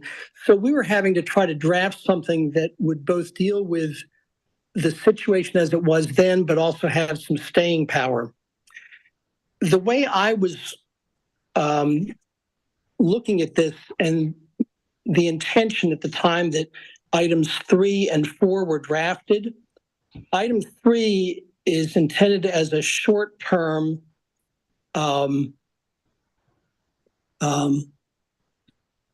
answer to some of the problems. That specifically, this was an effort to get the present administration here and the president's administration in Guatemala to respond to those issues surrounding the 2023 election, to give voice to the people and to reform the corrupt systems. If you go down to item number 4, you can see that there's a longer term effort there, asking the administration and Congress to energetically engage in diplomacy over the longer term to implement those policy goals, which absolutely include responding to those corrupt systems in Guatemala. So I think if you look at that as being a short-term answer and longer-term follow-up, that problem of Biden and subsequent administrations, Arevalo and subsequent administrations, I think that can be solved just by reading it in that fashion. Very clearly, we want to see strong support for the present Guatemalan administration. They are facing some amazingly difficult headwinds with a lot of folks down there who still represent the old guard. So I think there's a good reason for maintaining a reference to Biden and to Arevalo, and there's also a reason to look towards the long term. So I would propose that item 3 does the first and item 4 does the second, if that makes sense. Thank you. Okay. So we're right now looking at the amendment for number 3, not number 4, because that would be a separate amendment. Carrie, do you have anything to add to that? I think I'm comfortable with changing the Biden administration piece to the current U.S. administration, just to make it more long-term. I know that's the amendment we have. I do have some stronger feelings on changing the Arevalo and Herrera piece, but I know that that's a second amendment, but I'd like to speak to that when it's time. Okay. So what we're doing is amendment number 3 is changing Biden to U.S. administration and keeping the President Arevalo and Vice President Herrera as it is. So the motion that is in the toolbox is the third motion on this, and it's an amendment. We have Jana Comer. You also you questioned to speak against it. Jana, did you already have your turn? Yes, ma'am. A while ago, I spoke about changing the president and vice president of Guatemala. I have the motion in the box. Okay, so we're going to move the address. We've already addressed that. If we need to change the other president's and vice president's name, we could do that in a fourth motion. And we still have a question from Emery's Tyler. Your question is, please let us know. I'm not sure what my question is anymore. I don't think I've got one. I don't remember what my request was on there. I was ready to do a substitute motion, I think, to deal with the Guatemalan presidents, but I'll withdraw that. Right, we're not ready for that one yet. So, no, or is there any more discussion on this third amendment to the second amendment? Yes. Second amendment to item number 2? Yes. I have a question. I put it in there for process. The way the amendment's written right now, it would replace you would replace Biden with US and insert Guatemala. Is that what you understand that we're voting on? That both of those things in brackets would be amended? Okay. Correct. That's for the amendment that's on the floor right now. So put US and then Guatemalan will be added to that portion. And I'm sorry, I missed you on that, Brenda. Okay. Any other questions or discussion? So right now, we're going to close the discussion and we are going to ask for a motion on the current amendment. Can I get a motion? It has been moved.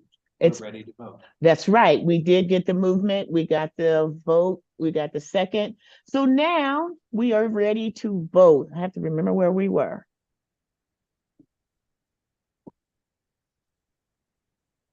Keep your eye on your toolbox.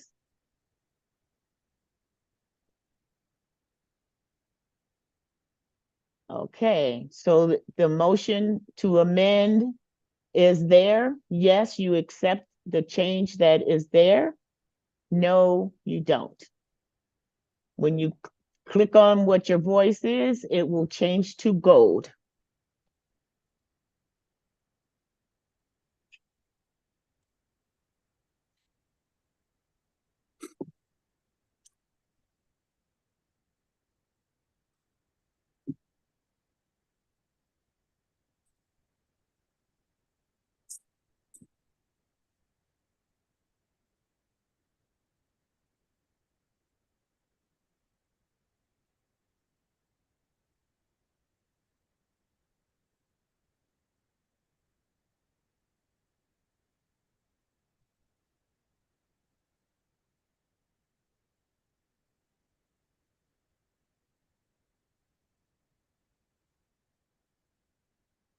So the voting has ended. We will see the results in a minute. We have the motion has passed. We have 39 yeses and 1 no. So the amendment to remove Biden's name and put U.S. administration and then add Guatemalan has passed.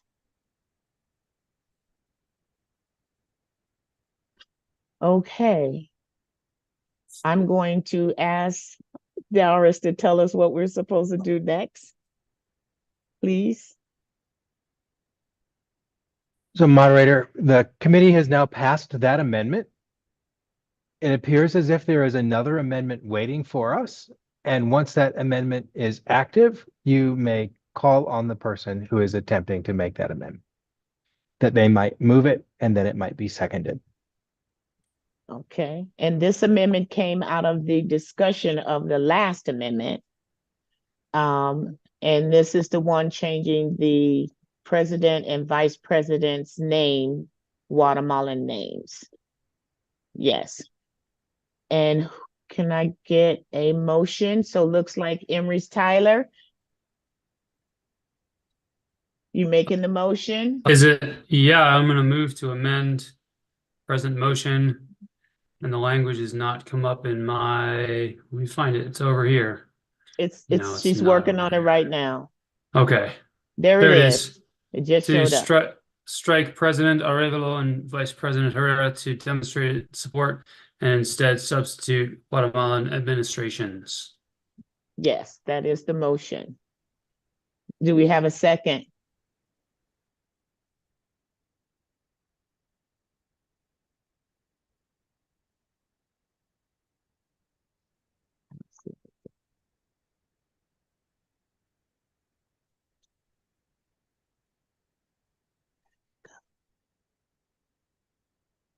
Did he move it?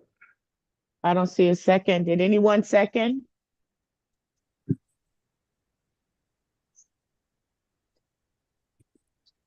It's been moved and seconded. It's been moved and Okay. seconded. It's been moved and seconded. So is there discussion? There is.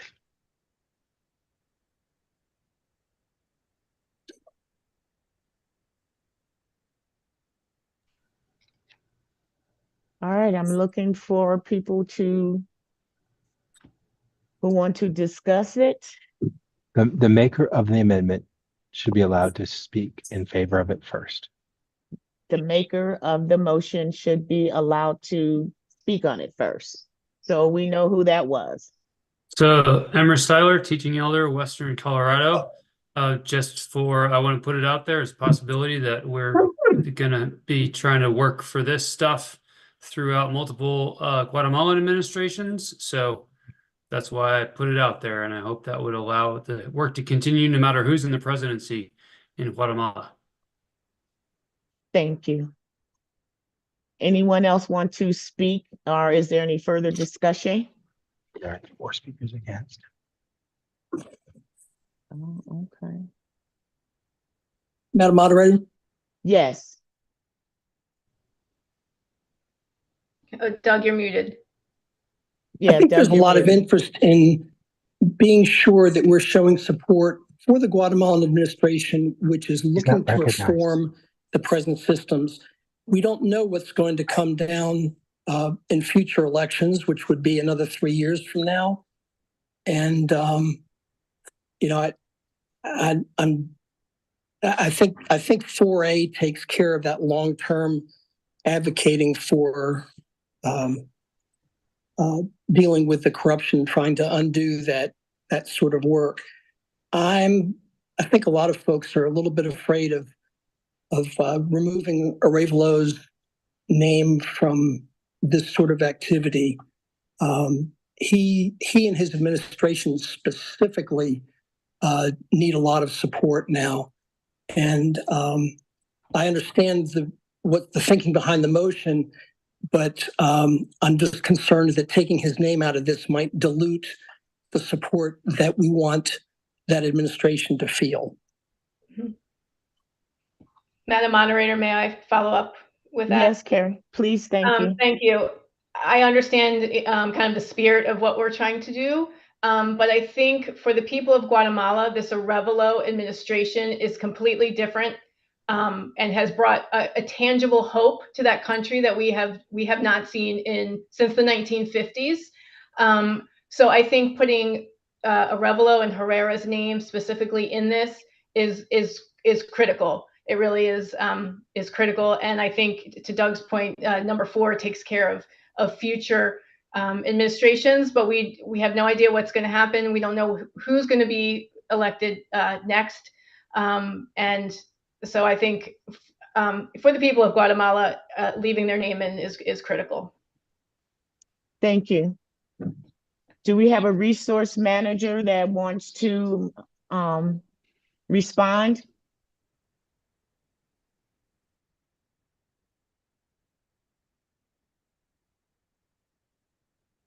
Is Tracy Ortega King still on the call? Me? I can respond if you'd like me to. Yes, please. I recognize you. Thank you. Tracy King Ortega, Area Co-Coordinator for Latin America and the Caribbean with Presbyterian World Mission.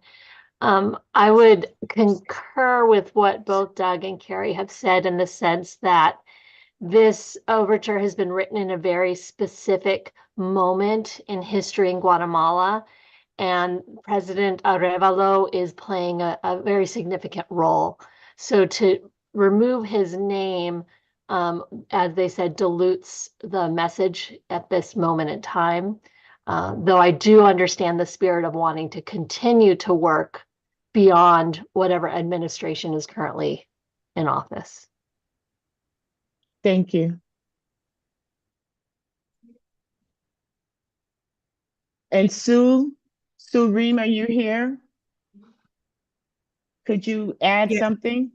Yes, the importance, I think, is being recognized that the administrations that have gone before this present administration have not really dealt with the corruption. There was the CICIG that the UN in Guatemala had instituted. It's the International Commission Against Impunity in Guatemala that was established in 2006. To uphold laws and to strengthen the judiciary. But the past President Morales terminated that agreement in 2019. And so different actions can happen with different administrations. And this current administration that has come to govern does need to be supported. And so that is something to take into consideration and to be named and to be supported. Thank you. Do we have any further discussion? Okay. Matthew? Matthew Byerly? Correct. Matthew Byerly, a ruling elder from Wabash Valley Presbytery.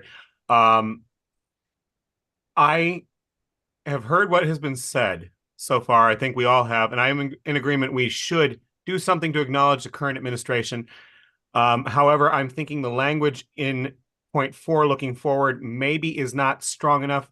And in true Presbyterian fashion, I'm going to go towards the Office of Redundant Redundancies here and suggest that perhaps the phrasing should be such that we still include and recognize the people that have come to be so key and important here, but explicitly include and future administrations as a phrasing in here. Either that I put this forward as a motion, it would be easier to just do that, or that we amend what is here, so that the recognition is in this line as well as in later in the document, so that there is that true reinforcement of the full intent, as well as the recognition of the historical moment going on currently in that portion of the world. Thank you. Recognize Theodore Anderson, who also wants to speak on this. Thank you very much, Madam Moderator. So the reason I left the names in on the original, the last amendment, was because knowing the history there and having friends who work there and having a family in my congregation who's been there and knows how unique this is. So I agree with the resource people that spoke, that I think it's good to keep the names in there. Because it has an impact. And I like what Doug taught us about the fact that the fourth point there really talks about where the future is and has got that covered. So that's what I would say. I'd speak against the amendment. Thank you. And there's one other person who is seeking to speak, and that's Jonathan Wallace from South Alabama Presbytery. Jonathan, unmute yourself.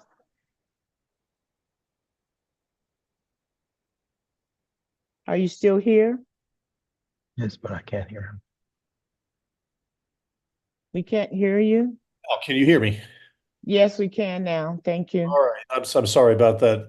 Thank you, Madam Moderator. Jonathan Wallace, teaching elder from South Alabama Presbytery. Just want to add my voice against this particular amendment, wanting to just give the full weight to those who have spent the time and crafted this particular amendment and their rather passionate calls to keep the President and Vice President of Guatemala specifically named here. I suppose if we want to continue to play with this and deal with the wording at another amendment, but I feel strongly that this particular moment in time does need to be respected for what it is. This president and vice president are in unique positions, and they are quite different administrations and seeking to do very different things than previous have done.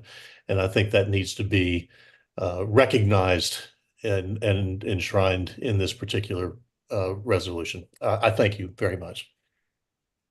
Okay, thank you. And looks like we have one last person that we're going to allow to speak on this, and that's Todd Tracy from Scioto Valley Presbytery. Thank you, Madam Moderator. Todd Tracy, teaching elder, Scioto Valley Presbytery. My concern about removing the names and going to just Guatemalan administrations is if another administration comes into power that we would not want our administration to be supporting, with the possibility that there could be someone who is actually one that we want our administration to oppose as opposed to support. And the language in here is supporting this current administration. Thank you. All right. Looks like this will be the last person to speak on this before we make a vote. So I'm going to invite Paige. Yad from Mackinac Presbytery. I was going to go back. I'm speaking against this amendment as well because I think keeping the names is important, but if we did want to add the part in about the future administrations, maybe we could include the word democratic, because I think that was part of the goal in the rest of the overture as well. Because like Todd just mentioned, we wouldn't want to necessarily support a future administration that we wouldn't want to support. So I think the wording is key here if we are going to change it again. But otherwise, I'm against this amendment as it is. Okay. So it looks like there's no more one in the queue to want to address this. So let's go ahead and vote. All right. So looking at your parliamentary toolbox, we're going to scroll down and there it is. Yes, you agree with the amendment by removing the president and vice president's name. No, you don't agree with it.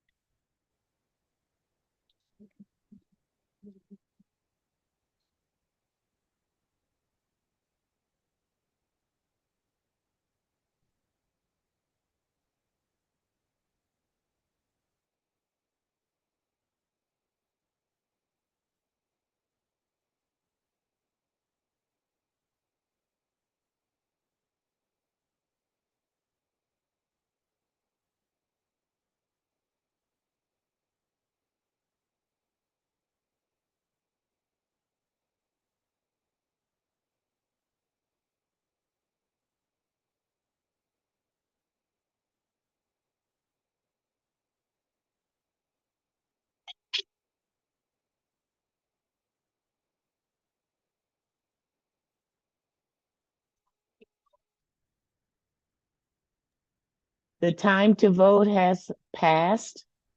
Our results are, for this amendment, we have 3 people who are for it and 39 people who are against it. So this amendment to that overture does not pass.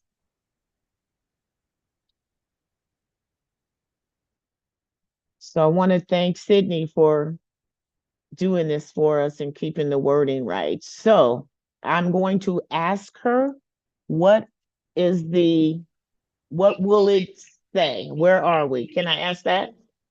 You sure can, moderator. So we are back to the main motion as amended, and we are ready to debate the main motion as amended. If there's no further debate or other motions, we're then ready to proceed to a vote.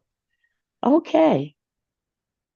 So we're back to the main motion as amended, where we're taking Biden's name out and leaving the president and vice president of Guatemala's names in. And now we will go to our parliamentary toolbox and see what we are voting on.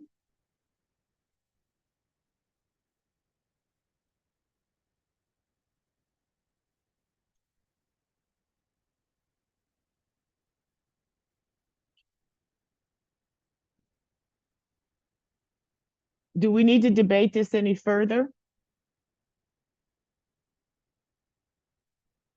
Anybody want to recognize if we need to debate this any further, or can we go?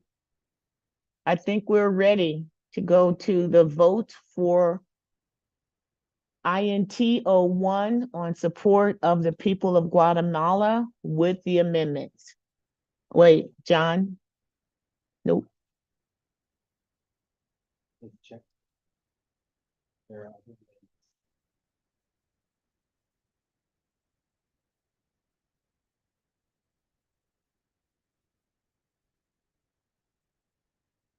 There is a question, and you have 2 speakers who can call the question, and there are amendments.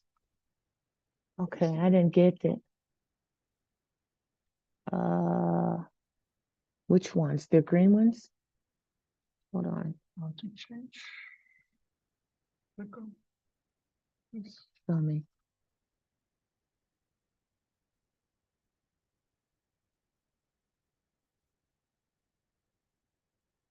Oh, okay. We're still talking about this. We have speakers available to call.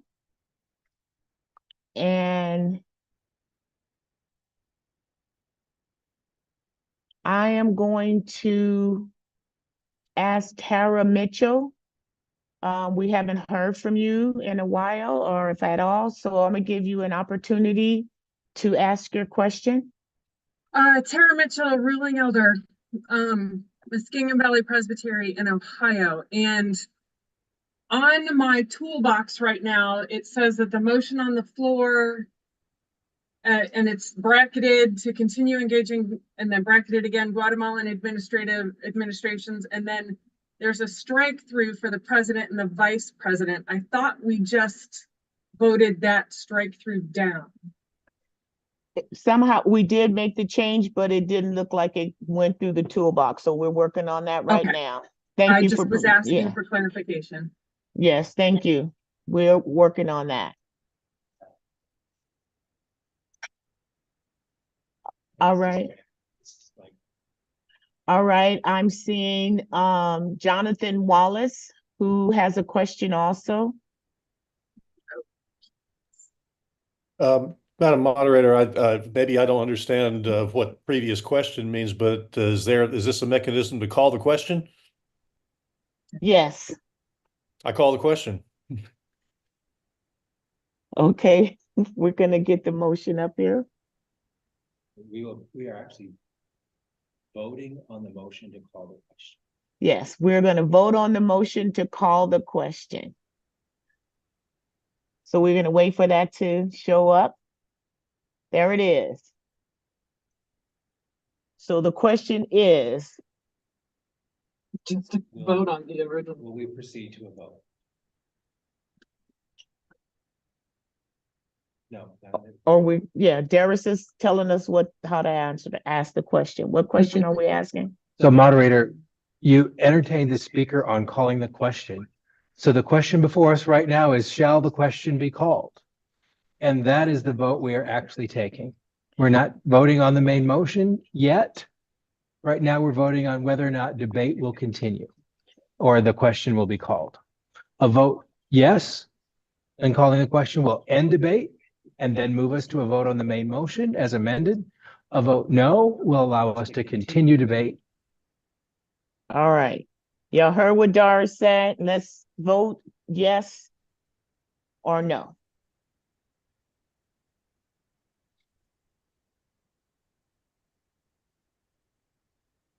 So Sydney, you got to get that question up.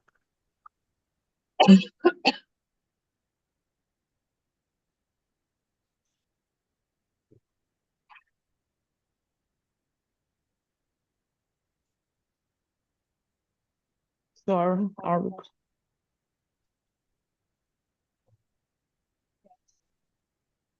okay. So if everybody had a chance to vote.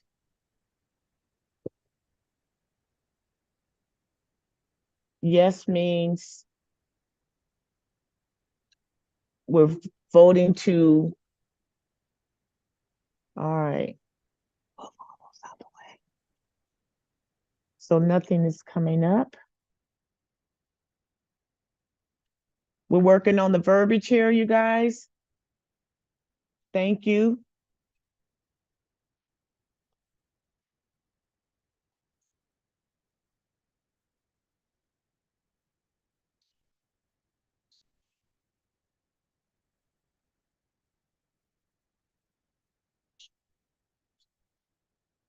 Okay.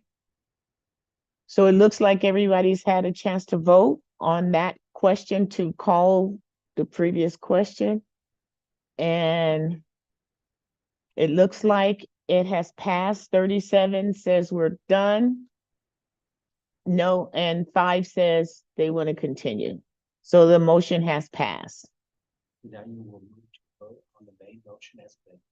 So now we get a chance to move on the main motion as it has been amended.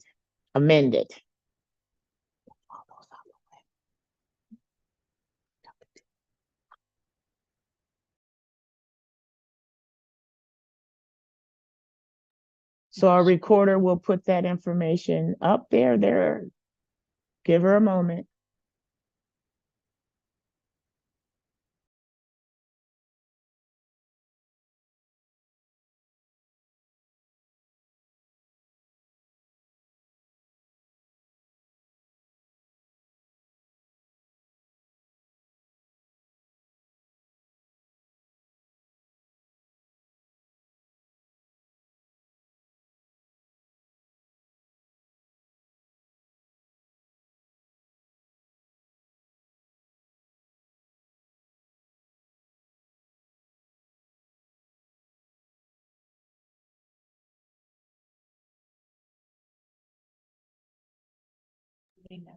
Okay, so what we're doing, we're going to hold off on that because remember, we were asking the equity prime questions. Are we ready to vote? Are we ready to vote?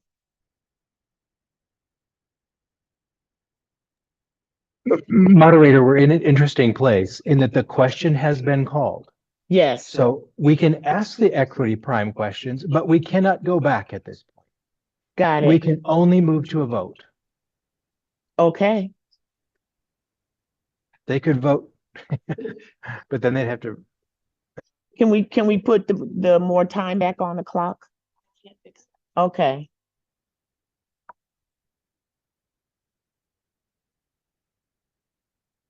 So looks like we're ready to vote. And you guys are, we've been working on this for a minute.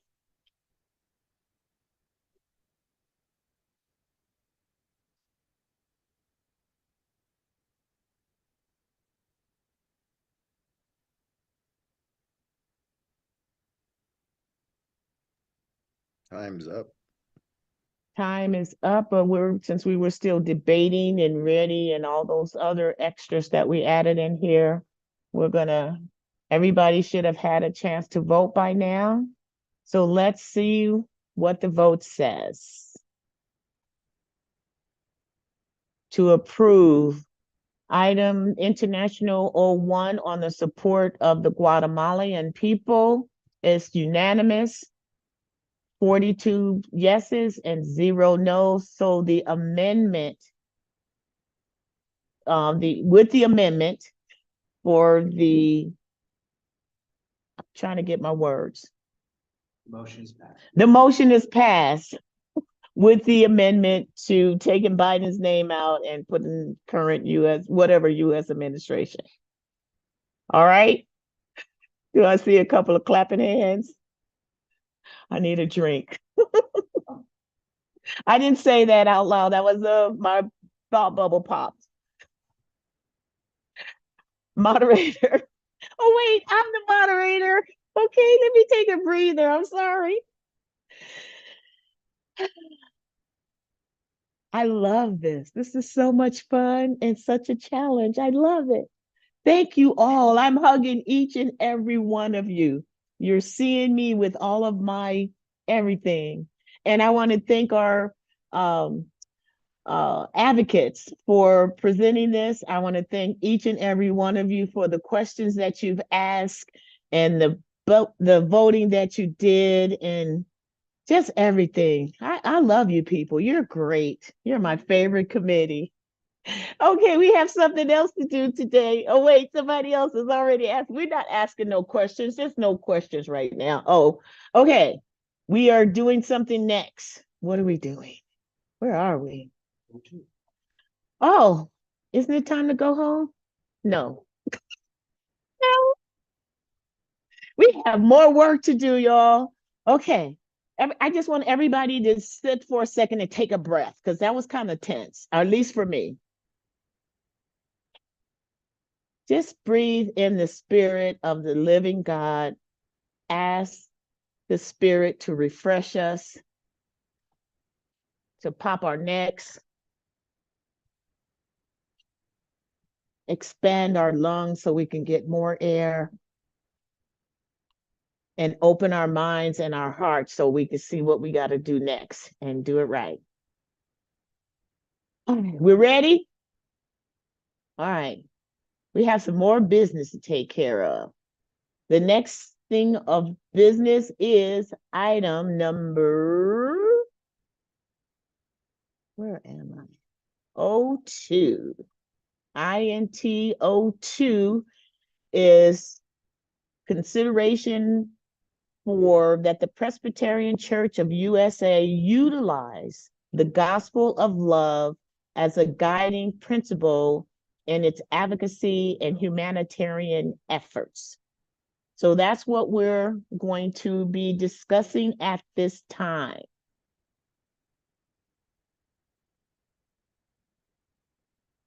Darius, tell us what we're doing. Just to remind you, moderator, you have now introduced the item of business. We will hear from the Overture advocates. At that point, we will then work through that little process in order to get the item actually formally before us. So Overture advocates first. Thank you so much. I mean, what would I do without my team? Out the team. It's not my team, it's our team. So we are asking the Overture advocates for this item of business to join us. That's a important question. You need to.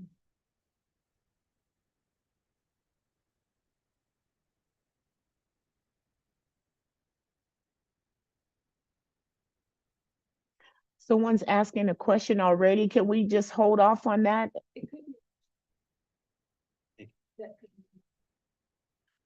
Okay, Daniel, you're up again.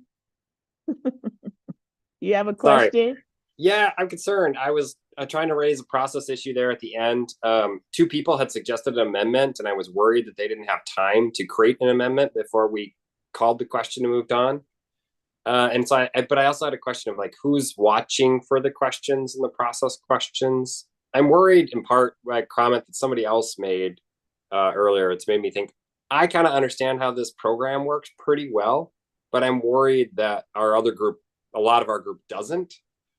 And then I hate to say it, but it almost feels like the hand thing inside of Zoom might almost be more fair to get people to talk.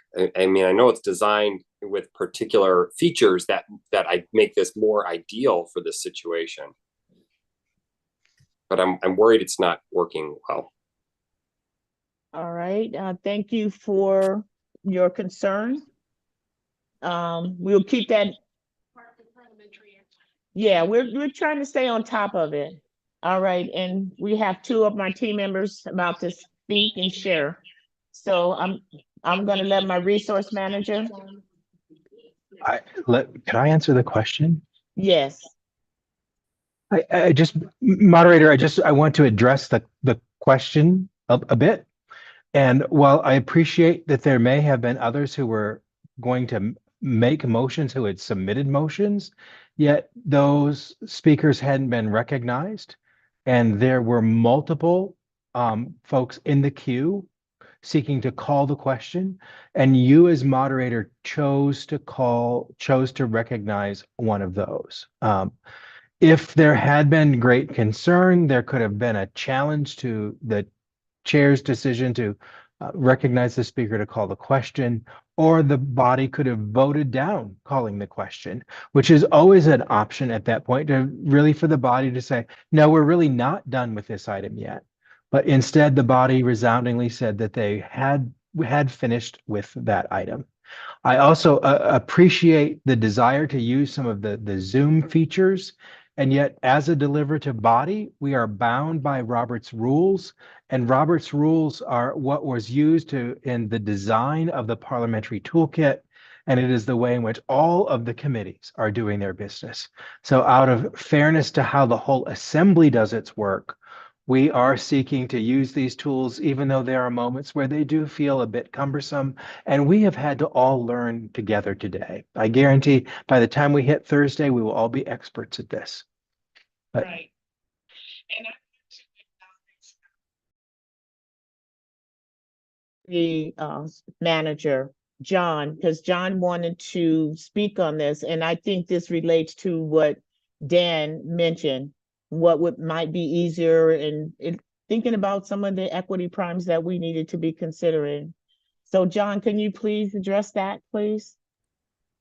Yes, I just wanted to take a couple minutes and let everybody know that we are hearing you. What you have seen in our group has kind of been mirrored across the board today in others. So other groups have felt the same growing pains as we have, and some of the inequities of Zoom and the technology are coming to light and are being discussed. That being said, there are certain parameters that we operate in, that we have to that we abide by, the parliamentary procedure to keep everything moving through the good order, decency and in order, right? We're Presbyterians. I do want to remind everyone that one of the choices that you have is to ask for a pause. So if you feel that something is being, if something is being rushed, if something is being forced, if you are unable to, if you feel that something, you are not being heard, please speak up. Please ask for a pause, because we can answer that. Darius is on top of the parliamentary side of things. He is watching those cues, but parliamentary procedure, though we will follow that, if we will not follow that to the point that we don't hear voices. So if you feel like you are not being heard, if you feel like you need a pause, please, like you did right now, Dan, you asked the question and we're having the pause. So please know that that is your choice, and that is something that everybody is able to do. And as the moderator, one of the things that I have the responsibility to look at is who's asking the question. If only one person or two people are asking the questions all the time, and someone new wants to ask a question, to me, it's fair to hear a different voice. Not that the voice of those who've been asking questions all along to be able to speak, but I think it is important, if we're going to use equity, to be able to let us hear some of the other voices and some of the concerns. And most of the time when I do select someone other or who hasn't spoken, they're pretty much saying what someone else has already said. So we just need to be mindful of this. This is why we are trying to do this the best way that we can at this time. And I think we've done a wonderful job thus far. And we have learned from what we have, the challenges that we've had to address. So I'm not going to say overcome, because challenges are always going to be there. And I believe that we're being as fair as we can, and we're hearing as many voices as we can. And our covenant says that we were going to respect that. So thank you all for understanding and just being the best Presbyterians that I know. Okay, we got some questions already, and we haven't even started. Yes, we did. All right. Oh, a new person. So I have a person. We're going to discuss the next item of business, but before we do that, let me see if the person who is asking a question if it's about that.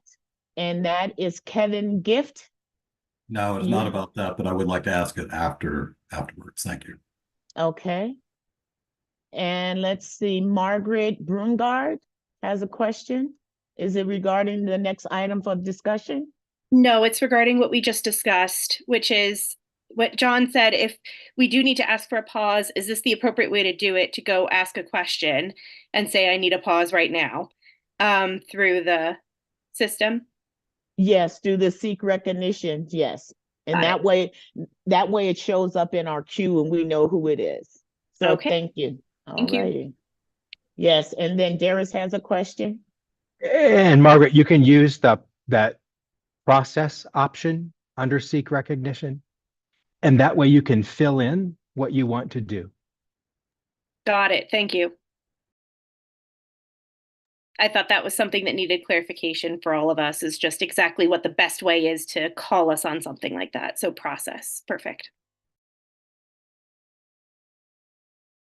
All right, time for discussion of international item number 02, that the Presbytery Church utilize the gospel of love as a guiding principle in its advocacy and humanitarian efforts. And we have the Overture Advocates. And the link is up. We're checking with our resource manager on the advocate, please. Just bear with us. Take some breaths.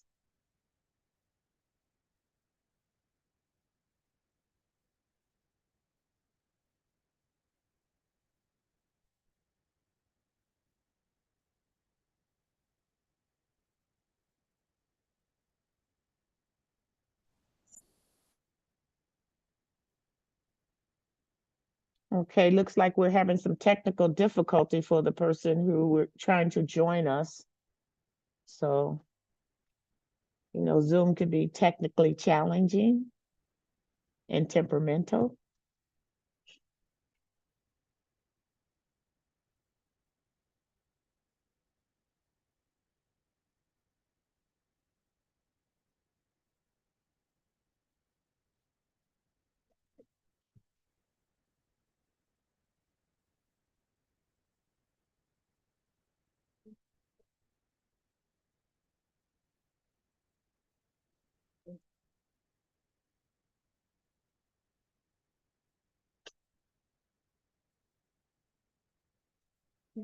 It may mean we're unable.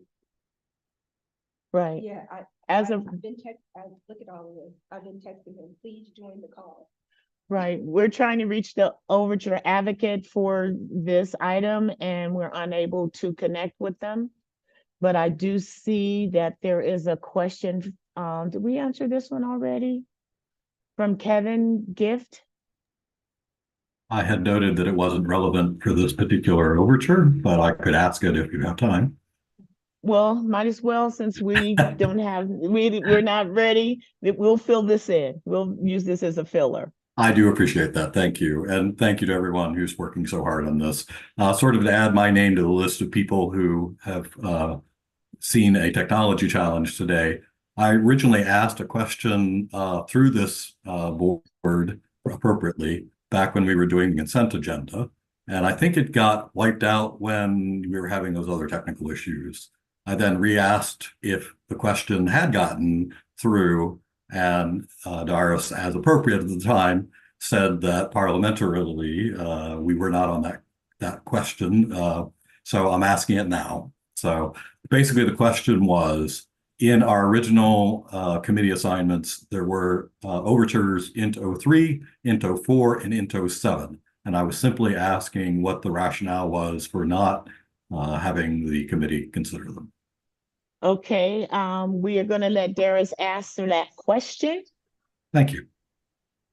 So the beauty of the answer to this question is quite simply, we don't know, because the Committee on Business Referrals made the decisions as to what goes when. So when overtures come in, they're usually assigned a committee identifier and a number. But once those overtures are read with a little more detail, sometimes those were the wrong label, but those labels are retained and often they get assigned to a different committee. So that's why we don't have consecutive numbers, because they were assigned to a different committee, not ours, but we didn't make that decision. That was the work of the Committee on Bills and Overtures and Business Referral. And I can say one of the overtures that was number 7 didn't have concurrence. So that needs to also be, there's a process.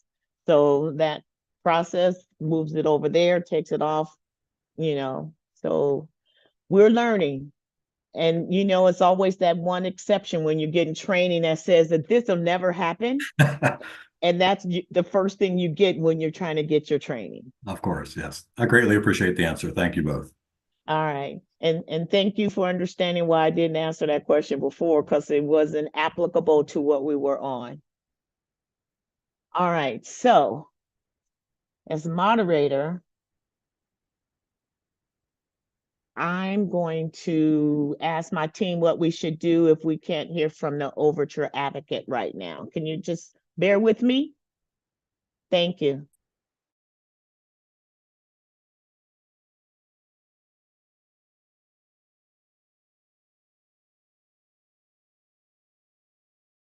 I think he just showed up.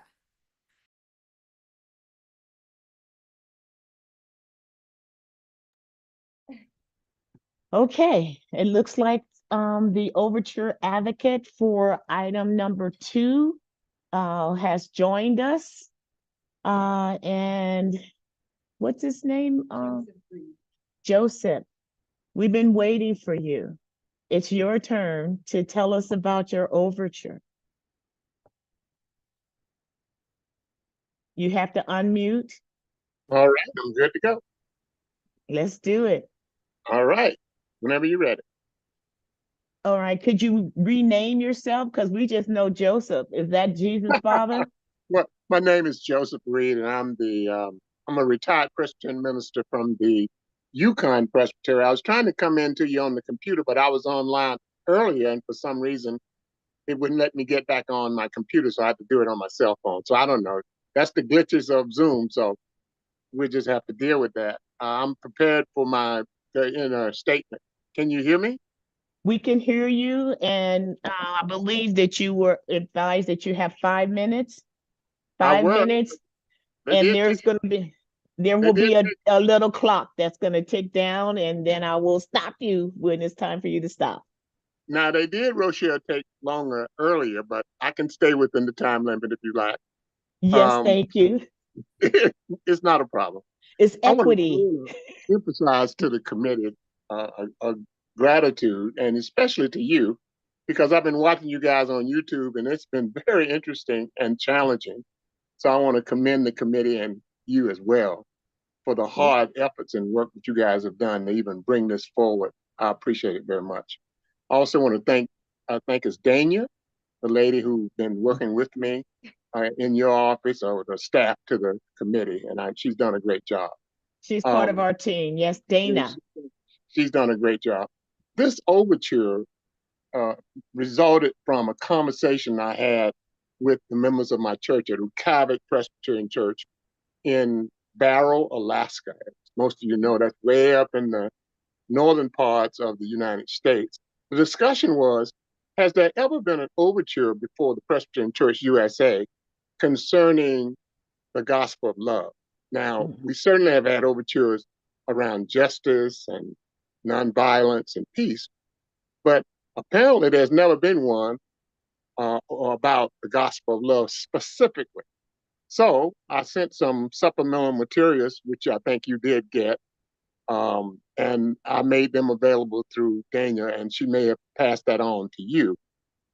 The Presbyterian Church has a longstanding commitment to peace efforts, justice, and nonviolence. Today, we face significant conflicts in the Middle East, as most of you know. Despite our intentions to be guided by love, violence just continues. This violence is displayed on social media every day, and it has had a real negative impact on our young people worldwide. Our call for peace may meet with opposition. I know it will. Some within our church advocate for continued fighting or a two-state solution in the Middle East. While the former idea may be based on national security, the latter idea is based on a diplomatic solution. However, I believe true and lasting peace can only be achieved through love and nonviolence. We cannot ignore the cries of the suffering of the oppressed and displaced. As followers of Jesus Christ, we are dedicated to the ongoing work of peacemaking and justice, as has been demonstrated over the years. We have a mandate. Let me say that again. We have a mandate to continue our work in loving our neighbor, so that the efforts of those who've made the ultimate sacrifice, beginning with Jesus Christ, was not in vain. The gospel of love compels us to seek peace, reconciliation, and to act with compassion and mercy. We must be the peacemakers who embody this message. This mission is essential for the survival of our shared humanity, for the survival of the world. We must engage in dialogue with all parties, yes, with respect and understanding, yet we must also steadfastly promote nonviolence and love, as these principles are morally right, and it's the most effective way to sustain peace. By embracing this overture, this particular overture, in this committee and in the General Assembly, we are demonstrating our commitment to the gospel of love and nonviolence. Let us move forward with this conviction that love is stronger than hate, and peace is more powerful than war, no matter what the justifications might be. Let this be our resolve, the resolve of this committee, and the resolve of this 226th General Assembly. And let this be the enduring legacy. Thanks, Madam Moderator. Thank you for your compassion and your report. I'll say that. So I'm trying to remember what I was supposed to remember. I'm sorry. I got an hour's sleep last night, so it doesn't matter. I'm still moderating. You did a great job. You did a great job. I'm not making excuses. All right. So we have heard from the Overture Advocate, and now we have the opportunity to Get the item of business on the floor. get the item of business on the floor. So you know what you need to do. You got some buttons to click on and you got some things to push. So seeking recognition and all right, and making a motion, all these things. Did I get it right? Close. Okay. Oh, new names. I appreciate it. I do see that's made a motion. Okay, it looks like we have a motion. And do we have a second? There is a second. We should hear what the motion was. Yes, so I'm asking Jana, who made the motion, to tell us what the motion is, please. I simply believe, as was presented to us, that we should do everything that we do in love. That's it. All right. You know, Jesus Christ told us to love one another just as he loved us. All right, I'm calling on the parliamentarian now. Thank you. So moderator, at this point, in order to get the item of business on the floor, we need a recommendation to the assembly. So is the person who moved and seconded this recommending this to the assembly? Okay. She's nodding? Yes. Okay, thank you, Jana. So Jana, when you want to restate that motion, do we need to do To that? approve. She's moving Yes. to approve. Let's go. Jana, can you make the motion?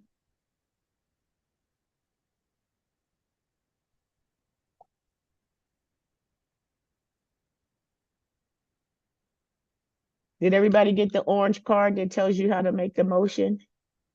So she simply needs to say that she is moving to approve the item and then verify that the person who seconded it, Matthew, is also doing that.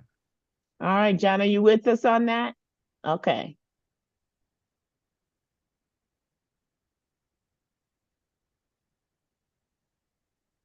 You need to unmute. We didn't hear you. Yes, ma'am. All right, can you make the motion with the recommend? She has that. Okay. And verify that Matthew, person who's seconding it. Matthew? I verify that I seconded the motion to bring this forward. Thank you. All right, so now we have a motion and a second, so now we have discussion. Okay. And I'm seeing people clicking recognition. And I am trying to call on someone who has not had an opportunity. So keep that in mind. If you pushed it before, I am going to call on Sharon Parker from Philadelphia Presbytery. And she has a question. Sharon has a question. Actually, I did not, but thank you for calling on me. Is it possible for me to speak in favor of this? We're Go back and seek recognition. Okay. right. So you got to get the buttons right. We're collecting data. All right. Let's see. Jeff Dickerson. We have not heard from you, Jeff. I would like to speak against, and actually the main reason I'm speaking against is I just wanted to draw attention to the fact that on the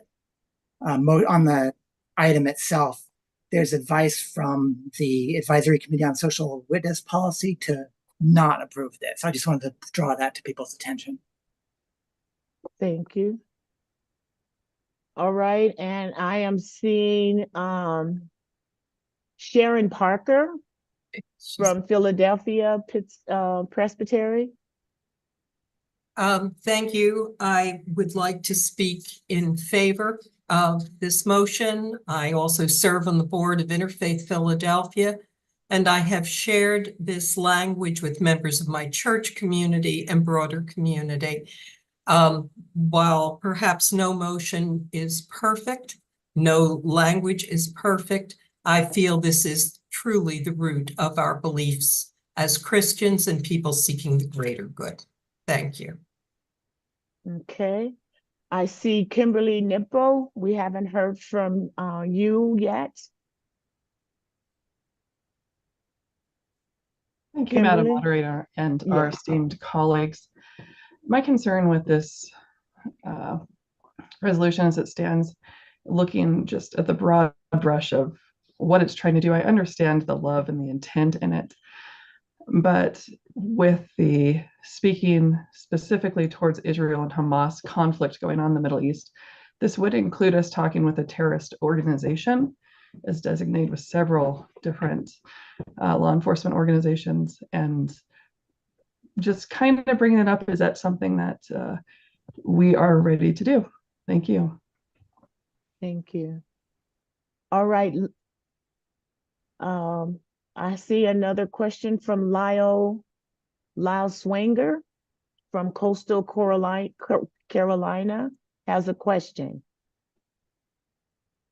Yes, actually going along with what Kim just said, is this directed specifically about Hamas Israel, or is this in conflict in general? Because I think if we amend to make it about conflict in general, I think it's a little bit better worded that way. Not specific to this one individual. Okay. Let's see. Todd Tracy, have we heard? Oh, Todd, we've heard from you. That's the long beard guy person. Sorry. The question is for you. What question do you have, Todd? I just wanted to clarify, there was a statement made that someone had written to suggest not approving this, and I don't see that in the item, and I wondered if there could be guidance as to where to find that.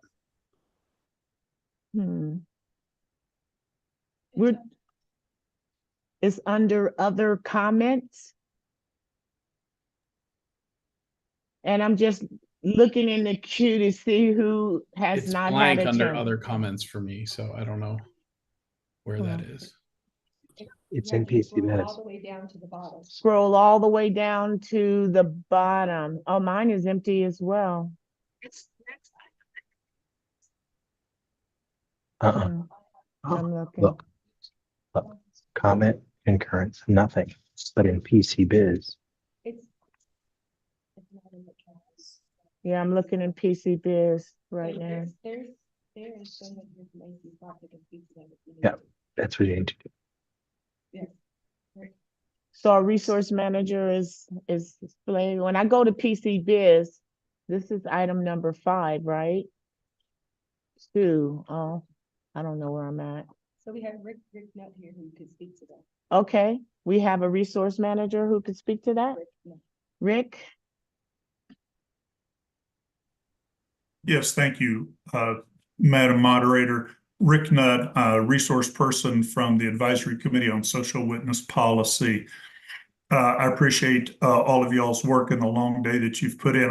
I was a few times in committee leadership myself at GA and know the strains and the challenges that you face.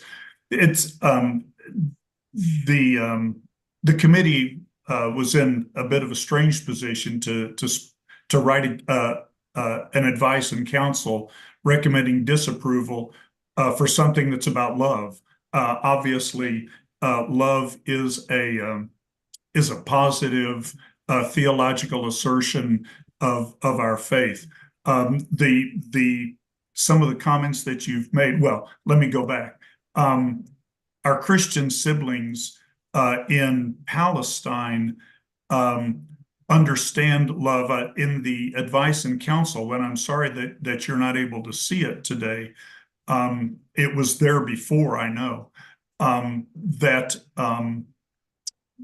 in the Kairos document from Palestinian Christians, they call for love and call for nonviolence. I've been to Palestine twice. The last time was in February, and have met with a number of Palestinian leaders. In fact, Mitri Raheb was speaking in the open hearings earlier. He's the founder and president of a university in Bethlehem. I've never met any Palestinian Christian who did not call for nonviolent attempts to deal with the Israeli occupation. But there's also the committee's problem or concern. I shouldn't say problem. The concern with the item that you have before you is that it creates. It feels like it creates a kind of equivalency between Israel and the Palestinians, and our denomination has consistently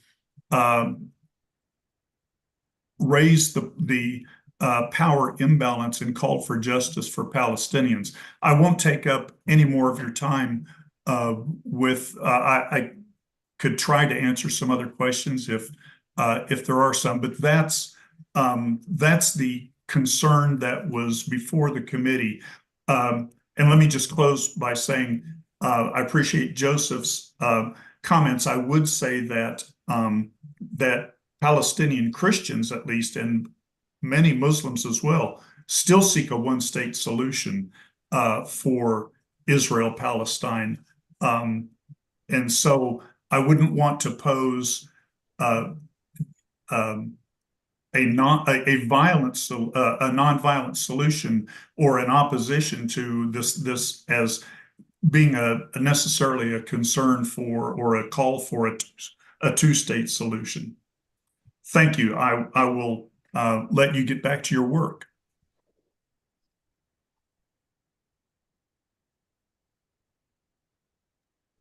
Okay, we have a few more people in the queue. We have a person who I am picking because they haven't spoken in a moment.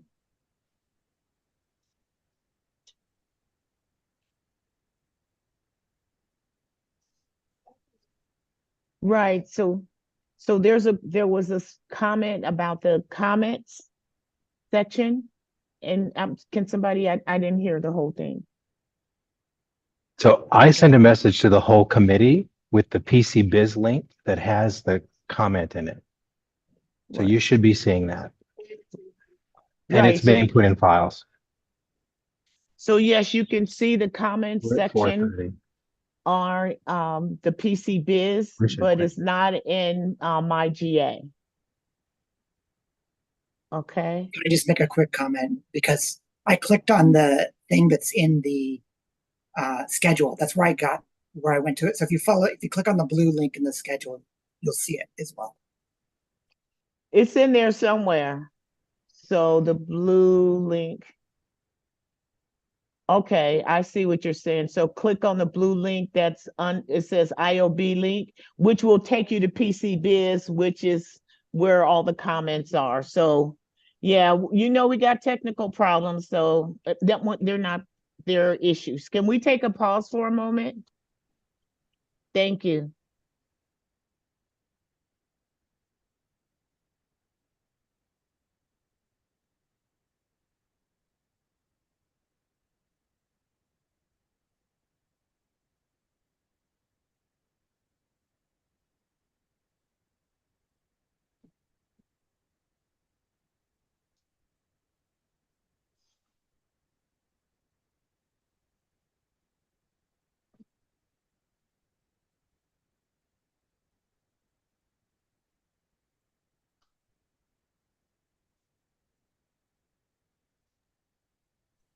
Okay, I've been advised by my team, and Jermaine Ross, I see your hand up, but we're not doing hands in Zoom. You gotta seek recognition on the toolbox. However, I am just, remember we said we could take a pause? And I think we need to take a pause on this because we were supposed to be done at 4:30 and it's 4:29 right now. So, and if everybody couldn't see the entire overture, then we want everybody to be able to read through it and see the comments. And then I think we will have a better discussion. Not that this is not good, I'm not judging, but a more thorough, complete discussion based on a complete overture.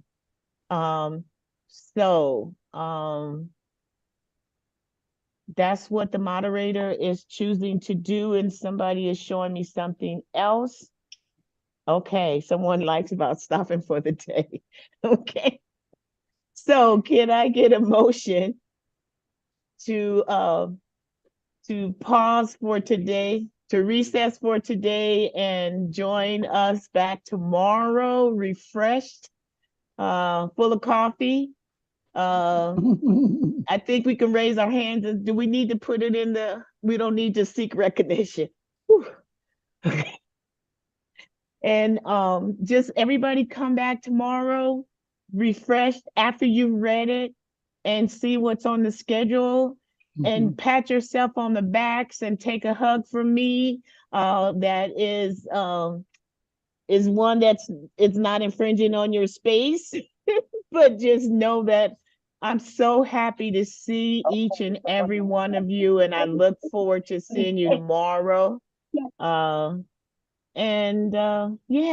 can we do that? Yes, Carlton? I'm an overture advocate, so I'm going to be gone for a portion of tomorrow. I did have a question, so I guess it won't get resolved. Is it a long question that requires a whole bunch of answer in parliamentary procedure? I don't believe so. It was simply, I didn't understand Mr. Nutt's, or I did read the ASWAP response. It is not very clear. And so tomorrow, could there be some greater clarification as to the disapproval? It isn't very clear.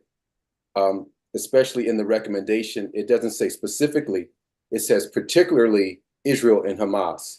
So it's speaking, that's a general term, not a specific term. So I don't understand the response. So I just like some greater clarification for the committee about why. That's all. Thank you for that. So we will include that in our contemplation and discernment this evening and come back tomorrow ready to respond accordingly. That's acceptable for everyone. So I am going to say that we're going to recess until tomorrow. I think there's probably a motion or something I need to say. So I'm going to remember your faces, and I'm going to ask someone who is on the worship committee to pray us out. I'll ask what time tomorrow. I think that's me. Okay, me, let's do it. Okay. Let's pray. I was gonna start with Spanish and translate for you, but I'm just gonna do it in English. So let's take a moment to pray. Thank you, dear God, Creator God, for the people who you've created here on this committee, in this church, in this country, and around this world. We thank you for the opportunity to do some of your work today. We thank you for your Spirit being present with us and teaching us how to make decisions with the Spirit. We thank you, dear God, for the gifts that we have and the gifts that others have to share with us, to be with us, to give us hope, to give us love, to give us peace, and to give us rest. We thank you for the similarities that we find as we come together, and we thank you so much for the diversity that we experience as well. We thank you for those who allow us to talk together and understand each other and hear each other, and we thank you for the opportunity to challenge each other in a way that's covenantal and to learn from each other and to grow with each other. We thank you, dear God, for this day. We thank you for the end of this day and the time to rest. We thank you for the night of rest that we'll have and those other things we have to do in our life this evening. We look forward to tomorrow with the sun shining, with new hope, new love, and new peace. In the name of our Lord Jesus Christ, amen. Amen. All right. Let's live into hope. Before you go, remember we got homework tonight. We need to look at the full overture, and we also need to look at the covenant because we need to work and approve that. So thank you for your patience. Thank you for your love. I felt it. Thank you for your acceptance. Thank you for your presence. We will see you tomorrow. God be with you. Thanks, Rochelle. Good job. What time tomorrow? When we what start, 8 a.m. Mountain Time. Mountain Time. Okay. Don't forget the link.